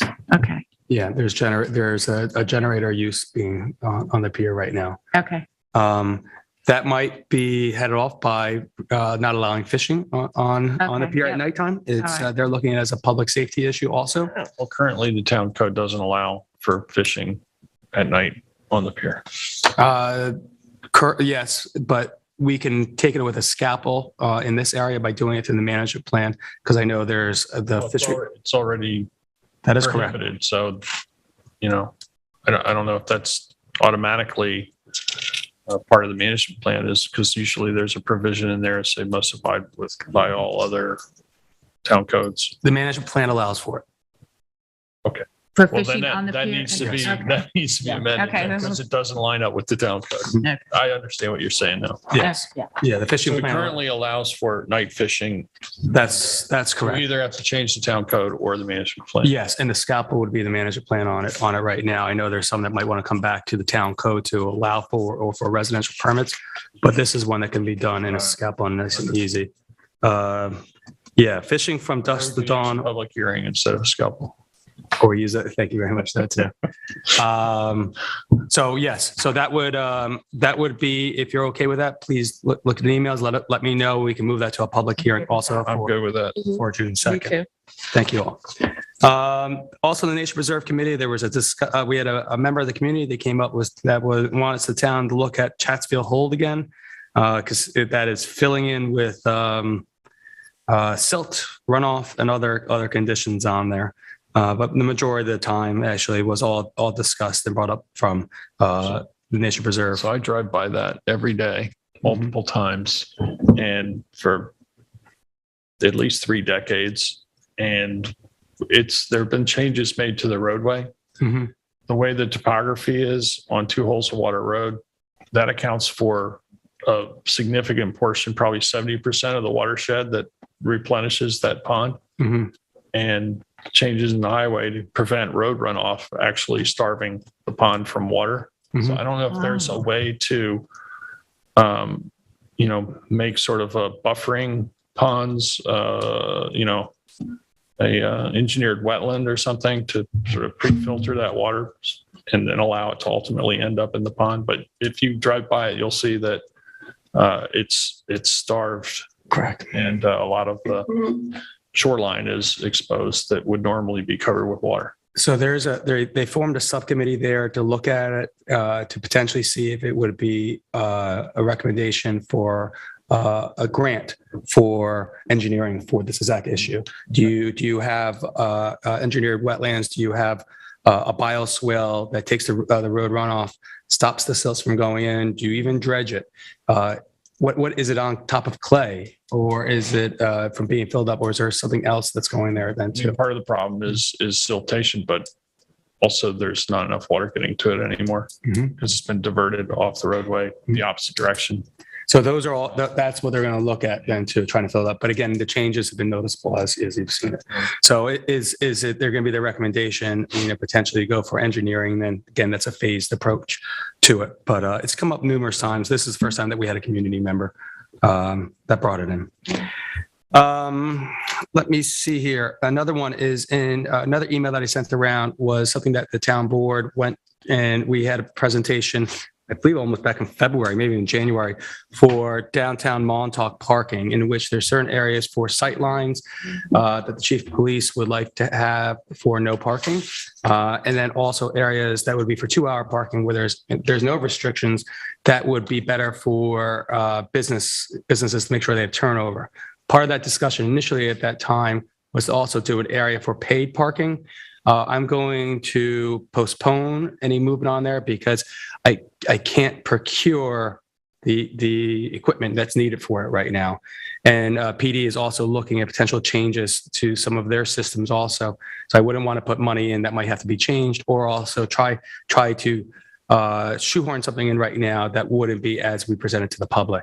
But the components of it right now would be the no parking in areas that have been discussed, 2-hour parking in 2 certain other areas, and then removal of and removing in the code. And it's still in the written code where there is permit parking allowed, but it's all no parking and everyone wants no parking, or there's no parking where there's permit parking allowed and people want parking. So same road, 2 sections. We're trying to clean it up a little bit. So that you've gone over the CAC. CAC is supportive of it. Yes. Okay. And can I just ask this? Sure. So one of the lines, it's red and green. So, correct. Okay. So that means it's not just no parking. It's no parking for everybody except if you have a paid parking. paid permit, if you No, have a permit. no, in the area there on the eastern terminus of South Emerson, South Emerson, yeah. there's 3 sections of the code there. There's one section that's no parking all the way down to Embassy. Okay, Hold on, is it Emory. Emory? Not, yeah, sorry, yes, thank you. EMERY. Yes. Yeah. So there's one section that takes it Sylvia all the way down. There's no parking. Okay. There's one section that takes it down to no parking right before the Sands Motel at a Got it. tax lap mine. Got it. More recently. It's just still written. So that was changed more recently. The Yes. other wasn't pulled out of the code No. because it was changed to allow for some parking by Sands. So, but the Sands It goes Motel, back to when I was liaison to Montauk. Sands Motel asked for no parking signs to be installed in front of their I place. know they did, but it used to be that way. And then there Yeah. was additional parking added. And the third one is that you're allowed to park there if you have a resident parking permit. But it is the belief of Public Safety Officer, Chief Sarlo, and others in the community that it should be all no parking down there. Also on South Eton on the western side here, it is the same. It's actually spelled 2 different ways in the code, but the street name. But also is that there's no parking, but then it's also permit by parking. That's an area we still like permit by parking, and we're going to put permeable courts in there to actually add head-in parking, which will increase our parking capacity by 5 to 6 spots. Also, so those are cleanups. The majority of the work is going to be done in the no parking zone, which has been discussed with the hotel owners and CAC on the north side of South Emerson. This is an area in which it's going to allow for our pedestrian corridor. It's been this way for the last 2 years during COVID. And then also in South Essex for the same way. And then areas that are on South Elmwood. Those are high pedestrian areas. And Correct. there are issues with safety there for sure. Correct. One of the hotel owners actually even mentioned that he would be interested in putting in a sidewalk Right away. on his property. If we would then in turn look back to putting parallel parking, since there now would be a safe pedestrian corridor in that area, but it's not there now. So we're trying to see what we can do now. And this all mimics what we've done during COVID the last 2 years and finding ways. So those are what I wrote. But if you want to take a deeper dive into that email I sent around, let me know. I will draft something for notice public hearing for Thursday for June 2nd, and then we can amend it or change it. But again, the no parking areas, I'm not going to move on that until we have all components of that properly in place. And so, thank you. Okay. I had a discussion again with non-native vegetation removal on Old Montauk Highway. I know Peter was working on this also with a group of individuals that live in that area. This would be in the Benson Preserve. They're looking to use goats and use a goat enclosure, not exclosure. And we had a meeting with town departments, and specifically on that was a meeting with enforcement agencies. People are going to ask questions, and we want to move forward with that. How do we do it? And we wanted to get our town agencies that might be getting bombarded by those questions or concerns to see if they had any either. All of them were supportive of it. And we'll see how this group of property owners might want to continue. I know Peter. It's easier than herding cats. I can say. How are we getting goat herders now? I mean, that's another job. We learned about goats. There's money in goats. There's a civil service title for that. I went to American Farmland, put on a presentation a couple of years ago in Riverhead, and at solar farms, that's what Yeah. they use. I use them all the time. I was driving to visiting my daughter in California in Berkeley, and I'm driving along the interstate, and the median was covered with goats. So they had fence put up, and they were having them eat up all the invasives. Yeah, my son did a PSA, filmed a PSA for a goat group in Northern California. Really? So it's Yeah, less super disruptive popular. than And it's and machinery and. So you don't pull the roots out. So it's multiple phase right now. Okay. The first one would be the breakdown, the energy that keeps coming up. Goats will keep eating it, and the energy will be decreased. And hopefully the roots that are in the root mass of invasives, it's mostly hedges, like hedges clippings that get blown off from contractors probably on the north side of the road go in. There's a lot of hedges, a lot of everything. There's a big plan put together.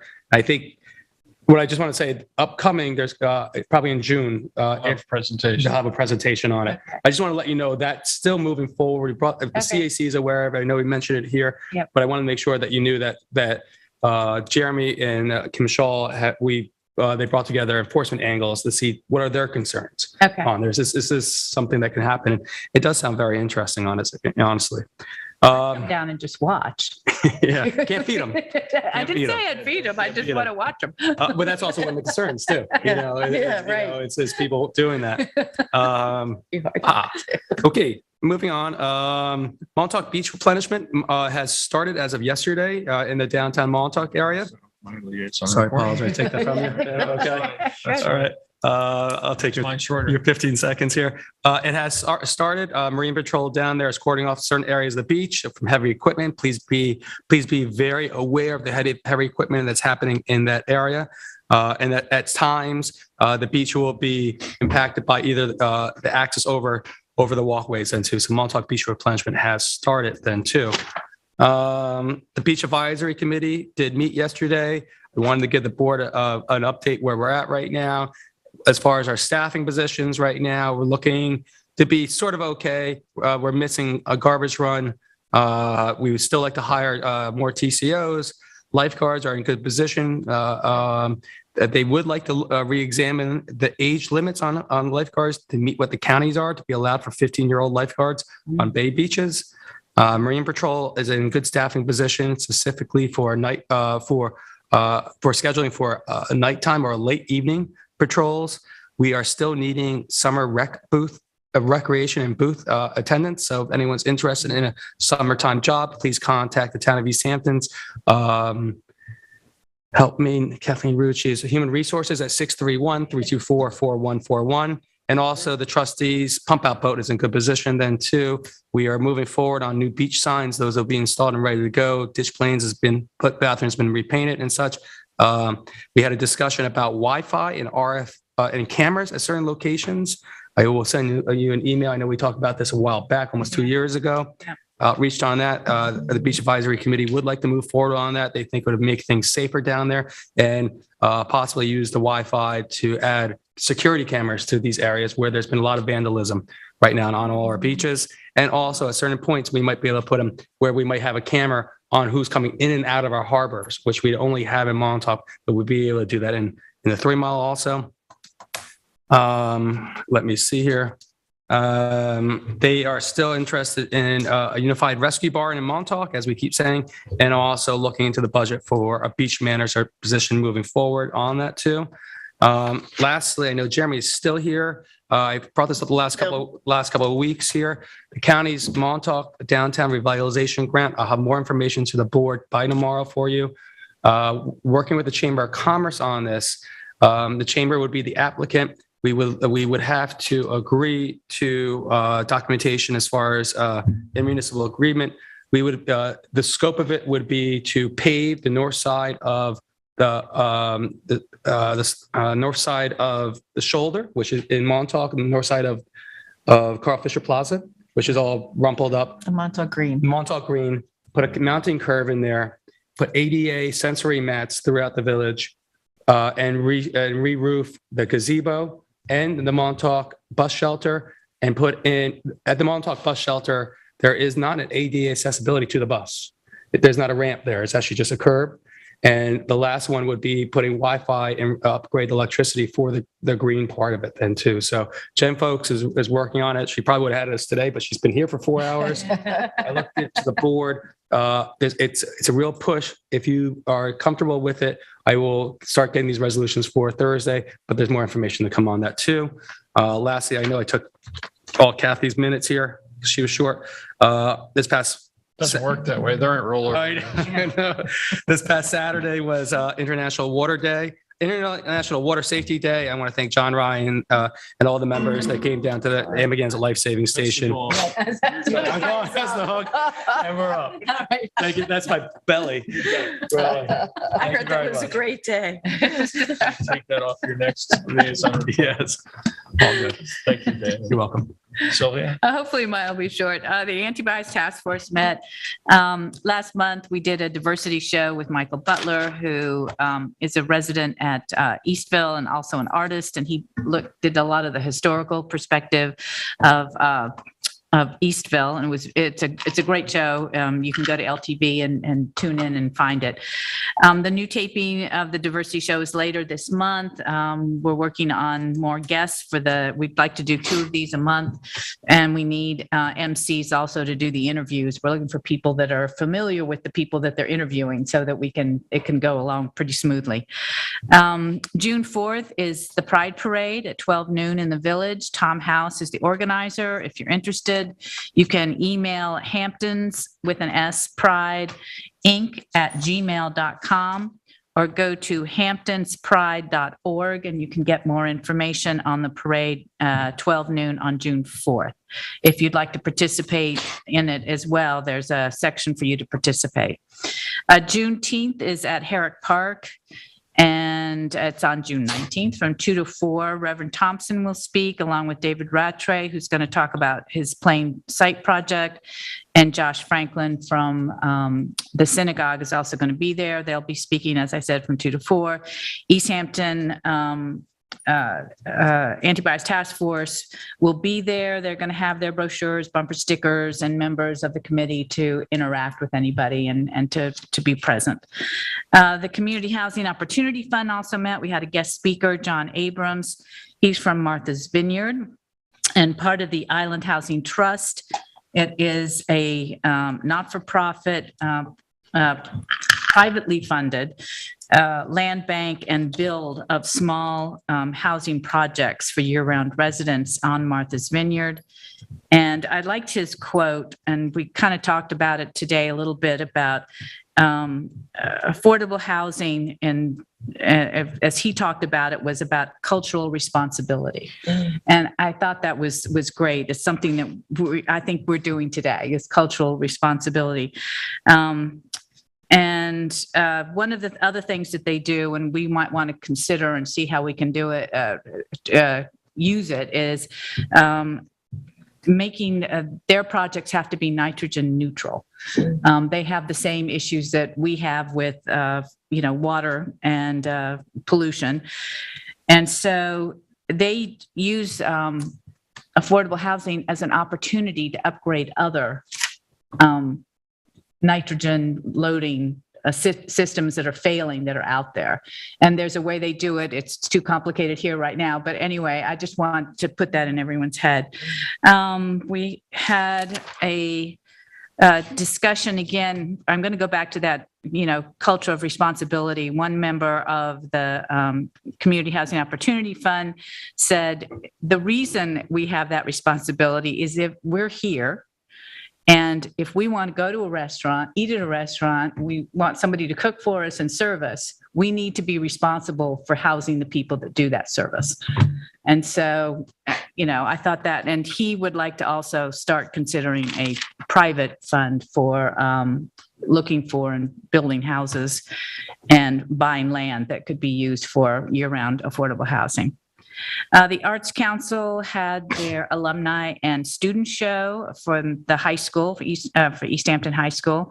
It opened last weekend at Clinton Academy. I want to thank the East Hampton Historical Society and Steve Long, the executive director, for letting us come in and use the first floor of the Academy for the show. 3 student pieces have already sold and 3 alumni pieces have already sold. So half of that will go actually to the Historical Society to help them. So, and that's what I have for today. Great. Thank you, Sylvia. Kate? Yes, I have a very brief report. The Energy and Sustainability Committee met yesterday, and we had a really robust Q&A and presentation by Jeremy Samuelson of the Planning Department, the new Planning Director, to the committee, to explain their goals for the next couple of years, code changes, et cetera, and ways to perhaps expedite building permits for any type of energy saving projects. It was a great Q&A, and it was very informative. Jeremy was very generous with his time at the committee.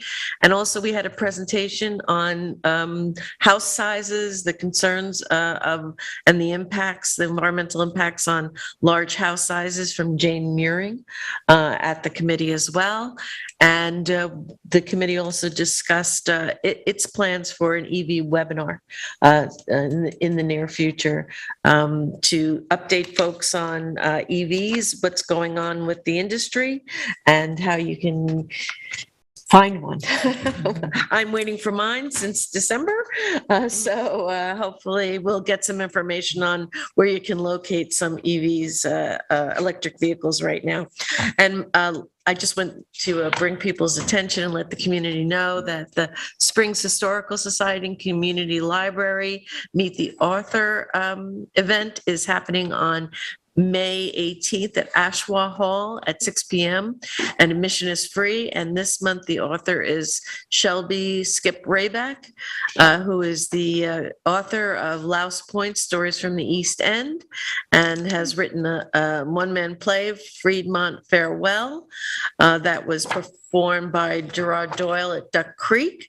And also his new novel, Wonderlist, is due out this year. And it's a tale of a generation born into the aftermath of 9/11. And Shelby grew up in Amagansett. And I think it'll be a very lively talk. And I invite the community to Ashwa Hall on May 18th at 6 p.m. Admission, of course, is free. And that's it. Thank you, Kate. As I mentioned at the outset of the meeting, there was a TRO issued yesterday, State Supreme Court by Judge Baisley, temporarily restraining us from planned deactivation at H2O, our airport, later this evening. We've notified the FAA of the court's order, and the town is coordinating with the FAA. The town will consider all legal options, remedies, and alternatives regarding the airport. And as we've done throughout the process, we'll continue to keep the public informed. We have COVID test numbers for this past week, the 8th of May through the 13th, 46 tests, 3 positives. That's a positivity rate of 6.52%, which is down from 11.32 the previous week. Hopefully this is a trend that will continue and not just an anomaly. Again, the test site is open at 110 Stephen Hance Path on Wednesdays and Fridays from 11 a.m. to 5 p.m. I want to remind everybody today, school board and budget votes are up at all the various school districts. Amagansett is having voting from 2 p.m. to 8 p.m. East Hampton from 1 to 8 p.m. Montauk from 2 to 8 p.m. Sag Harbor 7 a.m. to 9 p.m. Springs from 1 to 9 p.m. and Wayne-Scott from 2 to 8 p.m. It's important people go out and vote. And let's see, that's pretty much it. Do we have any items to discuss in exec, John? Yes, I just have a couple of quick items. I have one real estate transaction and then a consultation with outside counsel. And we have a couple of resolutions. Yes. We do have resolutions. Yeah. Thanks, Kate. Yeah. I'm ahead of myself here. I believe, Sylvia, you have. I do have the first one. I have the first one. It's a budget modification for repairs. Whereas the town of East Hampton repurchased a home located at 54 Tub Oarsman Road in East Hampton. Whereas the town secured the home, which is a program from Suffolk County to fix up this house. We saw part of it today on the screen, and has $116,570 available. Whereas the town bid the renovations out, and the 2 bids were received. The lowest being $170,250.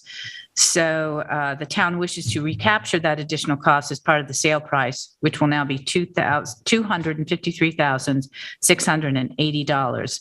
So we will increase the sale of real property by the $53,680 and subcontractor costs $53,680. Second. All in favor? Aye. Aye. Pass carried. And I have 22-648, which is to authorize an emergency road repair on Lincoln Avenue in Springs.